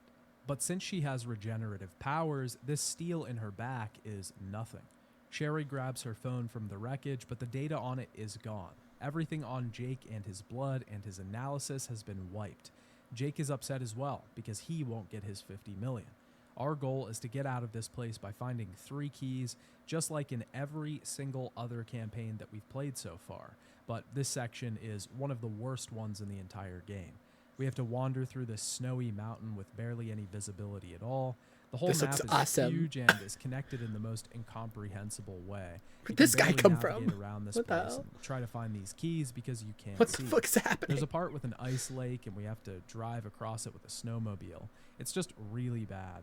We eventually have to backtrack all the way through. What do you just to mean? get This to the looks place so that we need to awesome. get the keys. The two eventually get to a cabin, a place to camp out for a bit. Sherry eventually decides to get help, but the storm is too strong. The tension between the two is palpable, though. Sherry reveals some of her past about how she was infected originally and what happened to her dad in Resident Evil 2. She talks about Leon and Claire as well, and how they are the people she's the closest to. They are eventually attacked, and in classic rom-com fashion, Jake has to tackle her to the ground. We defeat these guys and have to ride a snowmobile down the hill. This is also a terrible section because it's incredibly difficult to control the vehicles. The slightest movement to the right or left sends us careening off the side. This sequence is also just visually fucked up because you can barely tell what's going on. What do you Where are mean? we? This looks Is so the mountain awesome. This collapsing? looks so Are we fun. inside of an iceberg? Are we underground? Who knows? When Who we get to the bottom, knows? we find Ustanok again, but we can't fight him. We have to sneak around. We have to distract him with explosives so that Sherry can get a key out of this place. He also has these small insects called Oko that are released from the Ustanok's organs. They can sense when we're nearby and alert him. We can stealth take them out and carve a path out of the facility. We eventually corner him with a digging machine that requires far too many QTEs to complete. It impales him and seems like he's entirely dead, but of course, we know he comes back later. When we get outside, we find the rendezvous for Sherry, but Ustanok is still not dead and murks both of our heroes. Ada Wong shows up and tells Jake about his father, Wesker. She ends up taking him into custody shortly after. Hey, don't Jake do and that. Sherry are captured for 6 months before our story picks up again. One day, Jake is retrieved from his cell, and for some reason it took him 6 months to decide he didn't want to be locked up in captivity anymore, so he breaks out. This is where we have to use Jake's hand-to-hand combat because we have no weapons yet. We have to escape this facility with Sherry, taking out a ton of J'avo guards and eventually protecting her with turrets on the walls. When we reconnect with our partner, the two get dressed and retrieve their weapons. Sherry asks Jake about Wesker, his father, but she pretends she didn't know anything about him. I guess he had an antibody that could fight off any virus. Apparently, he abused his gift. Took it for granted. Ended up turning himself into some kind of monster. You know, I thought dear old Dad was just a deadbeat who skipped out on us. No, he was actually a freaking nut job who almost destroyed the world. Your father's actions have nothing to do with you. Yeah, but his blood does. Jake's journey is really about learning that he's more than his lineage, that he can make his own path and take responsibility for his life. We have to get out of this facility and reconnect with Sherry's superiors. To get out, though, we have to collect 10 ID chips across the building. This requires killing different enemies and collecting the chips from puzzles in the environment. It's a pretty cumbersome section because it takes up so much time, but once we do complete it, Sherry finds the data chip on Jake. She calls Simmons and reports that they're in China. Simmons is already here, so we need to meet up with them. On our way out, we are attacked by a tank and have to escape. We luckily get a motorcycle and can speed away from our pursuers, but this once again amplifies just how bad the driving in the game is. The bike is incredibly hard to control. What do you mean? That looks awesome. It looks so great. Street. We eventually contend with a helicopter and crash into the city. We're then overseen by Chris and Piers, seeing the other side of another sequence from Chris's campaign. After Chris and Piers save us, we make our way through the city and contend with another new enemy. A C-virus mutation that is basically the Chainsaw Man from previous entries, but once again removing all subtlety and design from the original monster to create something that functions exactly the same, just amped up to 1,000. After defeating it, we meet up with Leon and Helena, repeating the same sequence over again from Jake and Sherry's perspective. Jake and Sherry eventually make it to the harbor and are chased by the Chainsaw Man. Someone is overlooking them, though, because they're protected by a sniper. When they show up to the meeting point with Simmons, which we've already seen from Leon's side, things go wrong. Sherry gives Leon the data on Jake's blood, and the two try to escape, but are cornered by J'avo. Jake has the opportunity to run, but decides not to, realizing that he's finally learned to care about someone, Sherry Birkin. The two are kidnapped anyways and taken to the underwater facility. Kidnapped again. Sherry apologizes for trusting Unlucky. Simmons in the first place. They are quickly released from their bindings, though, as Chris and Piers have arrived at the facility.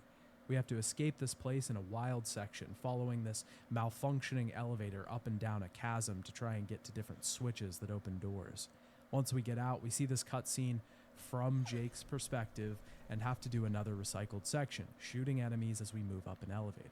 Finally, once we get to the top, Chris and Piers head off to fight House, and Jake says that he isn't Wesker, and he's going to make sure he never becomes him. He's choosing his own life now, his own path.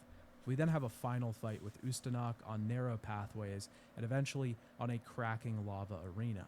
Pushing him into the lava isn't quite enough. Jesus because he Christ. chases us on a jet-propelled elevator.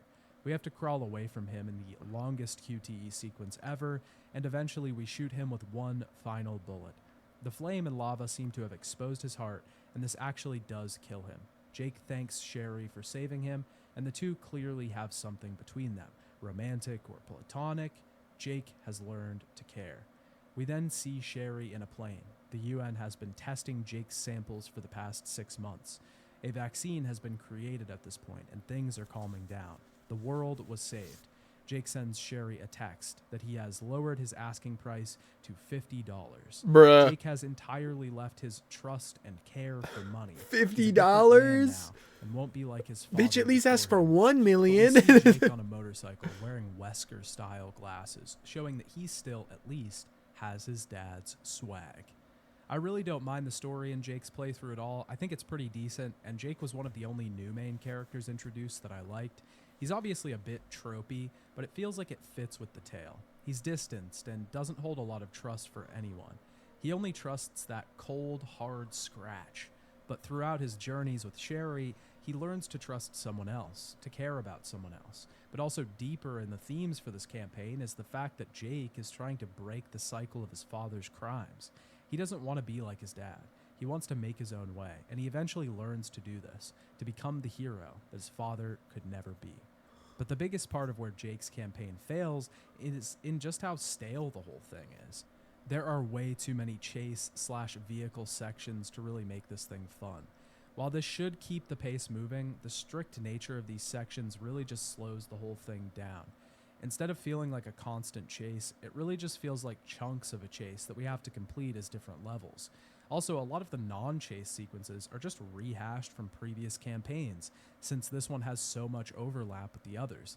It leaves a lot of the campaign feeling like we've already done it before because we have. Because of this, Jake's campaign gets a B rank. A B. Ada's campaign is the final one Oh in the boy. story, and it mostly exists to wrap up and explain all of the loose threads in the story. Ever wonder why the hell Ada was tweaking out and killing everyone? Yeah, Well, that'll be kinda. explained here.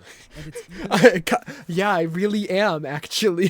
Why the fuck is she suddenly a supervillain in this game? What the fuck? stupider than you. Oh, never mind. You know what? All my complaints are gone. This is the best thing I've ever seen in my life. Imagine.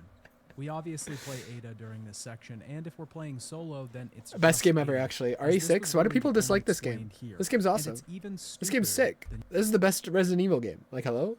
Why would anyone dislike this you game? could imagine. We obviously play Ada during this section, and if we're playing Yeah, I don't get solo, the then hate. it's just Ada, as this was really the only one that was built as a solo campaign. We can also play co-op though if we want, and our partner is basically Hunk, but the game doesn't Hunk? call him Hunk for some reason. This co-op feature for this campaign was only added after Resident Evil 6 was released because fans complained. Regardless, Ada's campaign begins as she's infiltrating a submarine. We see a flashback to Ada in a mansion as she's being chased by soldiers. She has a futuristic video call with Simmons. He gives Inside a Ada cube. piece of intel that interests her, which leads her to the submarine. Why don't they She's just here use to normal investigate phones? Simmons, mainly because they It's worked all together in cubes the and past. weird And hologram once she phones. realized Simmons was up to shady shit, she abandoned him. So now he has it out for her. Ada's biggest gameplay change is that her main weapon is the crossbow that she uses in previous games. It's not a very good weapon in Resident Evil 6 and honestly kind of sucks, but Ada is proficient in hand-to-hand combat, so that makes up for it a bit. And if the previous gameplay chapters were action movies, like a standard zombie flick, an intense war drama, and a globe-trotting chase film, then this campaign is the most standard Resident Evil game out of all four. In Ada's campaign, we actually get to solve puzzles. It feels the most like a previous entry in the series, even though it has its fair share of action moments and tone. But Ada has some seriously poorly implemented stealth sections that, if failed, result in us fighting swarms of unnecessary enemies. But the story is easily the worst part of the campaign, and drags it down by a mile. Aboard the submarine, we find a presentation that gives orders to Ada to find Sherry and Jake and see if he has the C virus. But this was from 6 months ago, and Ada doesn't remember these orders. As she escapes the destroyed submarine, she speaks to Simmons, who spells it out plainly for her. The US is about to be hit by a bioterrorism attack, and then China will be hit. This will all be done by the leader of Neo Umbrella, Ada Wong. Ada still doesn't understand, but she doesn't want to be complicit. She escapes the submarine and arrives in Tall Oaks the next day. She arrives after the attack and tries to get access to Simmons' lab in the catacombs. We have to solve some puzzles here and gather some crests. There's actually a pretty cool puzzle here that requires us to remove weight off of a floor that falls when too much is on it. The only way to solve this is to impale the zombies on the floor into the wall. It was a pretty unique puzzle that actually stumped me for a few minutes. Eventually, Ada finds the bottom of this chasm and sees Helena's sister about to transform. We then get the same sequence from before, but as Ada. We have the same boss fight and minecart section as before, and Deborah ends up dead. After she leaves these two, Simmons tells her to head to the research lab. She ends up seeing the VHS tape that Leon saw before of herself being birthed from a shell. But it's clear now, from Ada's perspective, that this wasn't the real Ada. Simmons created some sort of clone, not only to besmirch Ada's name, but to also create a leader of new Oh, thank God my wife isn't actually evil. Thank God. It was just a weird clone of her. Umbrella. Now Thank that Ada God. realizes what's going on, she needs to take down this imposter Ada Wong. I thought We my then jump wife over became to a China terrorist as for no Chris's reason. team is 2 heading Adas to though. rescue hostages. Listen, let's convince the other Ada to be a good person, and then I get 2 wives. Ada heads through the market streets of China You see and the deals vision. with the chainsaw man that Jake and Sherry dealt with. She eventually locates these two running away from that same enemy after she gets rid of it and helps them out. We then have to oversee them with a sniper rifle. Put Ada them then both in the heads sweater onto the dresses from battleship and finds RE4. records of the experiments that Simmons was conducting. Please. To recreate Ada Wong. Ada then sees her clone falling from the helicopter pad after being shot by a sniper. Okay, so any of the scenes Ada's where sort it of was the Ada with the scarf, it was the clone. reveals Whenever the we saw backstory Ada with like the red shirt in like Leon's campaign, it was the real Ada. here, one that's mostly elaborated upon, again, in the files in the main menu. Derek Simmons had a Oh wait, the researcher- clone's dead. Never mind, not 2 Adas anymore. Unlucky. Ada's sort of Unlucky. backstory here, one that's mostly elaborated upon, Aw, again, man. in the files in the main menu. Damn, we missed Derek it. Simmons had a researcher named Carla. Make This another woman was the clone. one This who time don't make it discovered the evil, C though. virus. She was highly devoted to Simmons, and he eventually tricked her into getting into an experiment to become Ada Wong's clone. It worked, but some of her original humanity remained, and she had a huge vendetta against Simmons for what he did to her. Simmons originally wanted to recreate So he Ada turned Wong someone because else she into stopped Ada? working for him, Weird. and the files leave it a bit ambiguous, but my read is that he was in love with her and was sick of getting cucked by Leon, so he made his own Ada Wong. Oh! Ada talks to Carla's dead body, but she eventually transforms. She wasn't really dead. That's an She starts awesome theory. merging Oh, with the battleship oh, beneath her. oh, We then have to defeat these oh, mimics and forms of her body as oh, well. I don't think I want the second Ada anymore. Oh, oh, that's nasty. eventually jumps in a Oh, helicopter never and mind. I'm arrives okay in with the just city to one. save Leon and Helena, once again giving us another Yeah, never perspective mind. of this scenario. This eventually progresses into her helping their final battle with Simmons Oh my and forcing us goodness. to redo these fights again, adding almost nothing new in the process. The only thing What do you we mean? You're really in a see new helicopter. is It's that completely Ada was new. overlooking Leon when he read her message. We then get a final scene with Ada as she walks through a facility, and we have the final objective, tie up loose ends. We're in Carla's lab, and we see the scene of Simmons tricking her into becoming the new Ada Wong. In the last chamber, we find a test subject. It's being birthed, but Ada kills it before it can properly hatch. She destroys all of her research material and gets a call for a new job from a mystery person. We then see one final post-credits scene as a man appears in the shadows, making a deal with a child.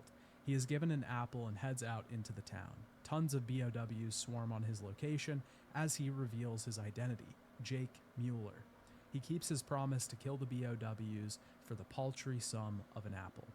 If I'm being totally honest, Ada's campaign is easily the worst one in the entire game. Wow, While I okay. complained about the length of the other campaigns, most of that was due to pacing, not due purely to length. Ada's is short, and it's probably too short and mostly unnecessary. Most of the reveals in this campaign are cheap and don't make a lot of sense. It's a massive cop-out that Ada wasn't actually turned into a villain, which wouldn't make sense for her character anyways. It was just that it was her clone the whole time. But the clone wasn't actually a clone, it was still the original researcher. Sort of, but not really. And the whole reason that this entire thing happened was because Derek Simmons was in love with Ada Wong and needed to create a new version of her since he pissed the real version off. The narrative in Ada's campaign is the worst because it makes the story from the entire game worse. It's not isolated to just this one. For that, I give Ada's campaign a D rank. Unlucky. There's one last thing to talk about before I give my final thoughts on this game, because there were no narrative DLC released for Resident Evil 6. There were PvP modes released, but nothing of real substance. Resident Evil 6 does have a Mercenaries mode, and it is substantial, but it honestly fails in much of the same ways that the main game does. It just suffers from all the movement system issues and stunning, so it's not really that fun to play. It can be interesting if you actually get super invested and learn all of the little tricks and cancels that the game has to offer, but that was never really the appeal in the previous systems for me. I always liked combat in Resident Evil 4 and 5 because those games had simple systems, but those systems went incredibly far with one game mode, Mercenaries. It's about how we use the simple systems that were provided, making the most of what we have. Providing extra depth to this system just makes it feel like a different game, so it's not really all that enjoyable. But functionally, it's mostly the same as the previous action games in the series, but with a new gameplay control. Resident Evil 6 as a whole is basically a huge mess. It has so many problems that just add up to create this incredibly weird product that does not feel like a Resident Evil game at all. It feels more like a Marvel movie than it does a zombie horror tale. Resident Evil 6 was born with wax wings, destined to fly too close to the sun. From the moment that Resident Evil 4 succeeded as much as it did, it was written in stone that this game would be made, that Capcom would take things too far. This is because Resident Evil feels like it exists in cycles. The series invents or reinvents itself in ways that make it successful. This was seen with the original PS1 games and the initial success that the series had. Capcom attempts to recreate their original successes as many times as they can, and they milk the cow until it's dry, taking the original concept further and further until it stops working. Then, they need to reinvent the series, and luckily, they do this to great response, just like with Resident Evil 4. This series is successful again and critically acclaimed, but once again, they fall into the same trap. With Resident Evil 5 and 6, Capcom tried to recreate the success of Resident Evil 4. It worked with Resident Evil 5, but it wasn't as successful with Resident Evil 6. Shinji Mikami, though he was gone from the company at the time, had kind of called this one. He said that he wouldn't play Resident Evil 5 because he knew there were too many things he would have changed, and he warned the team that he thought they wouldn't be able to do another game in an action style with 6 because it might be stale. And by the time 6 came out, it was clear that Capcom had lost the plot. They had lost what originally made Resident Evil 4 so appealing in the first place, what made it a game that could last for decades rather than just a short sales quarter.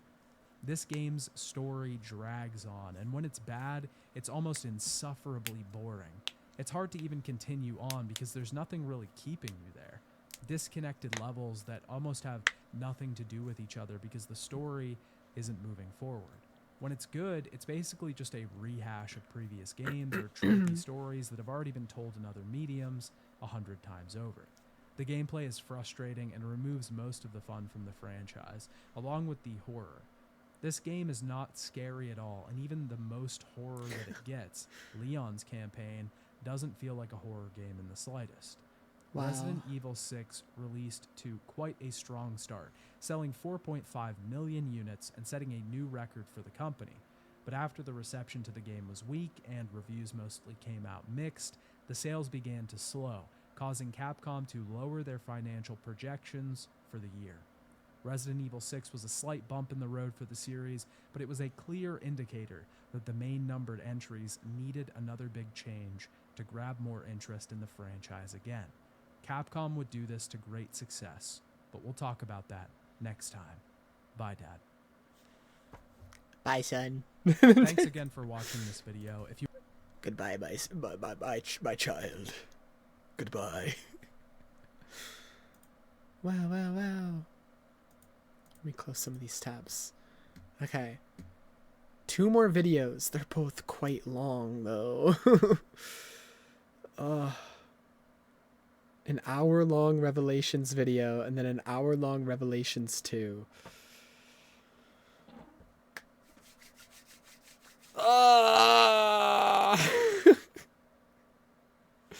I might try to find a shorter video on the Revelations games just because they are spin-offs, so they're probably not that important. There's a 9-minute one.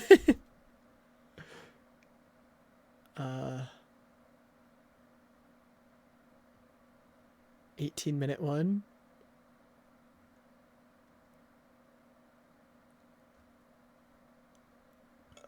Uh, 30-minute one. 2-hour one.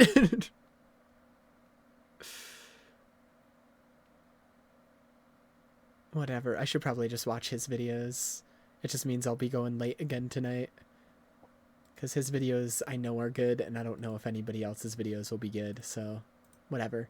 I want to love Resident Evil Revelations, mainly because of the time that it was made in, when the Resident Evil franchise was firmly planting its roots in the potent and profitable action-adventure soil.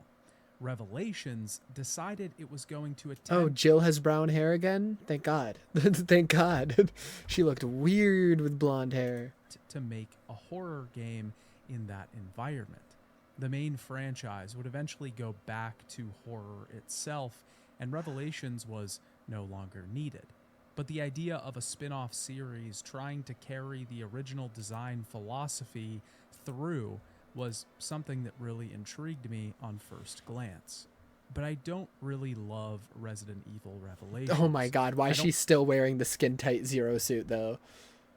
I mean, I'm not complaining, but like, why is she still wearing that? I don't think it's a bad game. It's actually quite my God, Jill. And in some areas, it's even impressive.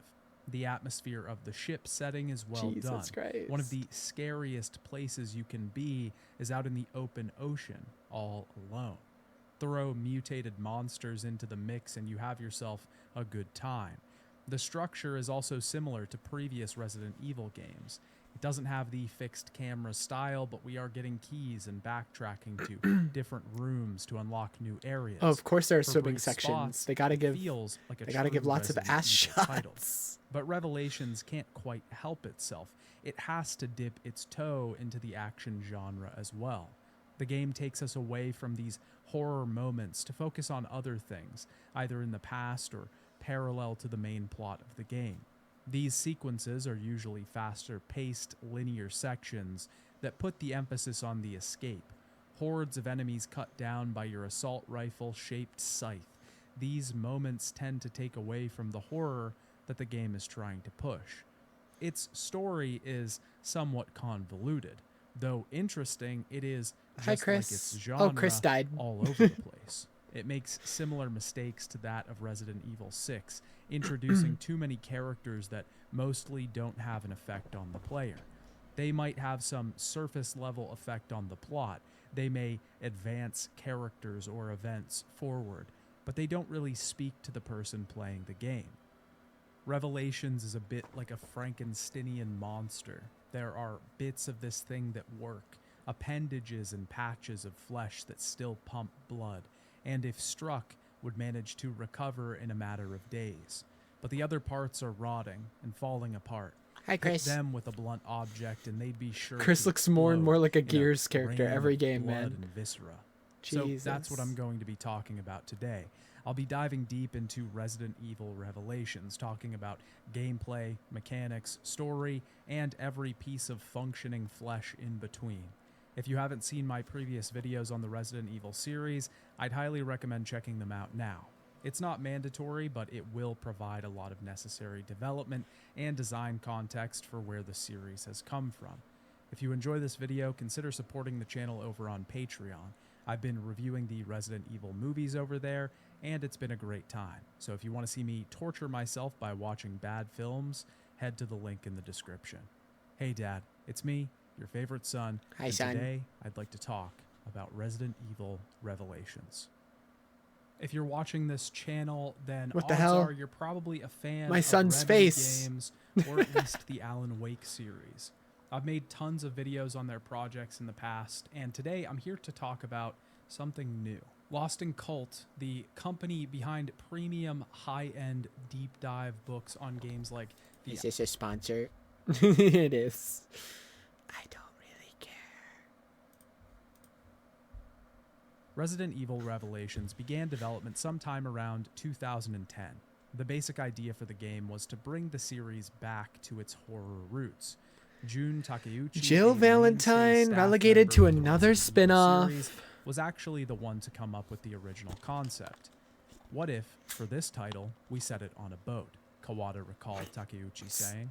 Seeing Good it idea. on a cruise ship, we'd be able to set it in a nice, scary atmosphere, similar to the original game. After Resident Evil 4 and 5 had been released, though they were successful, certain fans were more interested in the series when it was firmly planted in the survival horror genre. Since it had shifted to action, a lot of fans were clamoring for that lost style. The setting of a cruise ship was meant to create a constricted and scary atmosphere. Small hallways and tight corridors meant that the series would be moving away from the open areas of games like RE4 and 5. This was also an idea originally posed for Resident Evil 3 when it was still in a developmental flux. But RE Revelations was developed for the 3DS, and it was meant to be a 3DS game from the start. Since the team was making a game for the handheld market, they wanted to ensure that they brought high-fidelity graphics, a terrifying scenario, and good gameplay to the fans. They made a point of not thinking of Revelations as just a handheld game. But Masachika Kawada, producer on Revelations, was adamant that there was an art to portable games, rather than just being a cash grab or a way to get more entries out of a franchise. He specifically cited the fact that Japanese design had many cultural tricks to make things more efficient. We tend to take pride in the fact, at least we think, that we have some skill in being able to pack this variety of elements that hopefully people can really enjoy in this satisfactory and pretty way into a very small package. The same goes for developing games onto portable hardware. This was specifically in reference to the art of Makonuchi Bento, the small Japanese boxes stored with lunch food made to be portable. He also referenced Nimosaki, or double cropping, which is the practice of cultivating two crops on the same land within different time periods in the year. How does this relate to the development of Resident Evil Revelations, you ask? Well, the team was designing Resident Evil The Mercenaries 3D for the 3DS right before Revelations. They developed essentially two games for the same system, one after the other, using a lot of the same tech. Mercenaries 3D actually allowed them to get used to the 3DS hardware and iron out a lot of the issues that they had. Revelations was developed on MT Framework, the engine that was the precursor to the RE engine, but a lot of work had to be done to port the system for use in the handheld device. Developing the game for the 3DS also meant that the team needed to find a way to make the game easily digestible for playing portably in small chunks. Handheld players didn't tend to play for long, extended periods. I feel like this looks so the really team good for a decided to give 3DS the game. an episodic structure, not Did they dissimilar remaster to it or a some TV shit? show. Because of this episodic structure, they had to rethink the characters, though, and try to include some characters that they wouldn't have originally considered for an RE game. The game was eventually revealed at E3 2010. Because like it's Resident Evil widescreen and everything, so Revelations he was has to be released like on emulating it or January something. 26th, 2012 in Unless Japan, it did get a January remaster. 27th, 2012 in Europe, and February 7th, 2012 in North America, all for the Nintendo 3DS. The game was also released the next year on Windows, PS3, Wii U, and Xbox Yeah, it literally 360, has the and yeah. would be It, ported okay. to next-gen consoles. He's in mentioning that yeah, it 2017. got ported to everything I actually else as played well. the PC version of the game for this review. It's not drastically different from the original version of the game, aside from the fact that in the 3DS version, you can control the menus with the bottom screen. There is some additional content in the PC and console versions, mostly in that of extra weapons and outfits, but it's mostly the same game. Since Resident Evil 4 and 5 had taken a shift more towards action, Resident Evil Revelations represents a return to horror for the series. Of course, a few things in this game go against this design ideology. There will be points where the game descends into large action set pieces, but it's more rare than the moments where the game favors atmosphere and tension. Despite this, the game sports a third-person over-the-shoulder camera. Of course, like many other games in the series, our resources are restricted. We only get ammunition from the environment. We use healing herbs to refill our health bar, though we no longer combine them to create greater strengths or different effects. An interesting note about the gameplay for Revelations is that it is one of the first games in the series to feature the ability to shoot and move at the same time. Technically, the first game to allow you to do this was Outbreak File Number 2, but we'll talk about that game in a different video. This choice was a big one at the time, especially because fans of the series had been hoping that the mainline entries would give them this ability. This was an issue with Resident Evil 5 when it was originally revealed, but Revelations decided to include the feature right out of the gate. This was a hard decision for the team because they felt moving and shooting would reduce some of the horror that the game presented. They got around this by decreasing the player's movement speed a bit and increasing the movement of the enemies, giving them the ability to dodge shots more often. This was a way to offset the action byproduct that was created from the gameplay change. This works pretty well in Revelation's case, especially since we have the over-the-shoulder camera and the closer, more confined environment of the ship. The game is horror-focused for the most part, though. We will spend a lot of our time aboard the Queen Zenobia cruise ship. Moving through its hallways, we'll often be greeted by the sounds of enemies around the corner, waiting to attack. The atmosphere is really well done in this entry, and I did often find it scary when it was trying to be. The structure of the game in general really feels like the classic Resident Evil games, just without the fixed camera. A lot of the game is about solving puzzles or grabbing key items and unlocking new areas of the ship. The game expands its scope in some different areas that weren't my favorite, but we'll talk about those when we get to the story. We are outfitted with a variety of weapons across the course of the story, but inventory management is a little different in this game than it was in previous entries. We can carry as many items as we want. The only thing that we're really restricted on are our weapons. We can only carry 3 weapons at a time, but thankfully, if we pick up a new weapon, then we can obtain it, or our old one, at any time from an item box. Item boxes are no longer for storing extra key items, healing items, etc. It's more singularly focused on weapons. That's While how we can item switch boxes out worked in weapons and item RE4 boxes, Remake we can too. also upgrade They them were only here. for weapons. Upgrading weapons requires custom parts, which can be found in a variety of different ways throughout the game. We can get them from defeating particularly difficult enemies, or we can find them hidden in the environment. The custom parts all have a different attribute, and they can be equipped to the weapon to add that modifier. These can You know, he increase our started off this damage, video. fire. He hasn't really gotten to the story and stuff yet, so maybe his issues are to do with the story, because the gameplay so far, everything he's talking about seems completely fine. He started off this video saying he wants to love it, but like he doesn't. Compared to RE5 and 6, this just looks like another great Resident Evil game. Like, this looks very similar to, like, the games I've played.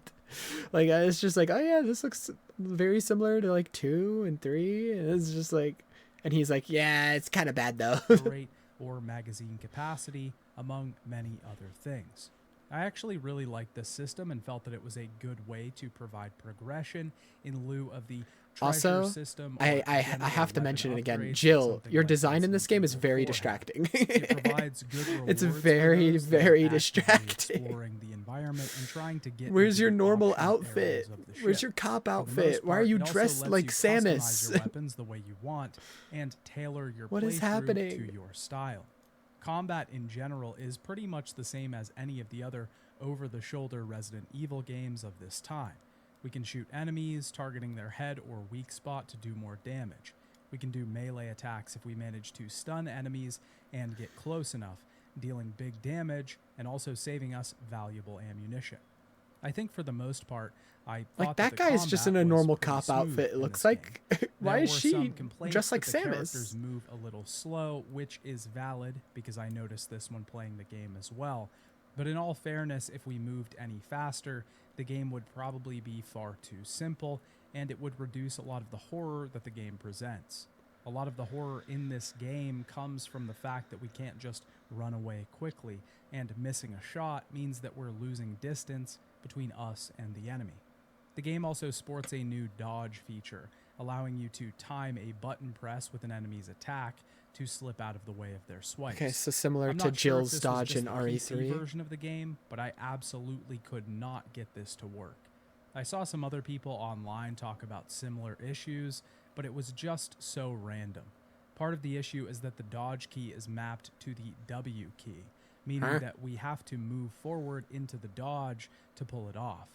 But I found so many Weird. moments where I accidentally dodged when I wasn't trying to, or moments when I didn't dodge and I was trying to. The other large new That's pretty system cool that there's like Revelations contextual introduces dodges and is then they'll the like Genesis slam into a scanner. TV. We get this piece of equipment pretty early on in the game. It's a new device that the BSAA has developed to collect data. Oh, We she can has a use it on normal enemies outfit and the there. Why isn't she wearing this? BSAA has developed to collect data. We can use it on enemies or the pools left by their dead corpses to increase. Dude, I was joking when I said she's dressed like Samus, but you're also going around scanning things like Samus. Our analyze meter. They made Jill When we into manage Samus. To fill this, we get a free healing item. You are encouraged to scan as many enemies as you possibly can because you're getting free items, so why wouldn't you? You can also use the device to search for hidden objects in the environment. These items are ones that you wouldn't be able to pick up otherwise. Again, this is sort of another way to reward players with a more patient and detail-focused playstyle to get more resources. I really like this mechanic in theory, but in the actual game it has a lot of issues.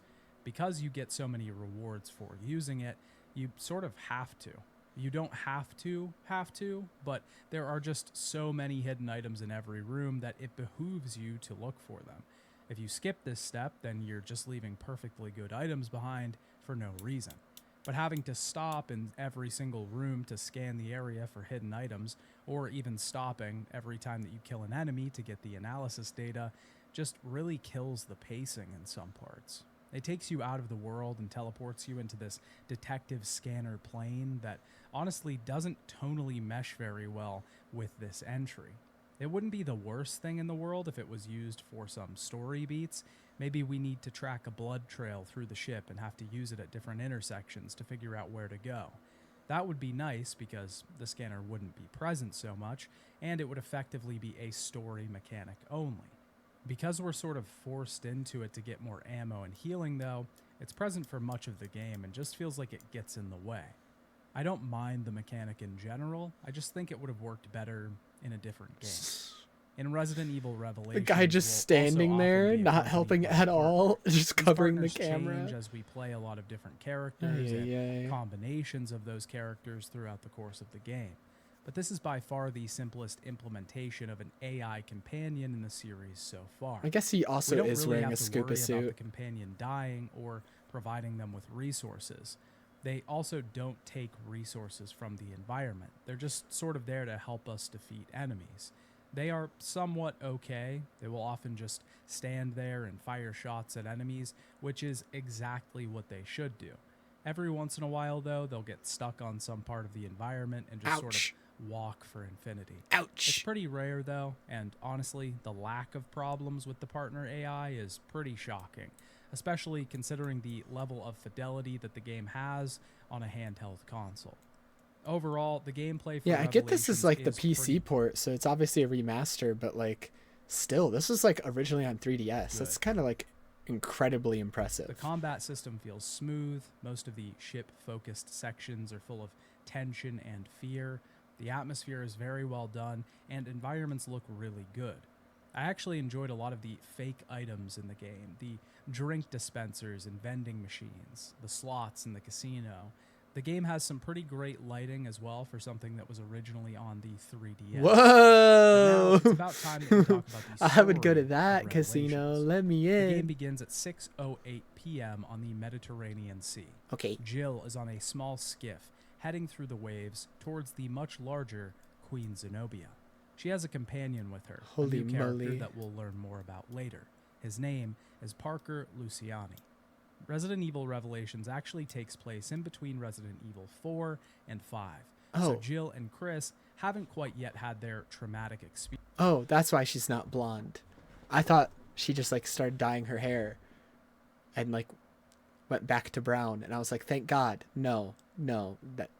Oh man. Experience at the Spencer estate. Oh man. As our two characters reach the ship, they find a grappling point and board the boat. They are looking for Chris and Jessica. They were out completing a mission for the BSAA when they dropped off the radar, and their last known coordinates put them on this ship. Making our way into the ship, we immediately see signs of trouble. Chris! Litter the halls, and an ooze is Chris, pouring where are out of the you? docks. A body quickly pops out of the vents. Whatever happened here, we're far too late to save any of the victims. Jill and Parker quickly find a grate, and Jill notices a weapon among the muck. As she reaches down to grab it, she realizes that it's attached to a hand. Luckily, it isn't Chris's arm, but we quickly see the group is being watched. Nice camera angle.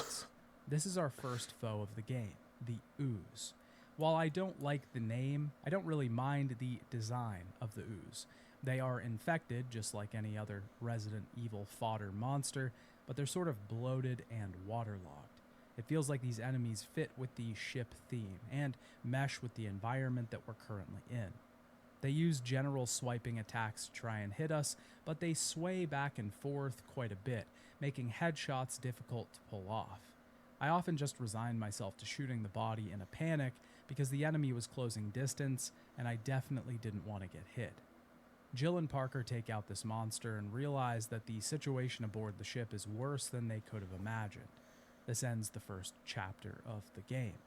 Resident Evil Revelations, as I said before, has an episodic structure, lending itself to handheld play in short bursts rather than the longer play sessions.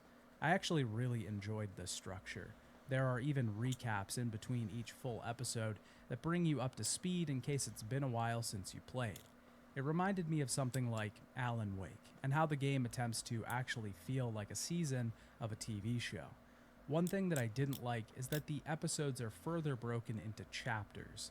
These chapters are far shorter and require you to interact with an end screen in between each one of them, allowing you to save if you'd like. It just breaks up the game a bit too much for my liking. I would have preferred if we got this screen only when the episode was finished, but again, this probably would have went against the design philosophies that the team had in mind. From here on out, I will note the end of episodes, but not the end of chapters, because they just come far too frequent. The next chapter begins with a news report that sort of sets up the backstory of the game. The newscaster is presenting a sort of retrospective report on the city of Terra Grigia, the world's first aquapolis and floating city. The city itself was incredibly futuristic, covered in solar panels and fully harnessing the energy of our nearest star. A satellite in the sky would even reflect the sunlight back to the city. In 2004, this all ended when a terrorist group called Veltro, who opposed the development of the city, Humanity released a could virus never. upon its Yeah. citizens, in addition to many BOWs. These weapons caused havoc throughout the streets, absolutely obliterating its population. Unlucky. The FBC was called in to deal with the situation. The FBC is not the Federal Bureau of Control, but the Federal Bioterrorism Commission. They are specifically American anti-bioterrorism organizations, whereas the BSAA is an organization sanctioned by the UN. The BSAA was brought in to assist the FBC. Headquarters eventually decided that the only way to deal with the situation was to use the solar energy matrix on the city, turning the satellite in space into a massive weapon that leveled Terra Grigia. The event is now known as the Terra Grigia Panic. This was officially the end of the terrorist group called Veltro. Revelations takes place a year later, in 2005, and the Terra Grigia Panic is sort of the foundation or bedrock that the story takes place on. The news broadcast then cuts off, and the story cuts back a few days to Jill and Parker meeting with Clive O'Brien, the head of the BSAA. They're on the same beach outside of where the now sunken city of Terra Grigia lays. Strange carcasses have begun washing up on the shore. We're introduced to the Genesis here, the new device that allows us to scan life forms and items. We're tasked with scanning these strange corpses around the beach, and eventually Jill finds a vial of liquid inside one of them, possibly a new virus.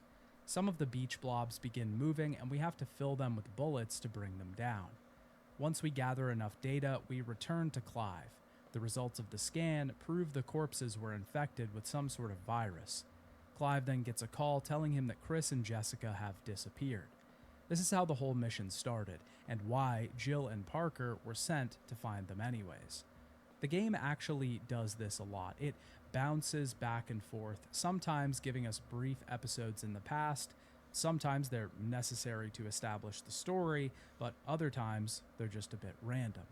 As a general point of criticism, I do wish this game stayed aboard the ship for the entire entry. I think if it would have, it honestly could have been an amazing RE spin-off, but it bounces around so much, off the ship in present day to cover other characters, back in time to establish backgrounds, and it just leaves the main story on the ship not feeling as important as it could be. It also makes you just want to be back on the ship, because that's the really fun part of the game. We jump back to the ship, checking in again with Jill and Parker. We quickly find Chris tied to a chair in another room, and Jill is tasked with heading through the ship to find a key to this room. We weave through the bathrooms, bunks, and hallways, eventually coming across a door marked with an anchor, noting that this entry also has the classic themed keys that give us access to different areas of the main environment. We eventually stumble upon a woman being eviscerated by the ooze monsters. We can take them down, but we're too late to save her, so we just take the key instead. Unlucky. Opening to the door where Chris is trapped, Chris. we find out that this isn't Chris at all, but a dummy made to trap He Jill fucking and Parker in died. this room. Chris The two just are fucking gassed, and a died. masked man shows up before our two heroes pass out. The next episode begins following Chris and Jessica as they are trekking through a snowy mountain. They're on a BSAA mission to find a Veltro camp on the other side of the peak.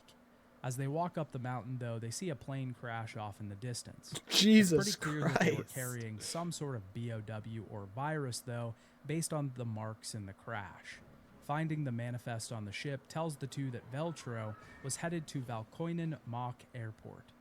Chris and Jessica head into some nearby caves and are met with new resistance in that of the Fenrir, the dogs of this entry. They basically function like all the other dogs in Resident Evil. They make large, leaping attacks from a distance. And they are similarly deteriorating, bones sticking out from their sides, feral grins washed across their faces. During this cave section, Chris falls from a great height into a chasm below, and we are forced to defend ourselves against an onslaught of wolves while we wait for Jessica to get down safely. Outside, Jessica located the airport with her binoculars.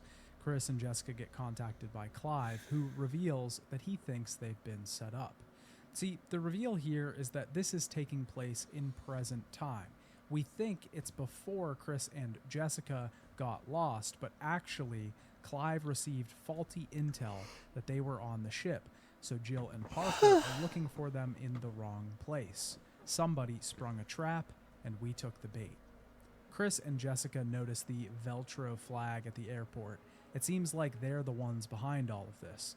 The two now have to head to the Mediterranean Sea to rescue Jill and Parker, turning things on their heads.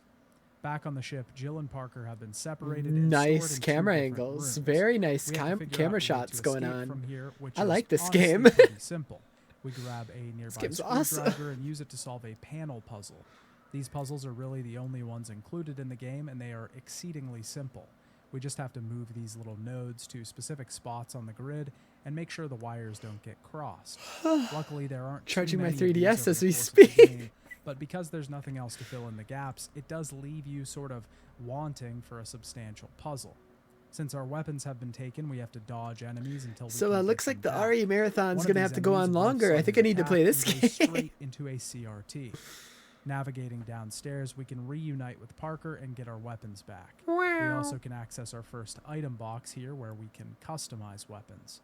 Our next goal on the ship, though, is to contact HQ and tell them what's 3DS. happening on the ship. Wow. We have to head up a nearby It feels elevator so and take it to real. the It's so bridge. immersive. Upstairs, we find out that the communications system has been broken, seemingly intentionally.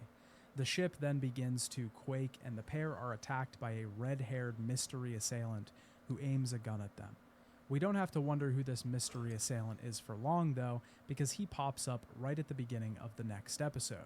This episode begins Ew. with a flashback taking place during the Terra Grigia panic. Parker and Jill at this time were working for the FBC, and so was this red-haired Double man, ew. Raymond. Morgan, the head of the FBC, is talking on the phone, but tells the crew to evacuate quickly. They're giving up the city. Clive confronts Morgan before we leave, telling him that the FBC is making a mistake by sacrificing Terra Grigia. Raymond heads off with the heads of their bureaus, and we head to the helicopter. In this stage, we have to move across various office buildings while fending off attacks from BOWs. These enemies are the standard hunter that we were introduced to all the way back in the first Resident Evil game. They're pretty quick, and instead of swaying around like the ooze, they actually jump all over the place, once again making them a more difficult target. We'll come back to Terra Grigia a couple times throughout the campaign, and these, in addition to the snowy chapters in the mountains outside of the airport, are definitely the action chapters of the game. For these brief periods, the game swaps its style from atmospheric horror aboard an abandoned seafaring vessel to fast-paced action fighting souped-up BOWs. It's definitely a bit of tonal whiplash between the two, and while I would say that Revelations mostly tries its hand at returning the series to its horror roots, it can't help but dip its fingers into the modern action style of the time. These were probably my least favorite parts of the game, and like I said before, I usually just wanted to go back to the ship. I had keys to find, secrets to unlock, keys to find. I extra got puzzles to weapons do. upgrade. Leave me alone. Suddenly, I'm transported to Terra Grigia, and none of that really matters for a bit. In the context for the story, it does provide more background information. It does develop the characters more. It does create a more fleshed out world for this spin-off. Who the hell's but that? It also leaves the product feeling a bit all over the place. She's got the As Roblox Parker smirk. and Jessica escape the building and take the elevator to Oh, the that's helipad, Jessica. They discuss how much this Not feels my like head. Raccoon City. You know, with the whole nuking a city and everything. The two hop on the helicopter and we see a detailed cutscene of the destruction of Terra Grigia. It's actually one of my favorite cutscenes in the game. Buildings are crashing into one another, solar panels are crumbling under the heat, all while shining in the reflected sunlight. As Parker and Jessica ride away from the crumbling city, they remark how futile their efforts to help were. We then jump back to the present day on the Queen Zenobia. Parker realizes who Raymond is, so that whole "who are you" thing from the previous cutscene was just a fake Why is out, I guess. Conan He basically tells like Jill evil and Parker that and they're in over Resident their Evil? heads. What's They going don't on know here? Who they're fighting or why they're here. Even though Jessica now works for the BSAA with Chris, Raymond still works for the FBC, which is important to understand because he doesn't exactly seem like he's on our side at this point. Downstairs, we can find some memos, one specifically to the staff and the crew of the Zenobia. It seems like a sort of orientation document for the workers there, but it gives us a brief description of the various areas of the ship. The Gothic-style promenade hall, the card game and slot machine casino, a variety of restaurants Yay, and shops, gambling! I love and the gambling. Solari. And in the next room, we can find a document that lists the history of the ship. The Zenobia was part of the Paraguas line and was constructed in 1978. It was meant to replicate the golden age of cruise ships, and the design was actually based on blueprints left behind by George Trevor. I If you don't still love remember, gambling. George Trevor was actually the architect behind the Spencer Mansion and father to Lisa Trevor, introduced in the RE1 remake. Dang. This is another example of Resident Evil attempting to throw in these little Easter eggs and connect games into the overall lore that's just kind of unnecessary.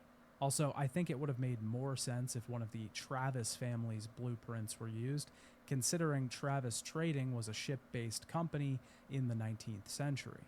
This memo also goes deeper into the meaning of the name Zenobia, referencing a queen of the Palmyrene Empire. Jill and Parker find a crest and a key down here, granting us access into further rooms upstairs, but also giving us the ability to get the shotgun, which has been locked up until now. With this new key, we can head into the Promenade Hall, a massive 4-story area that acts as a sort of crossroads to many different parts of the ship. Revelations, in its larger areas, uses these small sort of airlock rooms as loading screens. We enter one door quickly, and the second door takes a few extra seconds to load in the next area. It's certainly not the first game in the world to do this, but it was really cool to see a game like this do away with a lot of its loading screens. We can find access to the emergency communication room nearby, but we can't get in without the key, so we need to track down the comms officer who's nearby. Heading into the small cafeteria / shopping strip, we can hear the comms officer, who has been infected, but still makes his SOS calls throughout the echoing halls of the ship.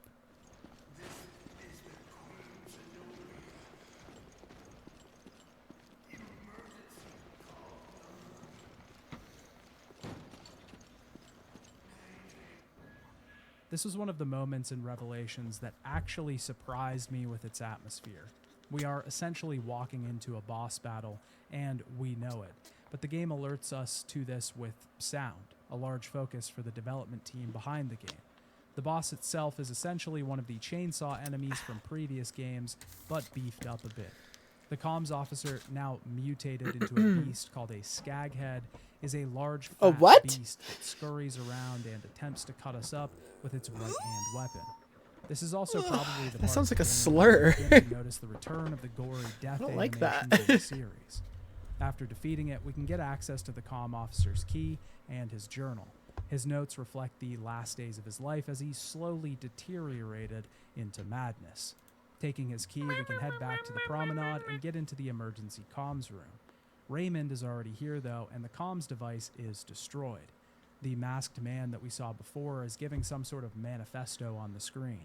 He claims to be a part of Veltro, and he wields a new virus called the T-Abyss virus. They are prepared to infect 1/5 of the Earth's water. He displays this virus 1/5 and of its the incredible Earth's capability water. to turn fish into swimming beasts. Or as a character nicknamed Jackass puts it, He's turning guppies into jaws. the masked man reveals himself, but it's no Wow. one we've ever seen before. He seems to quote the Divine Comedy quite a lot, because it's confirmed Why have a mysterious masked character if it's not an important character? That's crazy. Veltro is behind all of this. Okay. Clive sends out 2 BSAA agents named Jackass and Grinder to head back to the airport. that Chris Jackass and Jessica Grinder. just left. Okay. Chris is with his partner on a helicopter searching for Jill and Parker, and he promises to find his old friend once again. The next episode begins as Raymond theorizes that Veltro is back because they want vengeance for what happened at Terra Grigia. The comms system here isn't working because the emergency power is on and it needs the main power to work, which honestly just seems like a terribly inefficient system to me. This means we need to head to the engine room and get the power back on. On the way out, Raymond gives us a key and talks about the fact that his partner, Rachel, has been lost somewhere in this ship. We'll deal with her later, but first we head through the casino in the ship. Here we can turn the power on. Let's face go, now some we can mutated gamble. fish jumping from the fountain, and play some slots to get enough Yes. coins to solve a puzzle that gets us in the VIP. I love room. gambling. We find a large I'm censoring her elevator nearby boobies, that will my get us to bad. the engine room, but we have to take another elevator back to where we entered the ship to get the key. It happens to be nearby I the love dead woman we gambling. found earlier, who turns out to be Rachel. Rachel has been infected, though, and has Oh, mutated she looks into great. an incredibly difficult to defeat Ouch. enemy. She is very fast, deathly strong, and hard to hit. We can actually kill her here to get the key, but she's sort of like a stalker enemy for this entry. I'm hesitant to call her a full stalker enemy because she doesn't follow us generally throughout the whole game. We'll just have certain segments where we can fight her again or avoid her entirely, and she never really dies. I guess she's more similar to something like Lisa Trevor than she really is to Mr. X. On our way to Rachel, we can Mr. actually X. re-enter the room where Jill and Parker were trapped earlier. We can find a memo called Mysterious Instructions that lists out tasks for some sort of team carrying out an expedition on the Queen Zenobia. Expedition They 33. were wary of Jill and Parker arriving and didn't want them to interfere with the mission. They were meant to mislead us for some unknown reason and to not engage. Rebecca's memo that she left behind also noted that she didn't want to come on this mission. She figured out that the ship was used as a base of operations for the attack on Terra Grigia. We take out Rebecca, head back to Rachel. Parker, and get the elevator working to head to the engine room. The next episode begins, and this is where the game starts to Poor go off the Rebecca. She rails was in like By that, I RE0. don't She was a mean side character in large, Resident Evil 1, unrealistic and she monsters hasn't been a attacking game us. since. I mean, tonally. Poor Rebecca. We jump over to 2 new characters, Jackass and Grinder. They're at the airport in the mountains looking for any sign or plans from Veltro. The whole tone of these And she's characters is technically just in way Resident more Evil 2 comedic because and Wesker has a funny creepy than the rest photo of the her in game. a swimsuit in his Jackass desk. is a big goof who But really just kinda she does doesn't whatever actually he appear wants in and it. says anything that comes to mind. Grinder plays more of the straight man here, but the whole thing is just goofy. This is one of the downsides that comes with Revelations trying to make their game take on an episodic format. They include these characters that would probably work in a normal TV show, but here it just sort of detracts from the actual horror that's going down. Every time we jump back to Jill and Parker, we need time to get back into the horror, to sink into its depths and really understand what's going on, to shake off the goofy dust that's been scattered all over us from the previous sections. It also doesn't help that their chapters are mostly short and poorly paced, and not much really happens in them outside of the last one. On top of that, Jackass is revealed to be stalking Jessica right when we first meet this character, which, just makes him such a lovable and funny guy. The two break into a Veltro base, which is really just a short scattering of a couple hallways and 2 rooms. They find some footage of a plane taking off from the base. It was attacked by hunters before leaving, which is what took the plane down in Chris and Jessica's chapter. There's some other footage that shows an invisible BOW attacking people inside of the facility. What the hell? We find a memo nearby from the dead soldier, and it's clear that he was completely indoctrinated into Veltro. Sacrifices, hounds of death, purging the world, all that neat stuff. The two eventually find a security token and need to head to the crash site of the ship to figure out where the freighter is. We then jump back to Jill and Parker on the ship. This whole area of the ship is flooded and the water is filled with new enemies. A breed of fish that jumps out of the water and attacks called the Gyozo, the same enemies we fought back in the casino fountain. And the sea creepers, a new blob that is far more sneaky in the flooding and manages to pop out almost instantly. This whole area of the ship is very industrial. It's the guts, the engine rooms, the soot-covered workplaces of the ones keeping the vehicle floating. This is in direct contrast to the lavish areas that we've been to thus far. The beautifully decorated promenade, the bright neon-lit casino awash with cash and high profits. It almost paints a picture of the ship itself, what it looked like when it was still functioning. This theme will slightly come back into play in the overall plot later. Down in the engine room, we have to solve a puzzle to get the engine working again. We can pull some levers that stop steam from coming out of the pipes, giving us access to different areas of the ship. Eventually, getting a cog and a key to start up the working engine again, we can activate the system. But this locks the doors and begins to flood the entire room. Jill and Parker are in serious danger. We then cut back to Clive at the BSAA headquarters. Jackass and Grinder are still looking for traces of Veltro in the mountains. We then go through the recycled crash site map that we already perused with Chris and Jessica. This time around, though, we fight the invisible BOWs that we saw before, which are just basically hunters that can go invisible. After defeating them, Jackass begins hacking the security terminal. They end up finding the coordinates for the ship, but they find out Veltro is looking for the ship as well, even though it's their own ship. Chris and Jessica are given the coordinates as well, meaning that they can head straight there and hopefully rescue Jill and Parker from drowning. Chris and Jessica arrive on the ship, and we have to weave through the hallways, retracing the path that Jill and Parker took. We end up fighting 2 skagheads in the casino, and as Chris and Jessica head down the elevator, we see Jill and Parker close to drowning in the engine room. Oh, they're They fine. head through the same areas, now devoid of any of the flooding that we saw before, and when they get to the engine room, they find no flooding at all, not even Jill and Parker. It's at this time we realize Chris and Jessica are on a different ship. Bruh. This is a pretty big reveal and a massive fake out. There will be some sort of explanation later. And they're on the wrong it's honestly boat. Just a good twist that really took me by surprise. I imagine a sequence where Chris and Jessica stop the water and these 4 characters are reunited, but the game decides to take a pretty decent swerve in the other direction. Back on the Zenobia, we have to swim through the water as Jill and collect some pipes so that we can open an escape grate for us to get out through. Parker and Jill are saved. They lower the Nice ballast camera and finally angle. get power to the ship. But there's one more problem. The antenna is out on the observation deck. It needs fixed, and that's our next mission. We then jump back to the other ship, the Queen Semiramis. They're still trying to locate the other ship at this point since they found the wrong one. Back aboard the Zenobia, But it Jill looks and exactly Parker the head same on towards the inside. observation deck, but on their way up the elevator, they are assailed by a course. strange creature. It attacks with its tail and face, and we have not much to do but to shoot and stand in the elevator. This is not the whole boss battle though, because we meet it again on the way up. This is our first, like, sort of full boss fight with the creature called Drog Hignazo. Its This body fight makes actually no sort of sense feels to like me. a legit Resident Evil boss battle. This creature has a massive shell on its back, meaning that we can't just damage it by firing willy-nilly. We have to target its exposed tissue, either on its stomach or what I guess you could call a head. I like the design of this boss, particularly because it's almost difficult to discern what we're even looking at here. This thing is so malformed and strange that it seems as if it was never human, or at least not of this earth. It really exemplifies that grotesque mutation theme that Resident Evil has always had.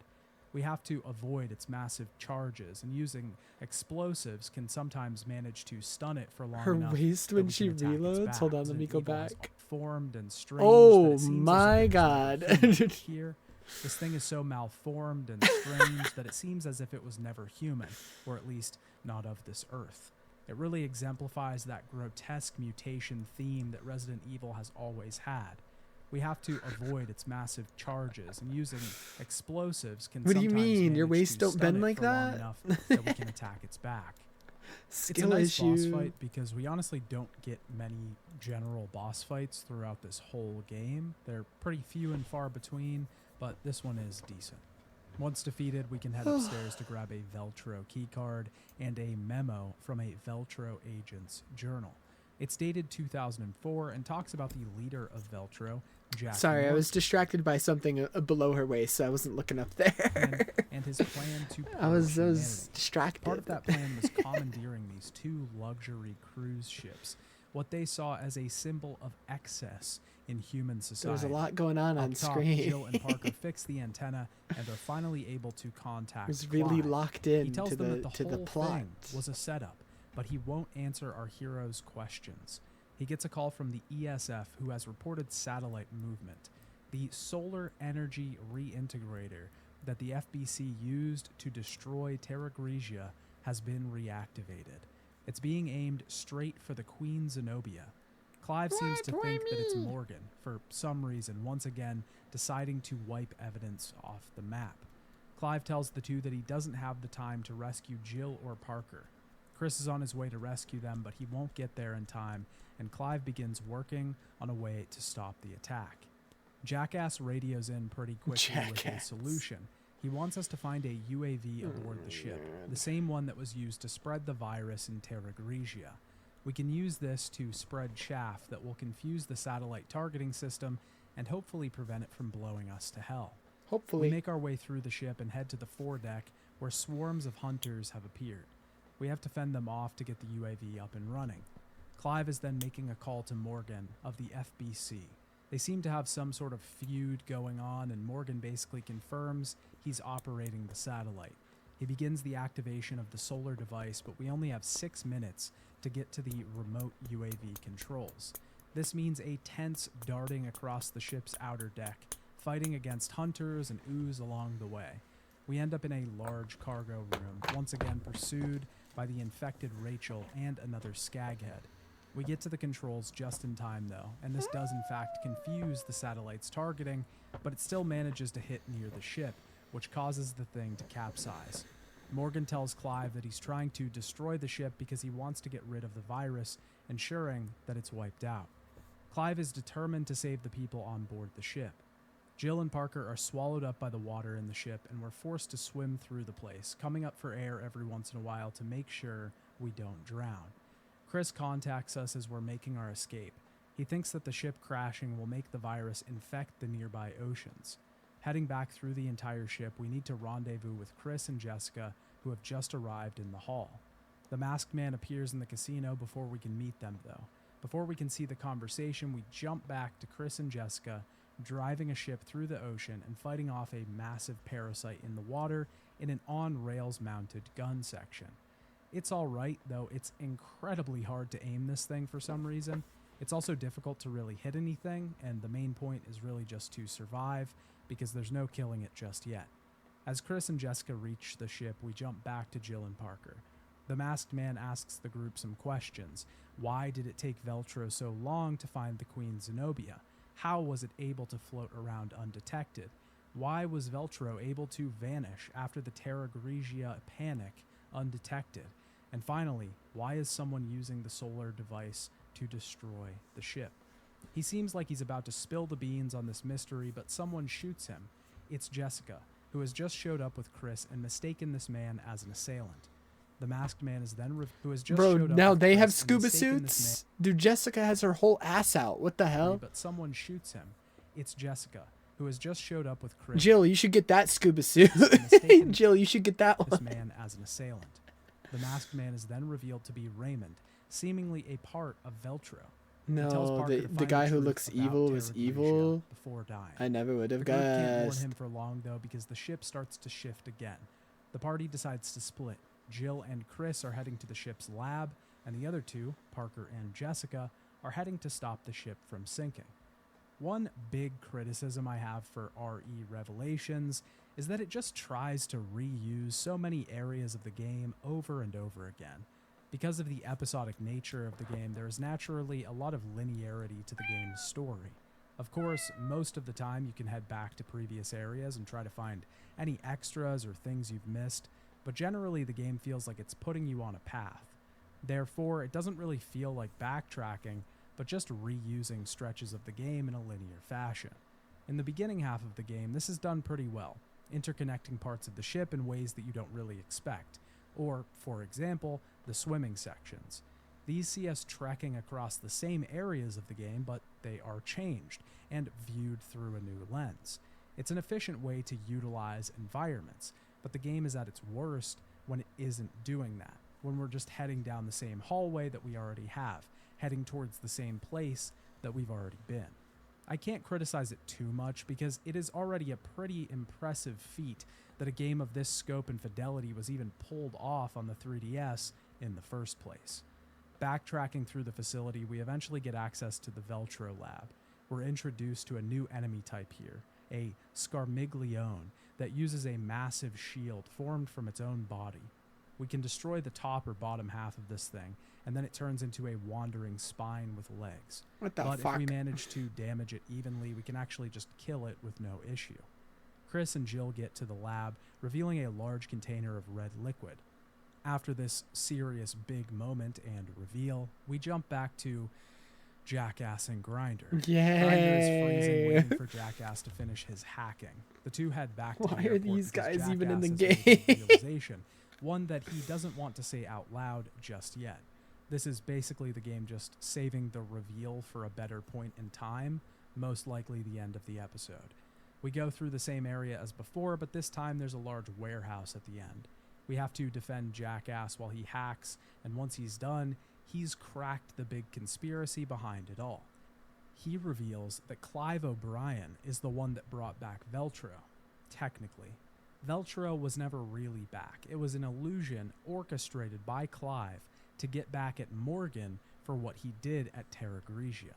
They're trying to send Clive some information, but as it's sending, the whole airport is hit by a bombing run, taking out the two goofs in a blaze of glory. Back at the lab, Jill and Chris realize Wow. they're surrounded by the T-Abyss virus. We have to get deeper into the lab, past the pesky laser fences that currently block our way. We can't actually see these lasers unless we touch them, or if we use the Genesis. This is actually the only time in the entire game that the Genesis is used for a puzzle, and it's a really good implementation of this new gadget. I really wish they would have done more stuff like this because it was a moment that the game really started to shine for me, albeit very briefly, but it still happened. But it was just so shocking that they never really used this device outside of the general scanning and this section. After we get through the lasers, we can start to comb through some nearby memos that, as all Resident Evil lab sections do, start to clear things up a bit. The T-Abyss virus was created, shockingly, out of the Abyss virus and the T-virus. The liquid form of the virus could, if dispersed into the water, contaminate the entire world's oceans very quickly. Jill heads upstairs alone, tries to synthesize a cure, but also to get a password that Chris needs to access a terminal. Up here, we can see the floating tentacles in the water outside the lab. She finds a very important memo on the body of a dead worker, though. It reveals that Morgan, the head of the FBC, was behind the original attacks on Terra Grigia. He gave Veltro the virus, then used the data from the virus's spread, and eventually covered up the evidence of the attacks by destroying the entire city. After Jill gets the password, the chamber is flooded, and she swims back downstairs. As they begin to neutralize the virus, though, Morgan contacts them only to say that he plans to kill them and further erase any evidence of his misdeeds.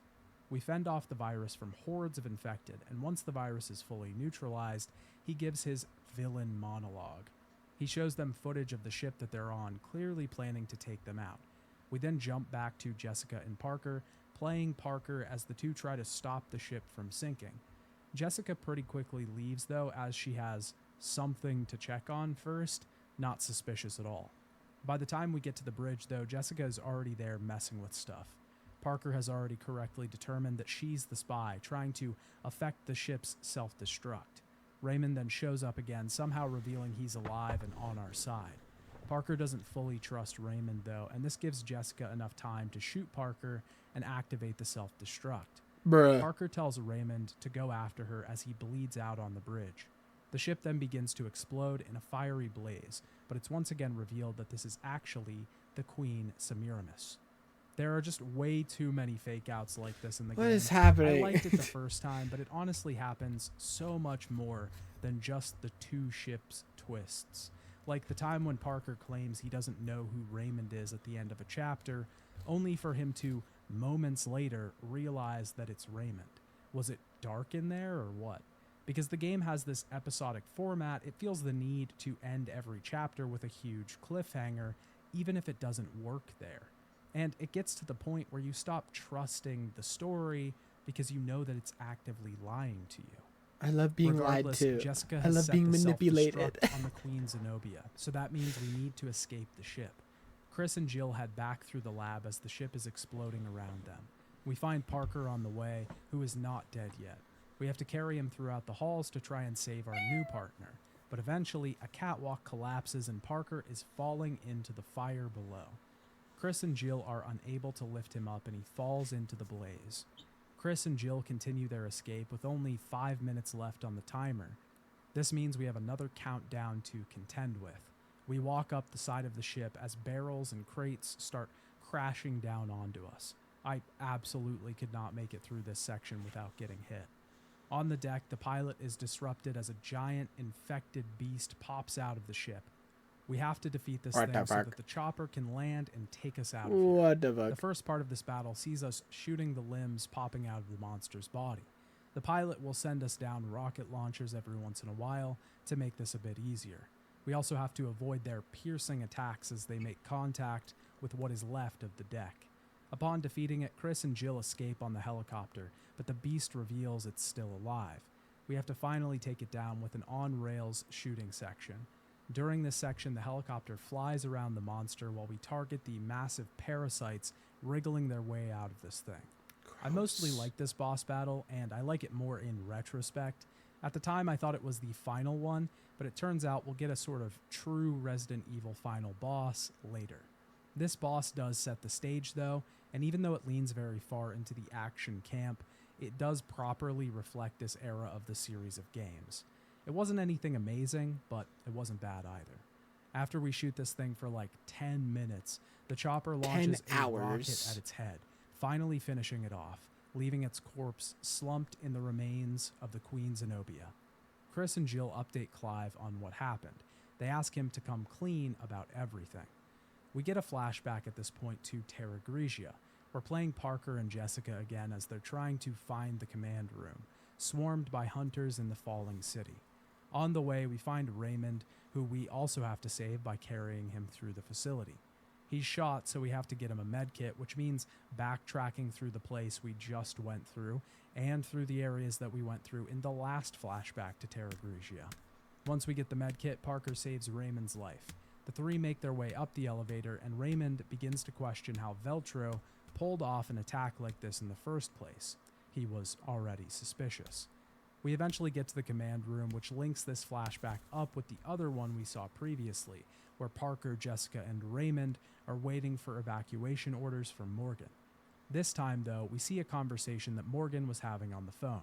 He's talking to Norman, the real head of Veltro, giving him the bad news that his resistance is over. But Norman already has blackmail on Morgan. He threatens to release all of the information he has that proves Morgan was behind this attack. We then jump back to present day on the collapsing Zenobia. Parker and Raymond are in the guts of the ship. Parker somehow survived the flames, but Raymond decides to save him, just like Parker did for him back in Terra Grigia. Back in the chopper, Clive reveals that he and Raymond were working together. They orchestrated the revival of Veltro, all to try and implicate Morgan for what he did in Terra Grigia. Clive reveals that Jackass and Grinder found evidence of a third ship before they died. Back at the BSAA, the organization is being taken over by the FBC, and they're arresting Clive.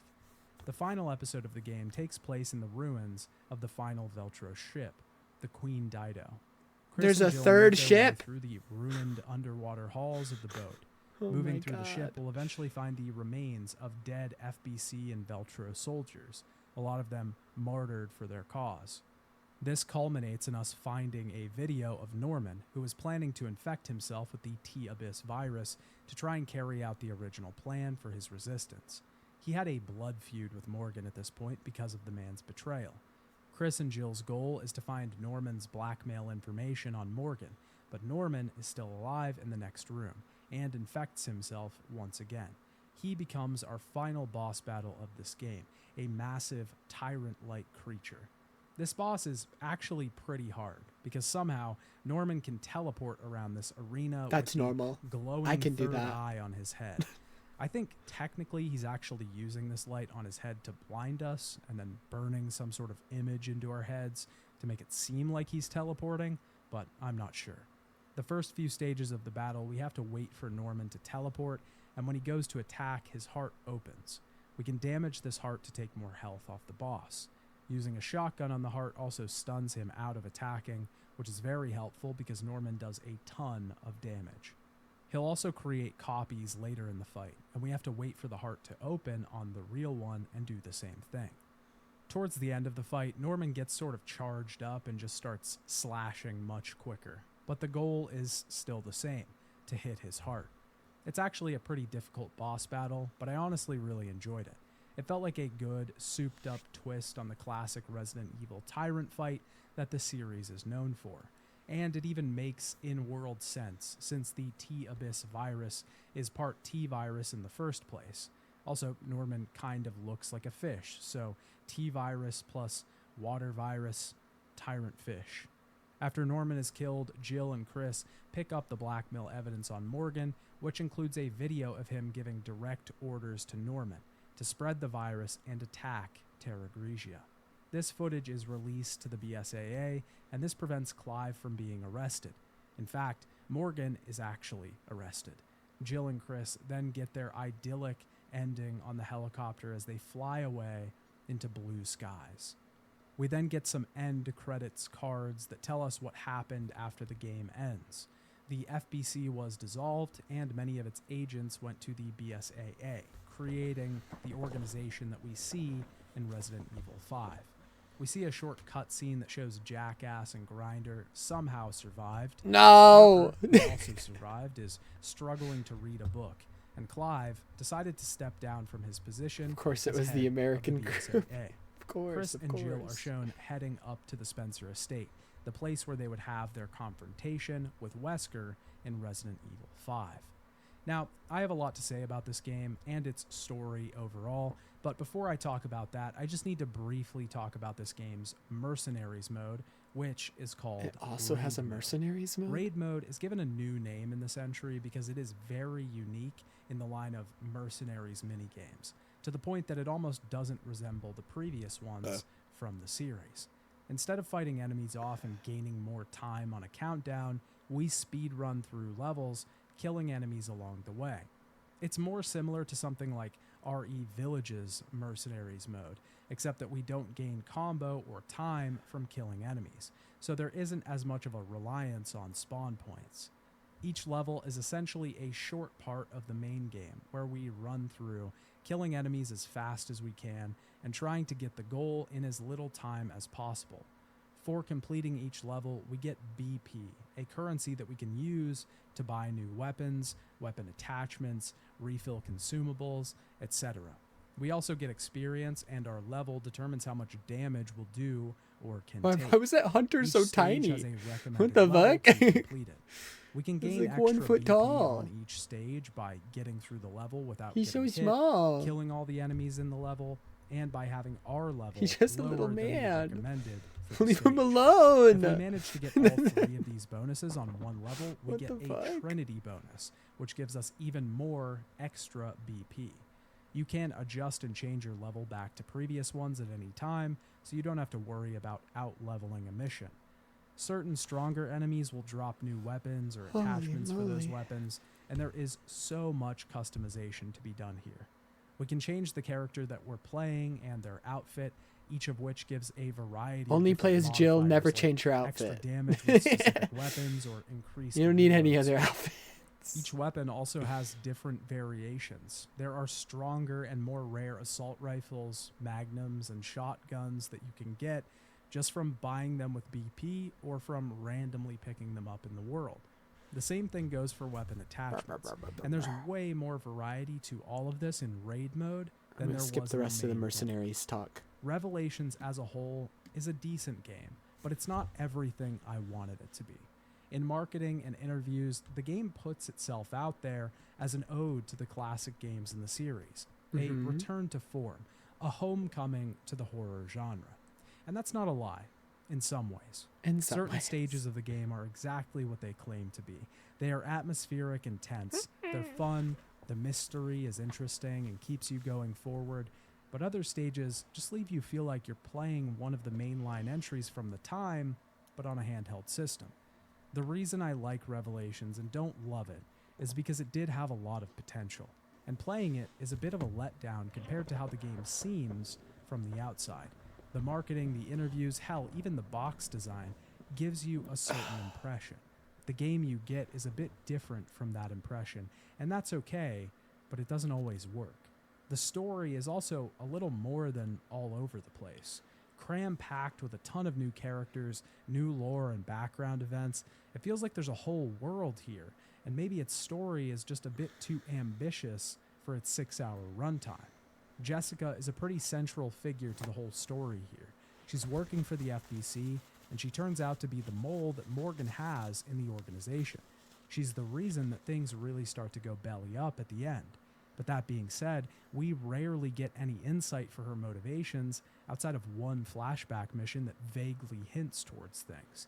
This is, of course, rectified in the last cutscene from the game when it's revealed that both Raymond and Jessica are working for Tricell behind the scenes. This sort of explains things, but not really. Was she just getting the virus? What did Tricell want her to do there? Raymond is in a similar camp, a double, triple, whatever agent working for multiple people. Parker is probably the most contextualized character out of the new group. He clearly cares for the people Jessica's he's working fit with. goes He hard cares too, for yeah. Jill and Chris, and even went incredibly far to save Raymond in Terra Grigia. That act of kindness saved his own life further down the line. But don't even get me started on Jackass and Grinder. Grinder is basically a nothing character, just meant to play the straight man to Jackass's weird, nerdy stalker jokes. Jackass himself is classic hacker bro, and it doesn't really go anywhere beyond that. They do things that affect the story, they advance the plot and help out, but the characters themselves feel like they could have been switched out with anyone and it wouldn't matter. Morgan and Plus, Clive he's a are sort of stalker. interesting. They have this feud going on that essentially fuels the entire narrative, but a lot of their Had to slip that interactions in. just boil down to, I got you backed in a corner, and then the other guy says, actually, I did something you would never expect, and then we get a big twist. Norman is sort of the ultimate antagonist of the game, though Morgan is definitely a bigger antagonist. Norman is the actual last one we fight, but he's barely in the game at all. He just is kind of this background character, and then he appears at the end, and he's our final boss. Jill and Chris themselves are fine. They're just the normal characters we've already seen before. But the whole thing just feels off, and it's never really quite clear what's going on. This is kind of one of the big issues with making complex plots in a Resident Evil game. The series has always been pretty simple. Get too convoluted and it just doesn't fit with the series. Other games are convoluted, but normally just in their finales or explanations for previous events. Generally, when you boil it down, they're all pretty simple tales. With Revelations, we're dealing with 2 national organizations and a resistance organization, but the resistance organization is being controlled by one of the other national organizations, and actually, the resistance organization reappearing is the other national organization. It's just so incredibly odd, and it never really carries any weight with the new complexity that it brings. The gameplay itself is generally fine, and the whole package is pretty impressive when you realize the game came out on the 3DS. It's definitely one of the better games in the action era of Resident Evil, and I would take this over 6 any day of the week. But it's for all these reasons that I can't say that I love Resident Evil Revelations. I just kind of like it, and that's okay. The game was a general success with critics and fans alike. The game currently has an 82 out of 100 on Metacritic, with most outlets praising the blend of genres and the fact that it was a great handheld title. The game sold well, especially for a 3DS game, but Capcom wasn't incredibly impressed with its numbers. Well, the game had of course they were. Budget, so It's they were fucking hoping Capcom. they could get just a little more out of it. That didn't stop them from making a sequel on the same system, though. But we'll talk about that next time. Oh boy. Bye, Dad. Bye, son. I don't catches me off guard every time when he says bye, Dad. Oh my god. And then the title of the next one was Revelations 2. Really that bad? Oh boy. Farewell, my son. I'm so intrigued. What makes a game? Oh boy. Apparently this one's bad. Oh boy. Oh boy. Oh boy. What makes a game feel like Resident Evil? Hello again, my Is it son. the grotesque mutated beasts that roam the corridors? Is it the maniacal villains searching for power among the infected? Is it the lab hallways filled with test tubes and technical equipment marking the finale? If that's the case, then Resident Evil Revelations 2 would fit all the criteria. Who's Yet this it doesn't child? really feel like a Resident Evil game. Is that Claire? The project seems to take inspirations from the contemporary horror successes of the time, The Last of Us, Alan Wake, and Silent Hill. The game doesn't completely jump the shark or veer off of the franchise trajectory. The goal is still the same, to make a good horror game. In some ways, Revelations 2 succeeds on that goal. There are interesting enemy mechanics, good environments, and sound narrative decisions that change Who the old hell are these other characters people? into something new. I recognize But Claire, much like I the think. first Revelations, the But- sequel feels clunky and unfinished. Certain mechanics don't mesh well with this world. Implementing stealth sections into our survival virus Again, this is a tale fucking feels like 3DS the game? That's spin-off crazy. series is trying to wear the skin of Probably another game. another The remaster, focused but narrative still looks feels a lot crazy. more tailored to my interests than the complicated terrorist plot of the previous entry, but it still leaves you wanting in some areas. Resident Evil Revelations Who the 2 hell are is you? nothing amazing, but when it released, it was a necessary project. This spin-off series was trying to satiate the fans of the series who wanted more horror from Resident Evil in a time where the main series was doing away with this idea. Is that But when the Rebecca? numbered entries finally turned back to horror, there was no place for Revelation any longer. I hope Does that's this Rebecca. game Rebecca hasn't stand the been test of playable since time, fucking or was it a necessary evil RE0. for the brief period when the fans I don't think it's Rebecca. Well, now that they're that's what I'm turning their gonna be head, I think it's a talking boy. about today. I'll be reviewing I thought it Resident was Rebecca for a second, but nope, I think that's a boy. Evil I think that's a teenage boy. Revelations 2, talking about gameplay, Oh, my mechanics, head. story, and Rebecca's every still necessary missing. Where evil the in fuck is between. she? If you haven't seen my previous videos on the Resident Evil series, I would highly recommend checking It those happens. out. If you enjoyed the video and want to support the channel, consider heading over to my Patreon, where I've been reviewing the Resident Evil movies. Spoilers for Resident Evil Revelations 2. Hey Dad, it's me, your Hi, favorite son. son, and today I'd like to talk about Hey, Resident Dad. Evil Revelations 2. After the relative success of Resident Evil Revelations for the 3DS, Capcom decided to turn the games into their own separate spin-off series. It was clear that since the series was heading in a more action-focused direction, the audiences were still craving something closer to the traditional survival Oh my god, horror the model. camera shake. Revelations 2 began development with the intention to keep providing those audiences with something that was tonally different than the numbered entries in the series. Who's this random Yasuhiro teenage boy Anpo running was around while brought on Claire's to trying to direct shoot the second game in monster? spin-off series. Anpo had Oh worked my on goodness. Resident Evil 1 and 2 as a programmer, directed production on Resident Evil 5, worked on both Lost Planet and Onimusha Warlords, and would eventually go on to direct the RE2, 3, and 4 remakes. Damn. He was obviously a great choice to head the next entry in the series, but the entire team had already either worked on a Resident Evil game before, or they had worked on the first Revelations game. There were a lot of veterans stepping up to try and make this game work. Revelations 2 would separate itself in a lot of ways from the first game, but one of the largest ways that it did this was through its distribution. The first game in the series followed an episodic format, much like a TV show. It tried to give players a lot of breakpoints at which they could stop, since the game was developed for a handheld console. Revelations 2 was not released on handheld consoles, though. It Oh, was I thought it mainly was. released on the home consoles of the Never mind, that's why it looks so crazy. I was like, there's no way this is a 3DS game. He just said they made a sequel for the same system, though. Did he lie? time, and each episode was distributed separately. Players could purchase episodes as they released or buy the entire lied. season all at once. The disc version was sold as Is well. that a with all boy? I episodes can't tell. included and some Who's this extra random content child only available that I don't know the on gender that of? version. This was a big change for the series and untrodden ground for the franchise. Claire, who is this At the random time, child? Episodically released games were on the rise with the success of games like The Why are you Walking playing Dead. as a child? Capcom seemed to be interested in taking a similar route. This was primarily due to generating interest. The week between each episode's release would increase interest in audiences instead of just the initial surge when the game dropped. But they also felt that it would allow players to discuss the episodes in between releases. One thing we want to do is try to foster communication between players who are enjoying the game. See them exchanging ideas about how they felt about this week's episode and what they think will happen next time.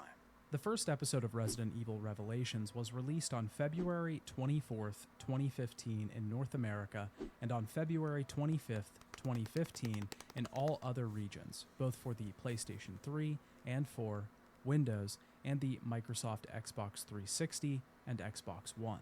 I played the PC version of this game for this review.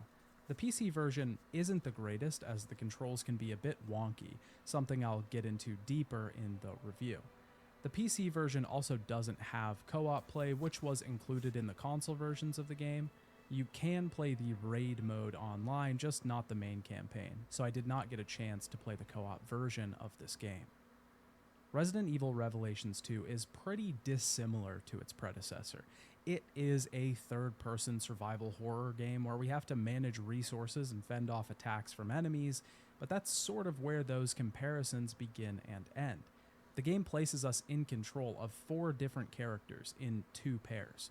The first that we're introduced to is the returning Claire Redfield, who hadn't been a playable character at this point since Who her the hell appearance is in that? Code Okay.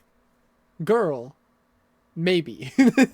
Either girl or really feminine boy.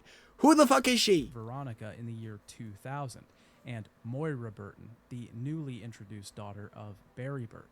The other pair is the returning Barry Burton, not Natalie seen as a main Portman? character in a game since RE1 and its remake in 1996. Oh wait, that's and Barry?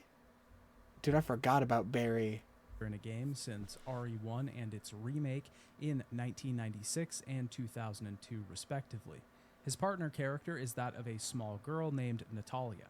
Each of these partner characters have their own respective abilities, pros and cons. Yeah, him when playing either taking care of this small child surrounded by zombies, they were definitely trying to chase the popularity of The Last of Us. Capcom is not subtle whenever they're just chasing a trend. They make it very fucking clear.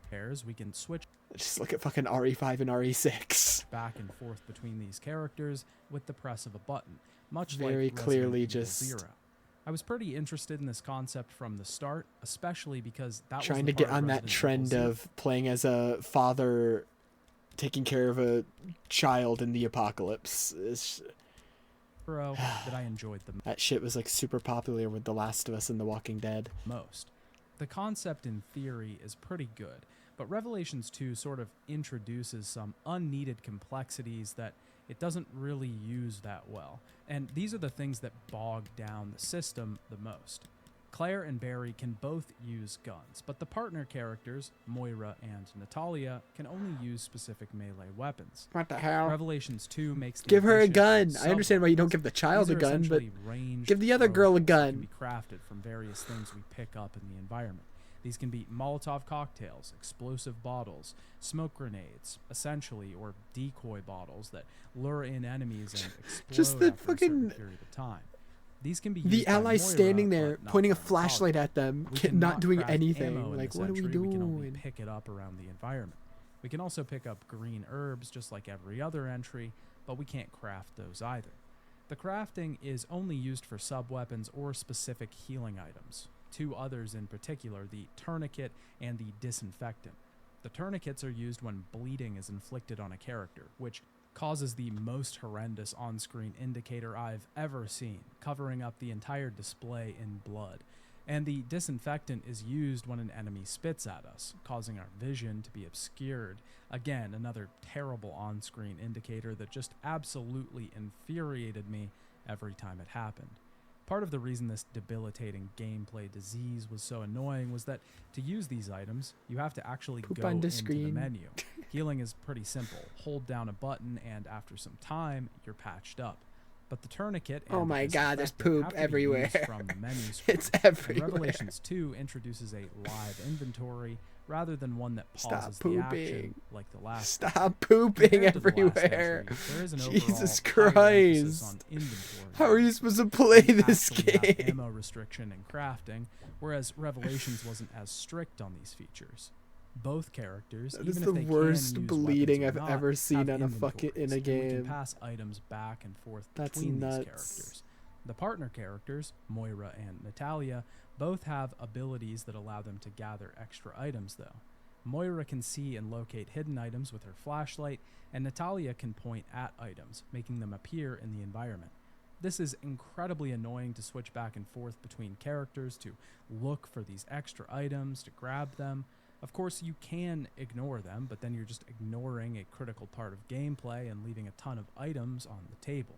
The game wants you to engage with the system, but the system is sort of frustrating to use. Also, having these partner characters, mostly unable to participate in combat, is just absurd. I understand it in Natalia's case, but Moira is a 20-year-old girl. She could still pick up a gun if she wanted to. I understand story justifications for this, but those were created as a way to rationalize these characters not using weapons. You easily could have just supplanted these two characters with people who could handle a weapon or at least figure out how to. Moira can use a crowbar in combat to stun enemies and follow-up attack them once they're grounded, but it's rarely ever worth switching to her during combat to do this, because it's all just too fast-paced, meaning that you're essentially going to be leaving the other character exposed to get some free damage off on the enemy, which you could probably just do with Claire's knife anyways if you wanted to. Natalia is even more useless because she can only use bricks that she picks up around the world, but these are mostly meant to be used in her forced stealth sections, not generally You can hit combat. people with a brick as a Also, child. Moira Best has game total ever. control over the flashlight, meaning that even in dark areas, we are reliant on her usage of it. We have to just hope that the AI properly walks behind us so that we can see in these areas. It often does follow us well, but there's obviously a slight delay between our view and the AI, so it's just annoying. Especially because Barry has his own flashlight, so this was only implemented to make Moira seem useful. But splitting gameplay elements between characters doesn't make one more useful, it makes both seem incompetent. Both partner characters can also open specific crates throughout the game. Moira can use her crowbar to open dark-colored crates, and Natalia can use her small hands, I guess, Her to small open these golden hand. chests. Both types of boxes will contain some extra equipment, expanded inventory or ammo capacity, or even rare weapon parts. The whole system is just incredibly clunky when it comes to combat. There are some moments where it's used well, but it usually deals with specific enemy design rather than the overall application. Revelations 2 also brings back the weapon upgrading system from the first game. We can pick up various parts throughout the game, and these parts can then be used at upgrade tables. We equip them to weapons to add different stats, higher damage, quicker reload speed, more ammo capacity, etc. It's much the same as the previous entry. A good system for this specific series that rewards exploration and extra challenge. It's almost identical to the previous system though, so it isn't introducing anything really new. The game also implements a skill system. Between each chapter, we are rewarded BP based on how many medals or achievements we earned during the chapter. This BP can be used to purchase skills in between the chapters. There are a wild amount of skills in this game, and they range from incredibly useful to very stupid. Some of the skills force you to entirely change the way that you play the game. For example, you get a pretty large damage boost by shooting while crouched, except that crouching at the beginning of or during the middle of a gunfight is pretty unwieldy, and very rarely ever useful. There's another skill that increases the amount of damage that you do if you run before attacking with your knife. Another skill you're only going to use if you buy this skill and go out of your way. Another skill increases the damage you do when switching your weapon. These skills aren't required, but they all try to completely alter the way that you're playing the game. So much that you'll be crouching, dashing at enemies, and switching between every bullet to get the most damage that you can. It flirts with the gameplay changes that Resident Evil 6 made, searching for a deeper and more complex system underneath. It wants to be complicated and full of nuance, but it mistakes the forest for the trees. Resident Evil was always simple. The complexity came from the upgrade system, raw damage numbers, the stunned attacks you could pull off to save a bit of ammo. It was never about introducing all of these things you need to think about when in combat.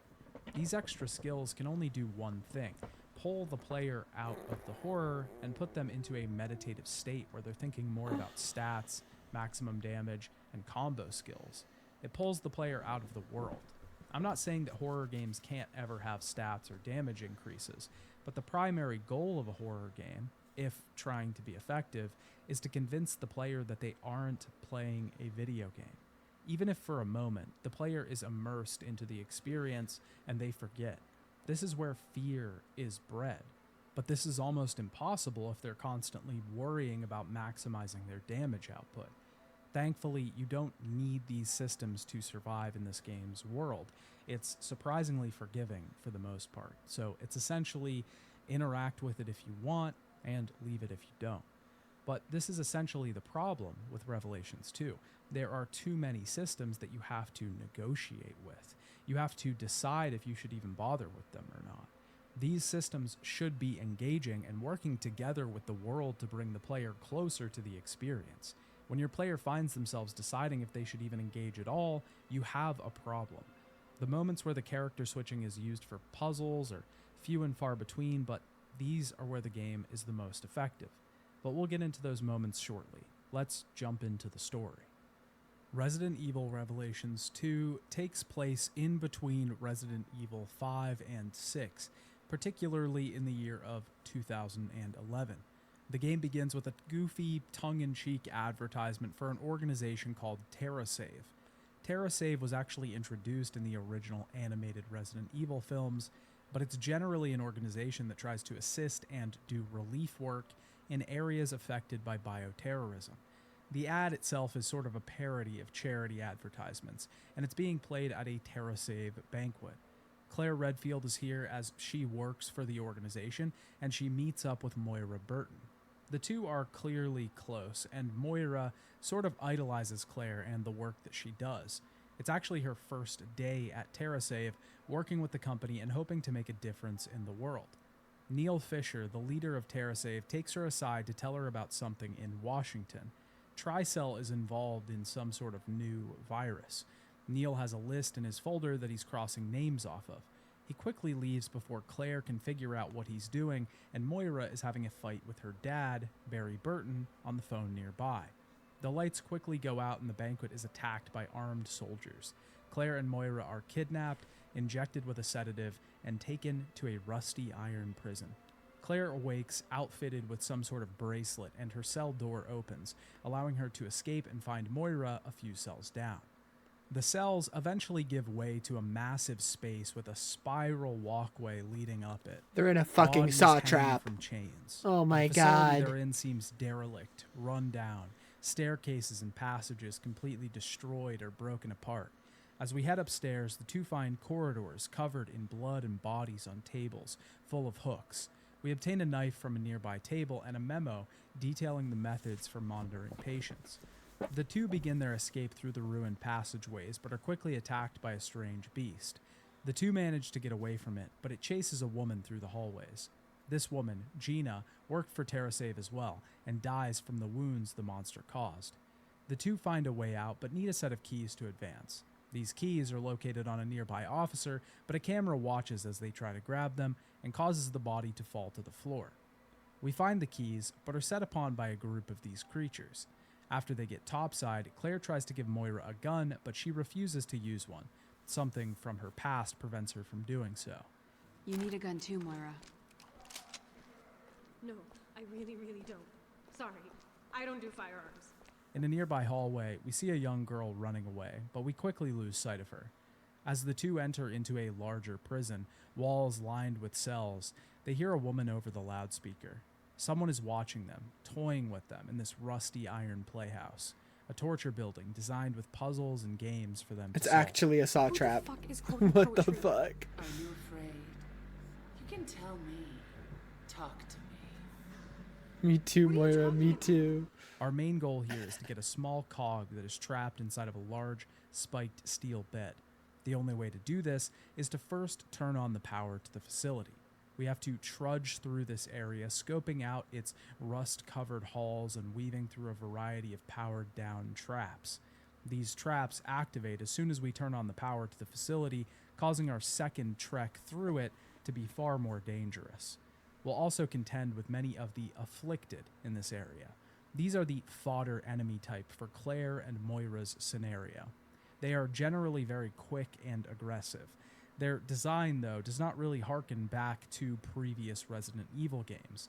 They certainly don't look like the zombies of the original trilogy, or the parasite-infected monsters of the Action trilogy. They honestly resemble something closer to Silent Hill enemies than anything else. Yeah. They are covered in wounds. They feel like they're being held together by ropes or staples. Abused beings rather than just infected creatures. Their anger was programmed into them through countless hours of torture. In fact, a lot of this game really feels like it takes massive inspiration from Silent Hill. Maybe this was intentional or it was subconscious, but the inspiration still feels present. It's clear the team was trying to lean further into survival horror in this entry, but maybe they unconsciously took inspiration from their survival horror opposite to further that goal. The larger, more brute enemy that we face in Claire and Moira's campaign mostly are the Ironheads. Large iron triangle jaws placed atop of their torso, they certainly feel like a Pyramid Head comparison. The large axe hammer they whip around certainly reminds one of the Silent Hill monster's giant sword. Neither of these enemies really feel like Resident Evil, and Revelations 2 doesn't feel like a Resident Evil game in general until maybe the last chapter of the game. It's a very strange project, but I can't say that it doesn't create a unique atmosphere or a fresh environment. There's no other game in the series that feels like this one. Avoiding the traps in the facility, we can get back to the exit and place the cog inside. The cells then open and the creatures inside are unleashed upon us. It takes time for Moira to use her crowbar to pry open the door to the outside. Luckily, we can use a flamethrower that was meant to keep people out to keep these things away from us. This allows us to escape the facility, and outside we are contacted through our bracelets by this mysterious woman once again. She seems to be quoting something, and when Claire asks for some answers, she says that she is called the Overseer. She also tells Claire and Moira to go to the Vosek. We aren't sure what that is, but the two find a nearby radio tower outside and head across the bridge to try and contact someone that can get them help. They immediately find that the radio tower is dead, but Claire climbs to the top to see if she can fix the equipment. She turns on the power, and Moira is able to send out a distress signal. While this is happening, Claire has a shattering revelation that they are not located in some building in the US, but on a secluded island in the middle of the ocean. Gulp. This ends Claire's first chapter, and we jump over to Barry, who is heading on a boat to that very same island, with Moira's SOS message in tow. This feels very similar to the structure of Code Veronica. Claire is trapped on an island, and someone from her past is arriving to try and help her out. Though in this situation, Barry is obviously much more concerned with the fate of his daughter than Claire Redfield. When Barry gets here, he finds a small girl waiting for him. This girl is named Natalia, and Barry plans to keep her in the boat while he looks for Moira. Natalia refuses to stay behind, though, and he brings her along. The two head up the island, scaling the sides of the cliffs. Natalia doesn't remember how she got here or why she's here in the first place. They pretty quickly spot a radio tower off in the distance, the same one that Claire and Moira were heading for. This means that we have the same destination as them. We actually travel through many of the same areas that they did, and this is one of the biggest problems with Revelations 2. Barry's sections, most of the time, are essentially repeats or remixes of the areas that we just went through. Enemy placements are a bit different. In fact, the enemies we fight are different, and the path that we take through the environment is different, but that's about it. This leaves them feeling like tacked-on afterthoughts rather than feeling like another chapter in the game. They're two stories running parallel to each other, in the same place, just at different periods in time. In general, it feels a bit lazy, and having to replay levels after we played them is boring. This does get better in the second half of the game, where Barry's path diverges from Claire's a bit more, but for the first half, it's a little abysmal. And if Claire's sections feel inspired by Silent Hill, then Barry's sections feel like they're going for more of a Last of Us vibe. This game was released in 2015, 2 years after The Last of Us had hit the shelves and disk drives of gamers everywhere. Barry, a tortured father guiding a surrogate daughter through a wasteland. Overgrown buildings and forests act as the backdrop to our adventure, and an emphasis is placed on stealth sections to get around the enemies in our way. I found a lot of forum posts online discussing this very thing, claiming that Revelations 2 straight up copied The Last of Us. I wouldn't go that far, but I do think the developers were inspired by that definitely game and wanted to heavily take the game inspired. in I that wouldn't say it direction. copied it. Most of that stylistically doesn't. It's not even really like fit The here, Last though. of Us It invented feels that odd and out of trope place in either. this world It's of just maniacal villains creating super viruses to overused end trope. worlds, It's destroy just kinda cities to tired. cover up injustices. Suddenly, our tone has become post. Hell, it wasn't even the first to do that in a zombie setting. The Still fucking existing as usual. Telltale It Walking feels like Dead we're games were LARPing popular Apocalypse on an before island The in Last of sea. Us was. Speaking of stealth sections, Barry's chapters have these forced in spades. We can sneak behind enemies. So it wasn't at even the certain first points and zombie take game them to out do with a that knife, shit. But this isn't possible all the time. Sometimes it works, and sometimes it doesn't. It seems like the game has very specific times when it wants to give you the ability to stab an enemy in the back, and other points where it wants you to fight with guns. But try and stealth an enemy in one of those latter sections, and all you'll get is an angry revenant turning around to find an old man crouched behind him. Natalia can also use stealth to get around enemies. They often cannot hear her footsteps, so she can sneak through environments and spot enemies through walls as bright yellow vibrating shades. Speaking of revenants, they're an enemy introduced in Barry's section of the game. These enemies are most aptly compared to the Regenerators from Resident Evil 4. Many enemies in the series have taken inspiration from the Regenerators' design and incredible implementation that begs to be replicated. The Revenant is covered Fuck in the swollen Regenerators. flesh, but They the pissed only way me for us to off. kill it is to destroy the pod underneath this flesh. We can shoot at different parts of its body to reveal this pod and then attack its weak point. This is effective at creating the Regenerator implementation near the beginning of this entry. It's a tense fight every time that we meet one. It gets closer and closer with every failed uncovering. Popping these sections of swollen flesh is like flipping over concentration cards to find pairs, except it's scary. But towards the end of this game, this effect wears off. Imagine if the regenerators were introduced at the beginning of Resident Evil 4, and we fought that enemy throughout the entire game. Ouch! The regenerator had an impact in that entry because they were sparse, sparingly used as an atomic bomb of intense pressure through combat. But here, they wear out their welcome, and that power is God, this diluted area, over time. the area with the regenerators in the original is like not dark at all. What the hell? Part of the reason like this area was so scary, it was like the only scary area in like RE4 Remake, was because it was like pitch black, and the only way you could even see the regenerator in the first place is through like the fucking heat scope. So it's like you're just like looking through this tiny scope in pitch darkness with the most dangerous enemy in the game coming after you. You know, this area looks so different in the original. It's so bright. Looted over Hello, time. unknown. Welcome. By the end of welcome. the game, they're just another fodder enemy. As Barry and Natalia, we move through this torture facility / prison, getting access to new rooms and actually trying to turn the power off, the opposite that we had to do in Claire's section. Once we get the flamethrower turned around and prevent the fires from burning our skin as we leave, the pair see the radio tower just off in the distance. Excuse they, you, of I course, hear have to that. take a side path since What do the you bridge mean? that we originally took is out. This side path through the forest is where we're first introduced to the rebels. One of the most genuinely scary moments in the game is I refuse right to play after this game. running through the dark forest, the sneaking Revelations games. Yeah. I can understand why. Especially this one. through the grass and seeing the revenants snapping This one forms barely in the shadows. seems like Resident Evil. When Revelations 2 It seems like a completely manages to different push thing. its unique atmosphere, it really has something. These moments are few and far I don't know what between, lore brief periods of the this takes place. He hasn't gotten to the story much yet. Like he's still at the beginning of it. So I don't really know either. But the first Revelations seems fine. The story gets really confusing. We just watched a video on it, like towards the end, because they try to do like plot twists within plot twists within plot twists, and so it just gets too complicated. But in terms of gameplay, it just seems like a standard Resident Evil game. This shit is basically a Silent Hill game, but with a Resident Evil title. This one, nah, I'm not protecting a kid, yeah. the halls in the opening section. Only kid I'm protecting is Sherry in RE2.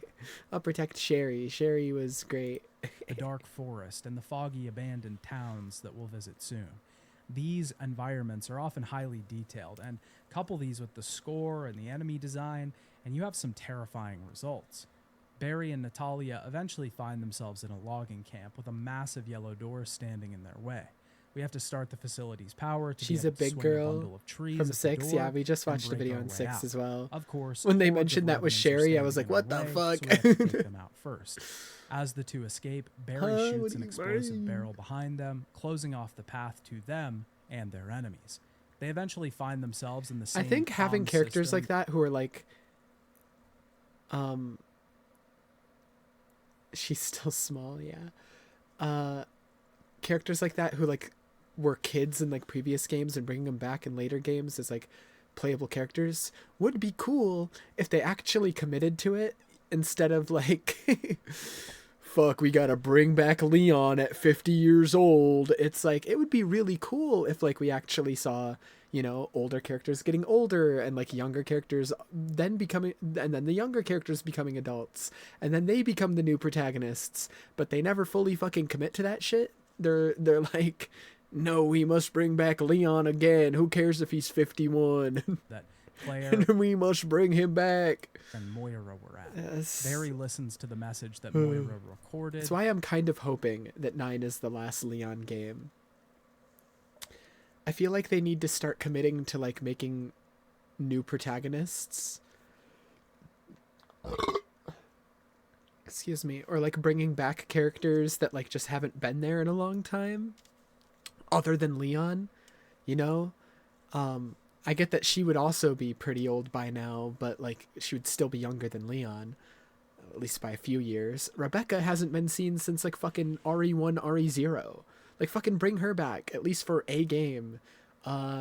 Let's see, Sherry, bring her back. She's still very young. Like, it's insane. You gotta use the young characters you have, because if you just keep using Chris and Leon, eventually we're gonna be playing 70-year-old Leon, and no one wants to play a 70-year-old Leon. That's ridiculous. 6 months ago, after hearing Barry's you daughter's gotta name, like either make new Natalia characters or reveals bring that she back met other Moira characters. before, and she happens to be dead. But they're too scared This to. ends the first episode and begins episode too scared to 2, commit. Contemplation. We see 2 men running through the woods trying The to closest get away they got were the Ethan Winters games, but from what I hear, his story is completely done with 8. So they can't use him anymore. If Leon dies, RE games will never be good without him. I mean, that's not necessarily true. 7 and 8 don't have him, and they're good games. the monsters in the trees. They are saved by Neil Fisher, the man we saw talking to Claire at the beginning of the game. They find solace in a They just need to make interesting characters. It's not that the games need Leon to be good. It's that they haven't made any interesting characters, and anytime they've tried, they've been putting them in bloated ass games like 6 where there's too many characters. So like adult Sherry and what's his name, fucking Jake, aren't able to like actually. In my mind, an ideal RE6 would have just been Sherry and Jake. You know, make some new characters, some new protagonists. You know, the other ones are getting too old. But down building. Claire and Moira show up, initially mistaking them for monsters. They realize they're actually friends. Claire knows these two. Gabe the DLC and Pedro, two are crazy fellow though. members Yeah, of I'll see. TerraSafe. I know there's a lot of DLCs they both for woke 7. up in the woods. They also have bracelets, the same ones that Moira and I've seen Claire nothing about the find DLCs. themselves equipped with. Pedro The show is and movies inspecting are part of another all this. I might watch the movies and shit. I might not. I'm not gonna watch videos on those on stream just because those will get copyrighted to shit. But I might watch the movies on my own time. Maybe. I don't know. Pried off the dead body of one of their TerraSafe colleagues. All of them are once again contacted through these bracelets. The Overseer tells them they've all been infected with a virus, but only one of them has a Dude, chance it's literally of like the dying plot is well. literally a Saw The group movie. head outside They're getting into the contacted by surrounding female Fort Jigsaw. Village. Gabe shows Claire that he found a helicopter nearby. He needs some The movies fuel count and a battery too. to get I running, so we know need to they find do those things in the technically, tap. but I kind of don't really care. Jill. Yeah, Jill was looking good in Revelations 1. The village She was is looking derelict, good. crumbling just like the rest of the island. Jill. Collapsed walls and broken down buildings litter our passage through this place, but some of the afflicted are hiding in the wings as well. We can eventually find Pedro, who is experimenting with a new drill that he found and is taking out some walls. We have to protect him while he destroys a nearby wall that stands in between us and the fuel for the helicopter. Once we get these supplies back to the helicopter, an alarm starts up in the town, drawing any afflicted towards us. Gabe stays back to fix the chopper, and we have to head back to the Who would bar you to turn let off the smash siren. you? I'm We're desperate, so locked in most the people. building while monsters advance on our position. Pedro holds the building down. I don't know, with there's a us, lot of bringing hot back people in shades Resident of the Evil. defense section in Resident Evil 4. I can't just choose Pedro one. is infected though, and he becomes But if I this were to game's choose sort one, it would be specifically the Resident Evil 4 remake design for Ada. That sweater dress, holy. a monster as he wields the The cast drill is and kind of stacked. attacks. We aren't supposed to kill him at this point though. He's incredibly strong, so we run away, eventually getting saved by Neil, who shows up serendipitously.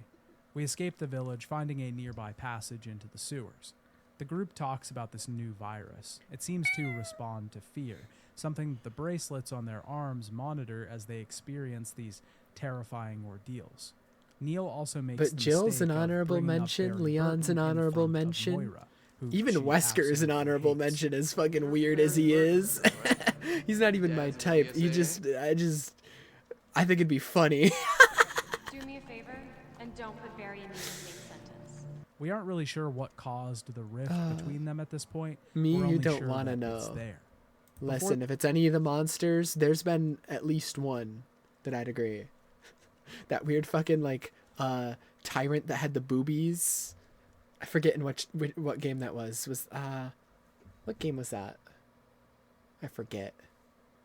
The booby tyrant. The group was attacked. Pedro had taken apart one of the bracelets and traced the signal to somewhere high up. When Claire and Moira and Neil emerge from the tunnels, they see a massive tower further inland on the island. This becomes their new goal, to find the Overseer there. But Neil doesn't seem keen on heading to the tower right away. Bad idea. We should wait for dawn. By dawn, Yuri we might Lowenthal? all end up like Pedro. The clock's ticking, Neil. This journey brings us into a larger town. Weaving through the streets, we are eventually attacked by a group of afflicted. Neil decides like to it might stay have been back him. and hold them off while Claire and Moira get to escape. We head through some buildings, grab a shotgun, and see Natalia, the girl we know from Barry's chapter, running into a building. She is also equipped with a bracelet, meaning that she is not immune to the Overseer's games. In this building, we solve a puzzle utilizing the two-character system to block one of the doors from closing, leaving a small opening that we can head through. We get access to an apartment building where we eventually find Natalia cowering in the shadows. Claire tries to comfort her to no avail, and Moira, seemingly knowing what it's like to be a scared child, has just the right words for her. She gets Natalia to join them, following them through the next few rooms. A large group of afflicted lies ahead, though, so she has to stay back, and we have a new mini-boss to fight.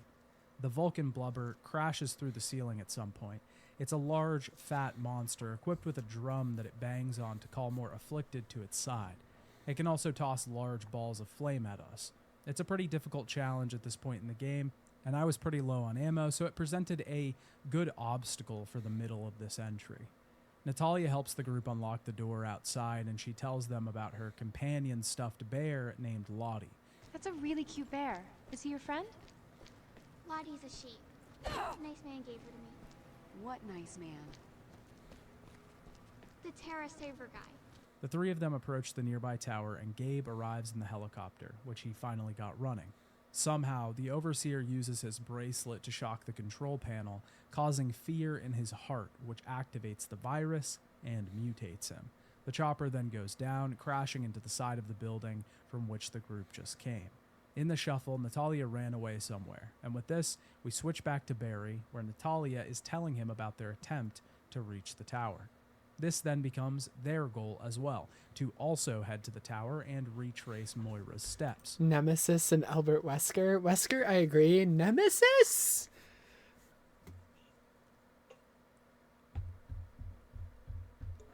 I understand why you would, but me personally, no. I understand why. That's what I was getting at. Once again, this me is personally, a fine concept he's a little bit too icky. He's a little bit too theory, ugly. But honestly, this game probably would have worked better just from Barry's perspective. The game could have focused on him, trying to find Moira and retracing her That's steps. crazy. As we reach That's a which crazy area thing she to was at, type. we could see flashbacks to her and Claire getting through these areas. This would have made us not have to retread so much ground throughout the entry. Barry and Natalia No, it's head through okay. the forest, and we have some forced We love stealth being freaky sections, here. taking out revenants in I'm the freaky woods. all the time. They eventually arrive at the port town, and we're introduced to a new type of enemy that really shakes things up in terms of gameplay. This enemy is called the Glasp, and it bends the light around it, making it appear invisible. This is a safe space. We don't Truly, it judge. looks like a Get massive freaky with weird flying monsters bug. in games. Since it can make itself invisible, though, Barry cannot see these enemies. Natalia can, though, meaning that we have to use the two characters together to try and fight this thing. We can either swap to Natalia to see where the enemy is and swap back to Barry to fight it, or we can watch Natalia as she points at the enemy and try to line up her shot. We can also listen to Natalia's directions as she tells Barry where to adjust his shot.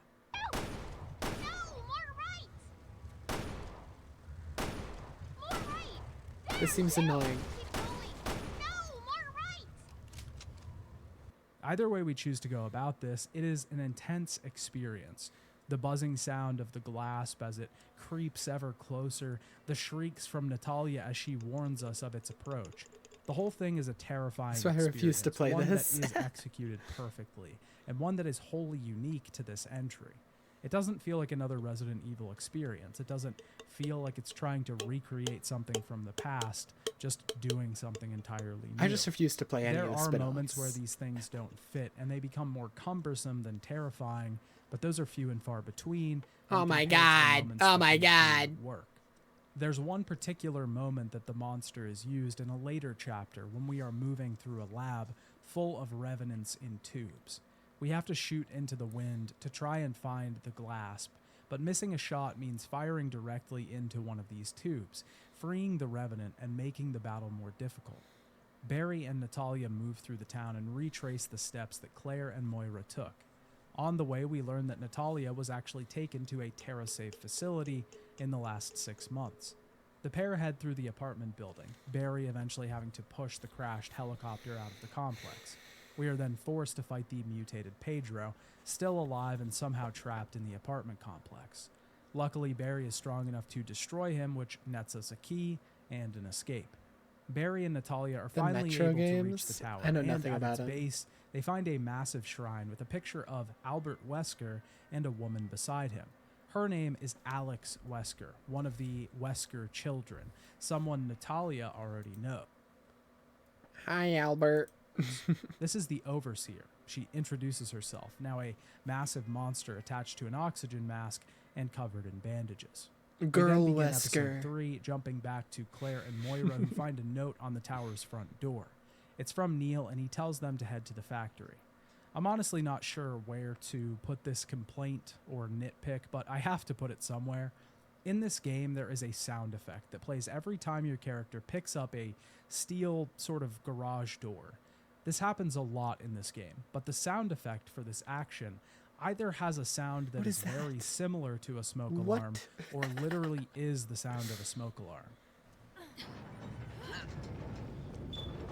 This same sound effect was used in the first Revelations game, and I forgot to note it in that video, but this time around it was just so loud and grating that I couldn't not notice it.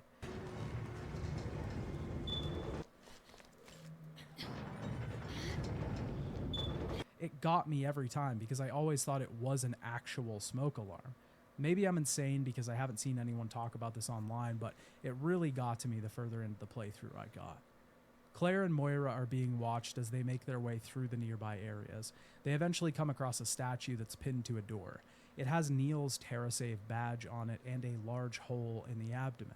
Such the a valid Overseer, of course, nitpick. relates this to the myth of Prometheus. Neil must have been caught attempting brain to works steal like that. some divine power. To get past this puzzle, we have to find 2 separate fake organs in different buildings across the property. There's a pretty genius puzzle here where we need to grab an artificial eye to get access into one of the rooms. But when we remove it, the ceiling spike trap starts to collapse in on our characters. One statue is taller than the other, though, and if we heed the message on the wall, we can crouch and wait for the ceiling to crush the taller statue. A One Leon area body in which pillow. Revelations 2 beats out its predecessor is in the puzzle department. The bar wasn't exactly wouldn't be high, the though, character because I the first choose, game but- essentially only had some mobile level wire puzzles.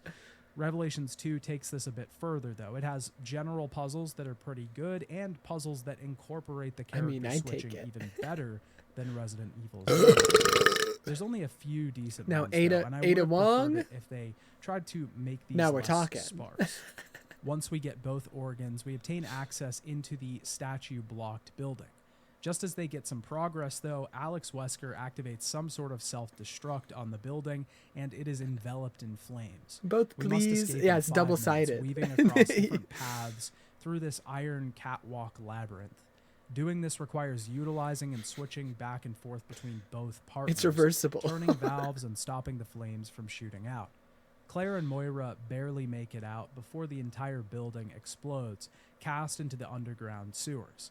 Luckily, this waterway leads right to the tower, and the Overseer seems to think that Claire and Moira died in the fire. Down in the sewers, the girls are confronted by an old Begging man. on my He knees has for lived on Leon this and island for Ada a to long let me time be and their is holed their up. third. He lets them go pretty quickly, though. Passing through the sewers, we eventually reach some dark room that seems filled with gravestones. This place eventually gives way to a larger room with a massive elevator to the top of the tower. In this room, Claire finds the list that Neil was checking off at the party. It has all of their names on it, and she sees Neil on a nearby monitor. He's talking to someone about Hold on, candidates. I want to see if there's any other and names I know. Claire finds the list that Neil was checking off at the party. Nope. It has all of their names on it, and she sees Neil on a nearby monitor. He's talking to someone been about cool if there were, like, candidates some- for experiments. is there, like, the an woman, Easter egg there? seemingly Alex Wesker, shoots him Mentioning with a one virus, of the other major the characters. Ouroboros virus. This was the virus the team dealt Whoa. with in Resident Evil 5, W created by emote Albert combination. Wesker. But Alex accuses Neil of being a puppet of Morgan Lansdale, the antagonist from the first Revelations game. He was double-crossing them all. Outside, Claire and Moira attempt to get on the elevator, but find Neil transforming, infected with the Ouroboros virus. He realizes he's about to change, that he made the wrong choice, that he failed, but he's also lost in the power that he's just obtained. Neil transforms into a tyrant-like creature, and we have a boss battle. This fight is probably the closest this game gets to having a tyrant fight, and it's actually pretty great. Neil jumps around the arena and charges at us. We can cause him to run into I the forgot. explosive What is that canisters around the emote? room, I which forgot causes him about to be that one. doused What in the hell? flame. He attempts to put these flames out by standing Awesome. underneath a broken water pipe, but this causes his heart That to reveal one's sick. itself. and we W can shoot the emote. pod to do higher damage. This fight can be pretty challenging, but once we do defeat him, the two women head up the elevator. Whoa. Neil isn't dead, though, and grabs Moira, causing Claire to stab him in the smash eye, that pushing all of monster? them out of the box. He attacks Claire, and at this point, we I have would two not. options. We But can I'm either happy for mash you. the action button so that Claire picks up the weapon and shoots him, or we can switch to Moira and have her grab the weapon and shoot. This seemingly innocuous decision will actually determine the ending that we get in the game. Of course, you don't realize this when it's happening, it just sort of seems like there's two things you can do. But regardless, this will come back later, and during my playthrough, I accidentally sent myself on the bad ending. Moira has flashbacks while she's crawling towards the gun, but eventually overcomes her fear of weapons and saves Claire. Alex Wesker is watching over them once again, with Natalia as a prisoner, locked into some sort of machine. We then jump Girl over to Barry's Wesker. story once again, where the grotesque, mutated Wesker rips off her mask. Barry wait, asks that's her her? about Moira, Gross. but gets the answer Never he mind. didn't want to hear, that his daughter is dead. The afflicted begin to attack, dead set on taking out Natalia. Barry holds them off and shoots at the ceiling to get some separation between them and the enemies. After the two get out, Natalia is too injured to walk, so Barry has to carry her through the building ahead. On the way, Barry talks about his relationship with his daughter and how they fought a lot. He owns up to the fact that he was a bad father. One day, Barry forgot to lock up his guns, and Moira accidentally shot her own sister. Ollie survived, but Barry didn't handle the situation properly and blamed his daughter. This caused a rift between the two, which explains the constant arguing that we see from Moira's side. Barry and Natalia head back through the sewers and eventually find the old man who confronted Claire and Moira. He's gone now, and he had Moira's cell phone. She had left a last message on her phone apologizing to her sister and father, saying goodbye for a final time. Barry and Natalia eventually end up in a sewage treatment plant. Here we have to use Natalia to run along the upper walkways, opening the doors for Barry to continue through. We have to switch back to Barry from time to time, though, to destroy barriers in Natalia's way, and to defeat enemies that are chasing her. It's a really good sequence, and another good example of the partner switching system that this game has at its disposal. I feel like the two-person puzzles are most well executed in Barry's chapters. Claire and Moira don't have too many of them, but Barry and Natalia have plenty that utilize the system well. On the other side of the treatment plant, we run into some mines. We have to restore the power to the elevator, but to do so, we need a battery block, which is all the way at the bottom of the facility. We must transport it to the top by using the various conveyor belts around the area. This is a pretty annoying puzzle, juxtaposing itself against the well-executed level design we just got done with. It's slow and plodding as it takes forever to move with the block. We do face a new enemy type here, though, a sort of mini-boss called the Durlga. It's a mass of flesh, comprised of revenant corpses with a small glowing pod in its torso. We of course have to aim for the pod, but doing so can be difficult as the corpses swinging from its head get in the way of our shots. It's a decent little enemy and is fittingly grotesque for this series. Barry and Natalia eventually get the elevator in working order and head up top. The mutated Alex sneaks up on them though and casts Barry off the side of a cliff. She wants Natalia, but also wants to know why she isn't mutating or changing. Just as she's about to kill the girl, she becomes afraid of her. We then jump to episode 4, the final chapter of the game. 6 months ago, Wesker was in her lab planning to use Natalia to transfer her consciousness into.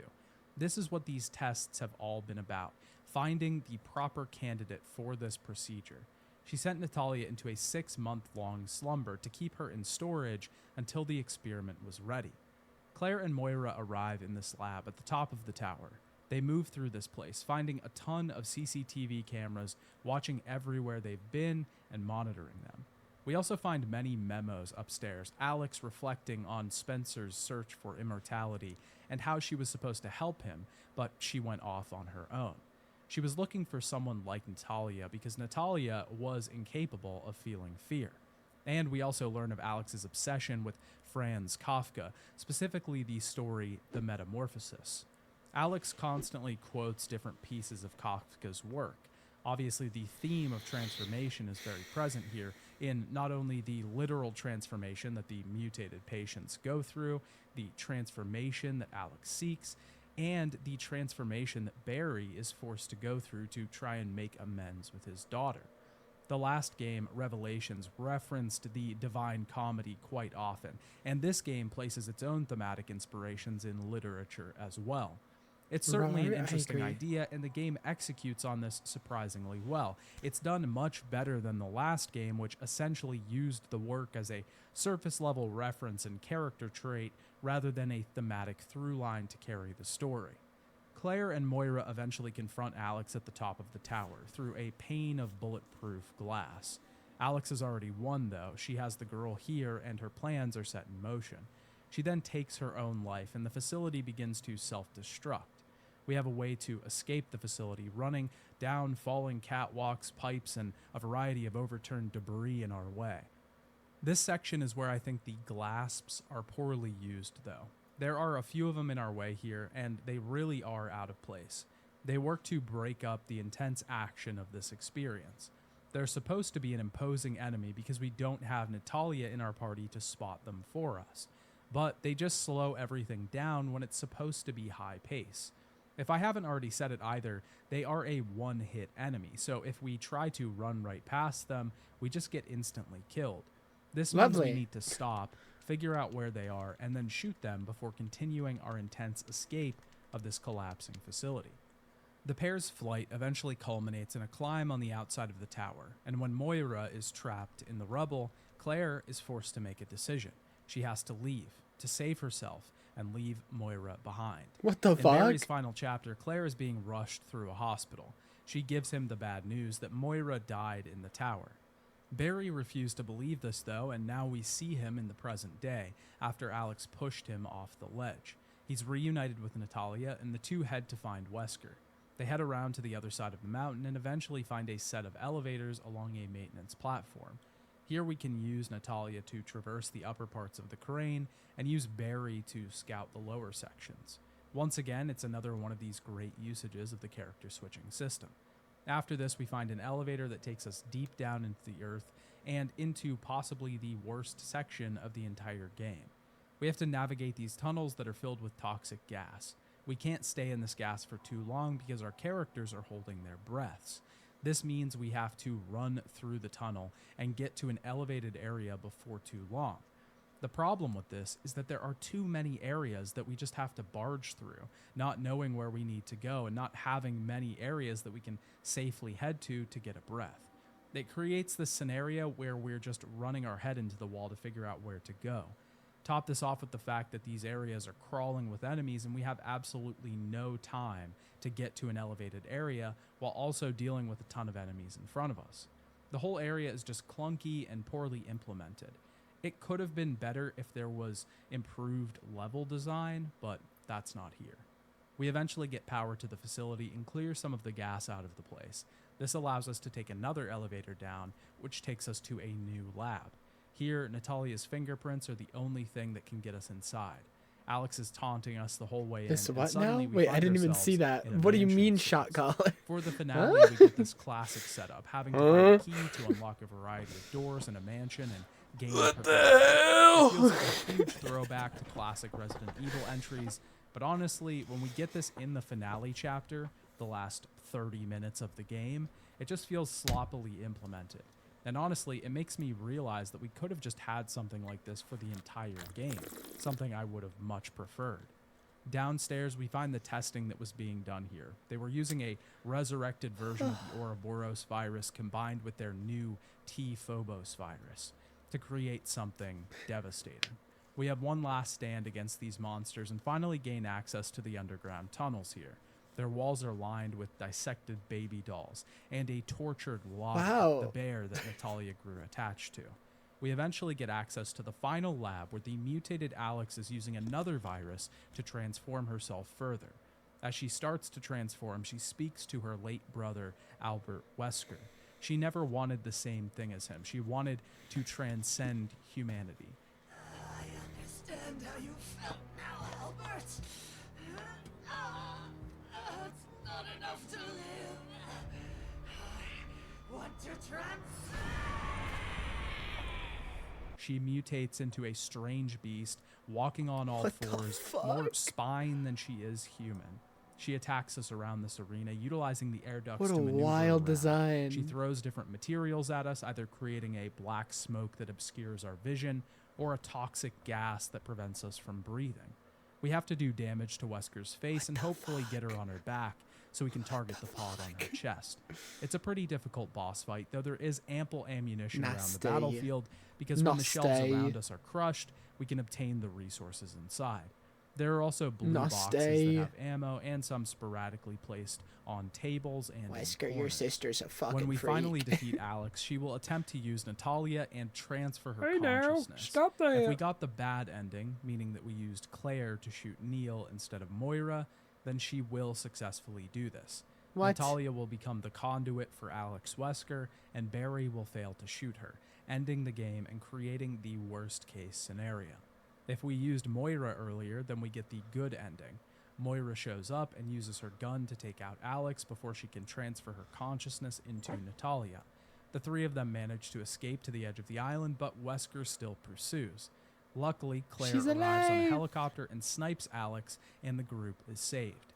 Barry decides to finish this off, though, using his signature magnum to blast Alex into oblivion. We get one final section where Claire covers Barry, and she delivers the finishing blow with a rocket launcher to I would have take gotten out the bad monster. ending.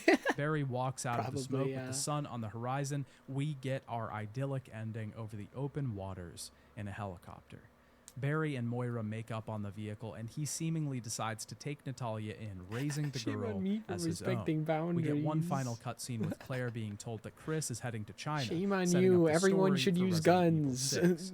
She's That's heading the to lesson of the Burton story. household If with you're a not, if gift. you don't use a gun, Natalia is reading you're a book in pussy her room. bitch, and you're gonna Seemingly, die. not everything from Wesker is gone in her. This is the end of Resident Evil Revelations 2, for the main game at least. The story is pretty sparse There's more. considering the game's runtime. What do you mean for the A lot main of the game? cutscenes There's are pretty short, DLCs? but what it does do with Bruh. its short coverage is actually pretty good. It's more of a focused story than the previous game was. I'm honestly just glad we weren't dealing with massive terrorist organizations and government agencies. Focusing the story further to just Barry and Moira's story as non-playable flashbacks would have tightened up the game a lot more in my opinion, but what we got isn't terrible. One thing that I haven't talked about too much is Moira's character. Moira is pretty foul-mouthed. This was something that the development team talked about at length in interviews. They specifically made her curse a lot because they wanted her character to be unique and to stand out. Fucking Barry. Who the fuck is quoting poetry? You chopped off his fucking hand? In my opinion, they also did this because she's a younger character and wanted her to seem more cool or hip or something. It doesn't really work most of the time, and it tends to come off more as corny than anything. It gives me some real Life is Strange flashbacks at certain points. Outside of that, I think the relationship between her and Barry is good. It's surely a compelling mystery when it's first introduced at the beginning of the game. Why are these two so angry at each other, and what could Barry have done to make his daughter hate him so much. The fact that this dynamic is compelling makes the resolution to this conflict that much more satisfying. If I had one complaint with the narrative, I would say that Claire's character is a little weak in this entry. Outside of her friendship with Neil and his eventual betrayal playing as... Yeah, it feels like Claire's just kind of here because they needed another character that, like, Resident Evil fans know and like and would actually want to play as. It feels like the story is very much about Barry and his daughter, and the game probably should have just have been about Barry, and he should have probably have been the only playable character. But nobody would want to play as fucking Barry. Motivation for But you can't really sell a game on the concept of you get to play as Barry from Resident Evil 1. You know? They kind of had to throw Claire in there to be like, and Claire. You get to play as Claire Redfield. Yay. She doesn't really do much. She's brought back Hooray. not really to expand on her character, but just sort of to have a familiar face there. Yeah, exactly. But there were 2 DLCs released for Revelations 2 that put us in the shoes of the partner characters. Again, The it's first DLC Capcom being episode too to be scared to make a released was called game The that Struggle. doesn't have This episode puts any us of the in the shoes of Redfields Moira. or Leon It takes or place Jill. after she survived the collapse of the tower and covers the 6 months in between then and when Barry arrives to save her on the island. Moira is rescued by the old man whose name is Evgeny. We don't learn this until the end of the episode because he refuses to tell Moira his name and doesn't want to hear hers. He is a jaded old man that's lived on the island for far too long. It's made him realize that people go just as quickly as they came. Yeah, and the reason you would get the bad ending if you didn't... if you shot the person with Claire is because if she doesn't overcome her fear of guns, she's not going to be able to survive on the island by herself during this DLC, and she'll probably just die. And he doesn't want to get close to her. Evgeny teaches Moira how to Unlucky. use weapons and forces her to hunt with him across the island to ensure that they can both survive while she's staying here. The DLC is split up into stages, the first of which sees us hunting animals in the woods. Any animals killed during the DLC will net us rations. These rations are expended when we die, basically extra lives. If we die and don't have any rations, we have to start the DLC over from the beginning. Bruh. Luckily, I didn't die one time, so Good. the scenario was simple enough that I didn't really have to worry about this mechanic. We have to protect their living space one day when Moira accidentally leads a ton of afflicted to their home. You dumb fuck. Evgeny is understandably very upset about this, but the episode ends as the two find a listing of people that were experimented on in the nearby mines. One of the names listed is that of Evgeny's daughter, Irina. The two head into the mines to try and find her, and eventually they find a note that she left behind before she died. This brings a massive emotional scene where Moira and Evgeny's dynamic sort of comes to a head. The old man decides to lock himself away and die now that he has nothing to live for. Moira is inspired to find her father and head across the island to see Barry in his final confrontation with Wesker, connecting the DLC with the finale of the base game. The second DLC is titled Little Miss and sees us playing Natalia as she is taunted by a dark vision of herself, seemingly some remnant of Alex's consciousness, trying to manipulate her into allowing Alex to transfer her consciousness into her body and give up her struggle. We have to sneak through various areas, avoiding revenants and attempting to find postcards that were left by Lottie, the bear that Natalia kept with her as a friend. We can swap to Dark Natalia and use her as a spotter throughout the DLC. She can't be seen by the enemies, so we can freely walk around environments and spot enemies before we send Natalia up. We do this 3 times before Natalia realizes what Alex is up to. Her plan fails, and Natalia wakes up finding herself on the shore, about to meet Barry, linking this DLC up with the beginning of Barry's chapters of the base game. These DLCs are what I would call fine, but mostly unnecessary. They're incredibly short and really not worth the trouble unless you're super concerned about these holes in the story. If that is the case, then I've just told you about them anyways, so I guess that doesn't matter. The Natalia DLC is very cumbersome because the stealth system in the base game wasn't very good when it was optional, so now that it's mandatory, it's really annoying to interact with. It's not only frustrating because it often doesn't work properly, but it's slow because What enemies the hell take just so happened long to there? pass the area. Why did they faint? There's Huh? a lot of waiting, and none What of did I it just is see? particularly intense or impactful. Before I give my final thoughts on fuck? Revelations 2, I need to talk about one more extra mode. Revelations introduced raid mode to the series, and Revelations 2 has its own raid mode, completely overhauled and upgraded to provide longevity to the game. Before I He's get into playing the as a details, Wesker I have right to now? say that Hello? I loved the raid mode in the first Revelations. It was a really interesting evolution of Okay. the Mercenaries formula, and in some ways surpassed certain iterations of the minigame. Revelations 2 is even better, taking everything that the previous system did and fine-tuning it. Go Wesker. In this raid mode, we can move through sets of levels, each with a variety of enemies for us to face. We fight off these enemies in waves until one of them drops a key, and that allows us to move on to the next area. We do this until the level is finished. Each level gives us a certain amount of experience and BP. Experience increases Okay, our... we can skip the mercenary shit. It doesn't really matter. Resident Evil Revelations 2 is a very strange game. It doesn't really fit into the larger Resident Evil franchise anywhere. It doesn't even really feel like it fits in this sub-series. Sure, it was trying to be more of a survival horror game, and I do think it succeeds in that effort.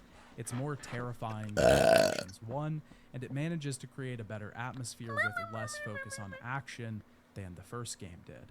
But it also feels kind of like Silent Hill, and The Last of Us, and Alan Wake. It's just this weird mishmash of horror trends that were popular at the time, and it doesn't really feel like a Resident Evil game at the end of the day. But what if we take it out of the series and just try to analyze it on its own? By itself, the game is decent. There are really bright moments in this game. When the character switching system was used well, the game seemed to shine.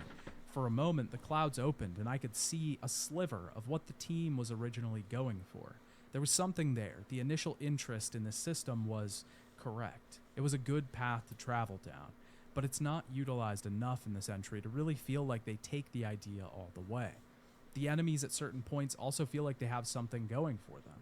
For the most part, they're well designed. They look visually appealing, especially for the environment. It all feels like it clicks together, and the game feels like one of the grimiest entries in the series. It feels like rust-peeled walls, waterlogged floors, rotting floorboards, and sinking rooftops. That atmosphere and tone is evoked incredibly well in the game. The enemies reflect this tone, terrifying creatures, products of torture and manipulation. True experiments in their own right, people pushed to the edge of humanity until they are nothing more than a shade infected Jump was goofy with as hell. viruses. Speaking of environments, these generally look great as well. Claire In just the got the context of a shit beaten spin-off out of for a larger franchise, they actually shocked me with the amount of detail, especially in areas that weren't traversable, only meant to be viewed from afar. The story is a bit hit or miss. Some parts of it work. The relationship between Barry Burton and his daughter, for example. I like the idea of turning the concept of Burton on its head.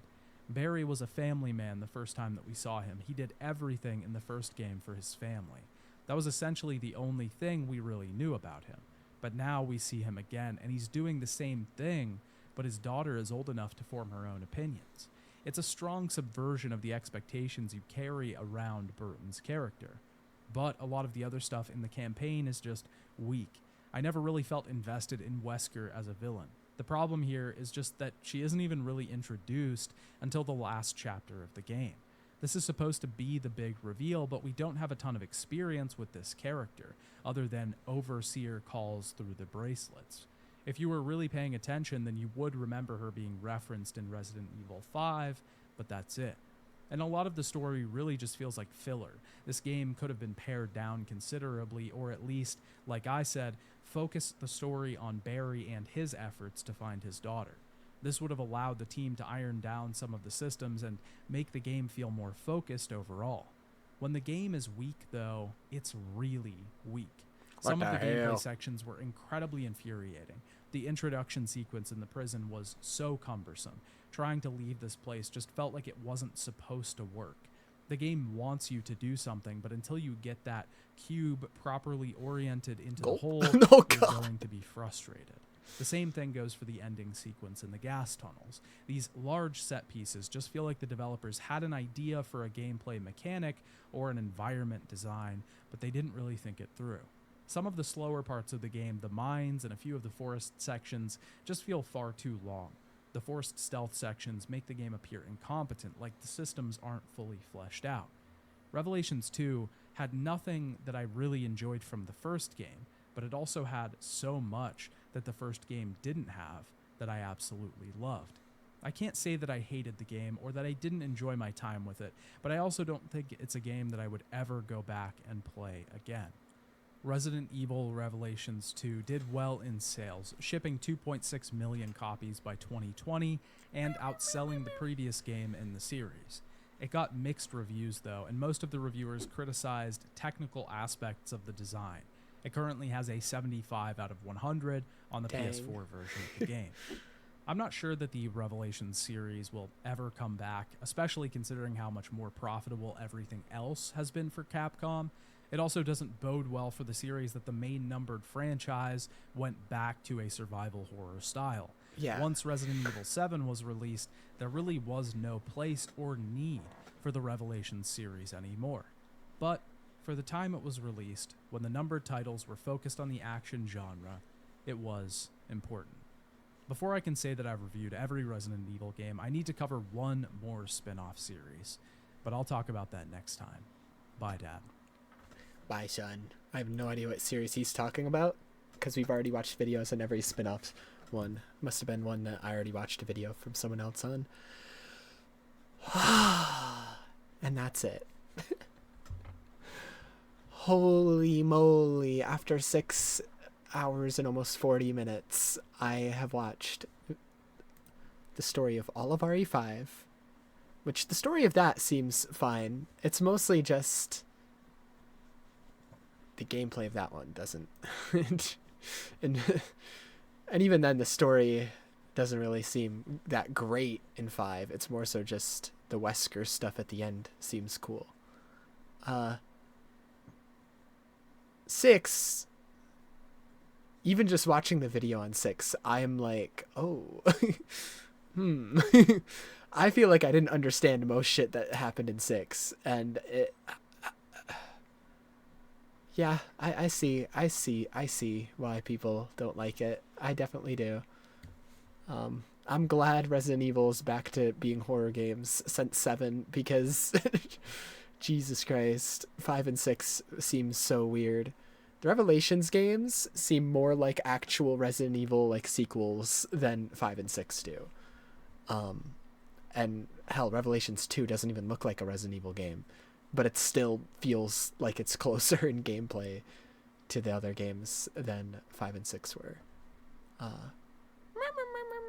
Revelations 1 looks like it could have just straight up been a mainline Resident Evil game, at least a mainline one before they went action games. That one doesn't seem that bad. The story definitely gets confusing towards the end of that, but you know, in terms of gameplay, it doesn't seem that bad. Anyways, though, we've been like completely filled in on everything Resident Evil except for 7 and 8. And those games I'll just be playing myself. We won't be watching videos on those. So starting tomorrow, oh no, I actually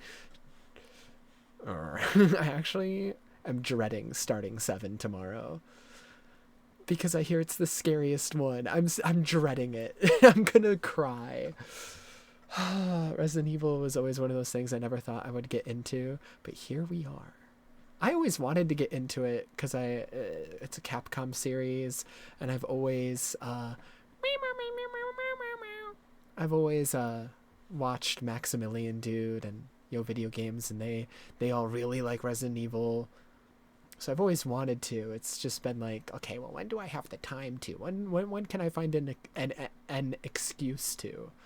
And you know, with RE9 coming out, I was like, well, RE9's coming out in like a month, and I have like nothing I'm playing at the moment, so I will do my best to try and do all the games before it comes out. And honestly, it is like, what, tomorrow will be day 14 and we're already starting 7.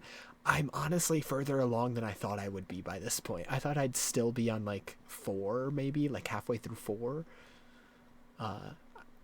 I don't know. We're going through them a bit faster than I thought I would.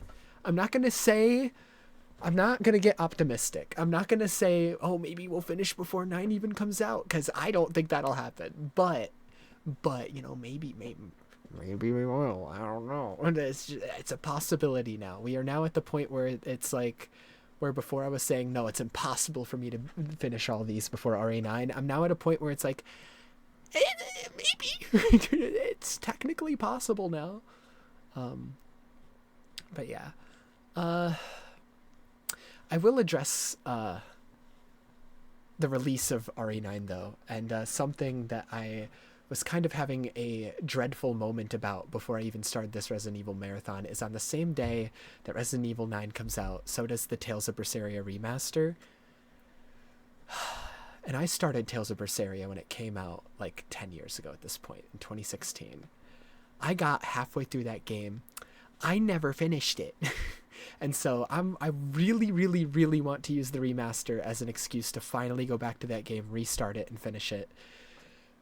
But because, for the sake of the Resident Evil marathon, I think I'll just prioritize 9. We'll finish 9, and then I'll play it. You would drop anything to play it? I did say that.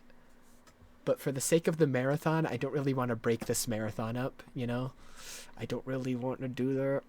So we'll finish 9, and then we'll go to it. The Resident Evil games so far have been way shorter than I thought they would be for each one. Each one has only taken like a few days. So I don't think 9 will be that long where it's going to take me like a month to do it. It should be like a week max, and then we can get to Tales of Berseria. There's not really... let me bring up my list. Let me look at what games come out after Tales of Berseria and RE9. I don't think it's that many for a while. So, it's not... as much as I hate to delay that game of all games, because that game has technically been delayed for me, been on my personal backlog, personally on hold for me for 10 years now. As much as I hate to do it, I for the sake of not putting a pause to the marathon, I think it would be best if I just wait a week to play it. Because I was considering doing like an every other day thing, like RE9 one day, Berseria, and then like swap it to an every other day thing, but I hate playing games like that. I just do. I hate playing games that way. Let's see. The next game I have written down is Marathon, which releases on the 5th of March.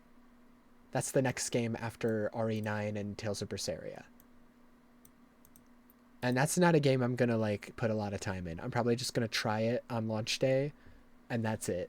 I'll just spend one day on that. So after that, it's not until the end of March with Screamer, that one racing game that I think looks cool. So, yeah, we have like a huge chunk of time after RE9 to play Berseria. We'll be okay. But I do want to try Marathon, like the day it comes out maybe, just because, you know, new Bungie shooter might be good, might be cool. Free weekend at some point? I don't know. We'll see. Forget if they said before or after launch. Either way, that's later down the road. We're still at the beginning of February. You know, I'm talking about shit in March, and we're still in February. We're not going to worry about that. At the moment, my only concern is RE7 tomorrow. And that's a huge worry. That's a huge concern, because it's fucking going to be scary, and I'm going to cry. It's probably going to be the scariest game I've ever played. Probably. I'm going to cry. I'm not going to have a good time. I'm going to have a good time, but I'm not going to be happy about having that good time. It'll be like retroactively, I'll look back on it and be like, wow, that game was so awesome. But while I'm playing it, I'm going to be miserable. I'm going to be fucking miserable. That reminds you of what?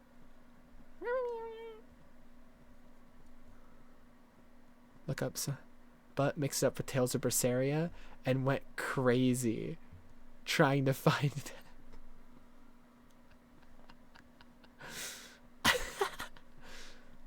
It happens. It happens.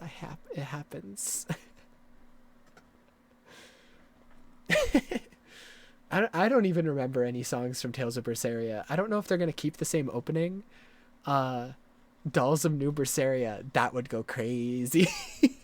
I don't know if they're going to keep the same opening for the remaster. I've heard, like, when I looked up the remaster, I heard that they might be changing the opening song in cinematic for the remaster, but I don't even, like, remember the song at the opening of Berseria. I remember some of the visuals in the cinematic. But yeah. Anyways, I'll be back tomorrow. It's 1 a.m. We went super late again today. Fuck my Chungus life. My sleep schedule will never be fixed. Oh my god. That's what I'm saying. Oh my god. Alright. I'll be back tomorrow. RE7. Super scary, spooky time. I'm nervous, but yeah. Thank you, Aurum. Thank you. Thank you, Unknown, as well, for showing up. And yeah. VODs are a lifesaver. Yeah, I've been really bad about getting them up on YouTube, but yeah, they're available on here, so it's fine. I need to get them up on YouTube though. Don't worry, I do worry. The thing is, I usually would like upload them on YouTube right after I'm done streaming, but I've been streaming later lately, so I just end stream and then get ready for bed. So I'll try to do that tomorrow before I go live with RE7. I'll try to do that. If I don't take a nap. We'll see. But yeah, thank you as always. Good night. Goodbye. And yeah, until then.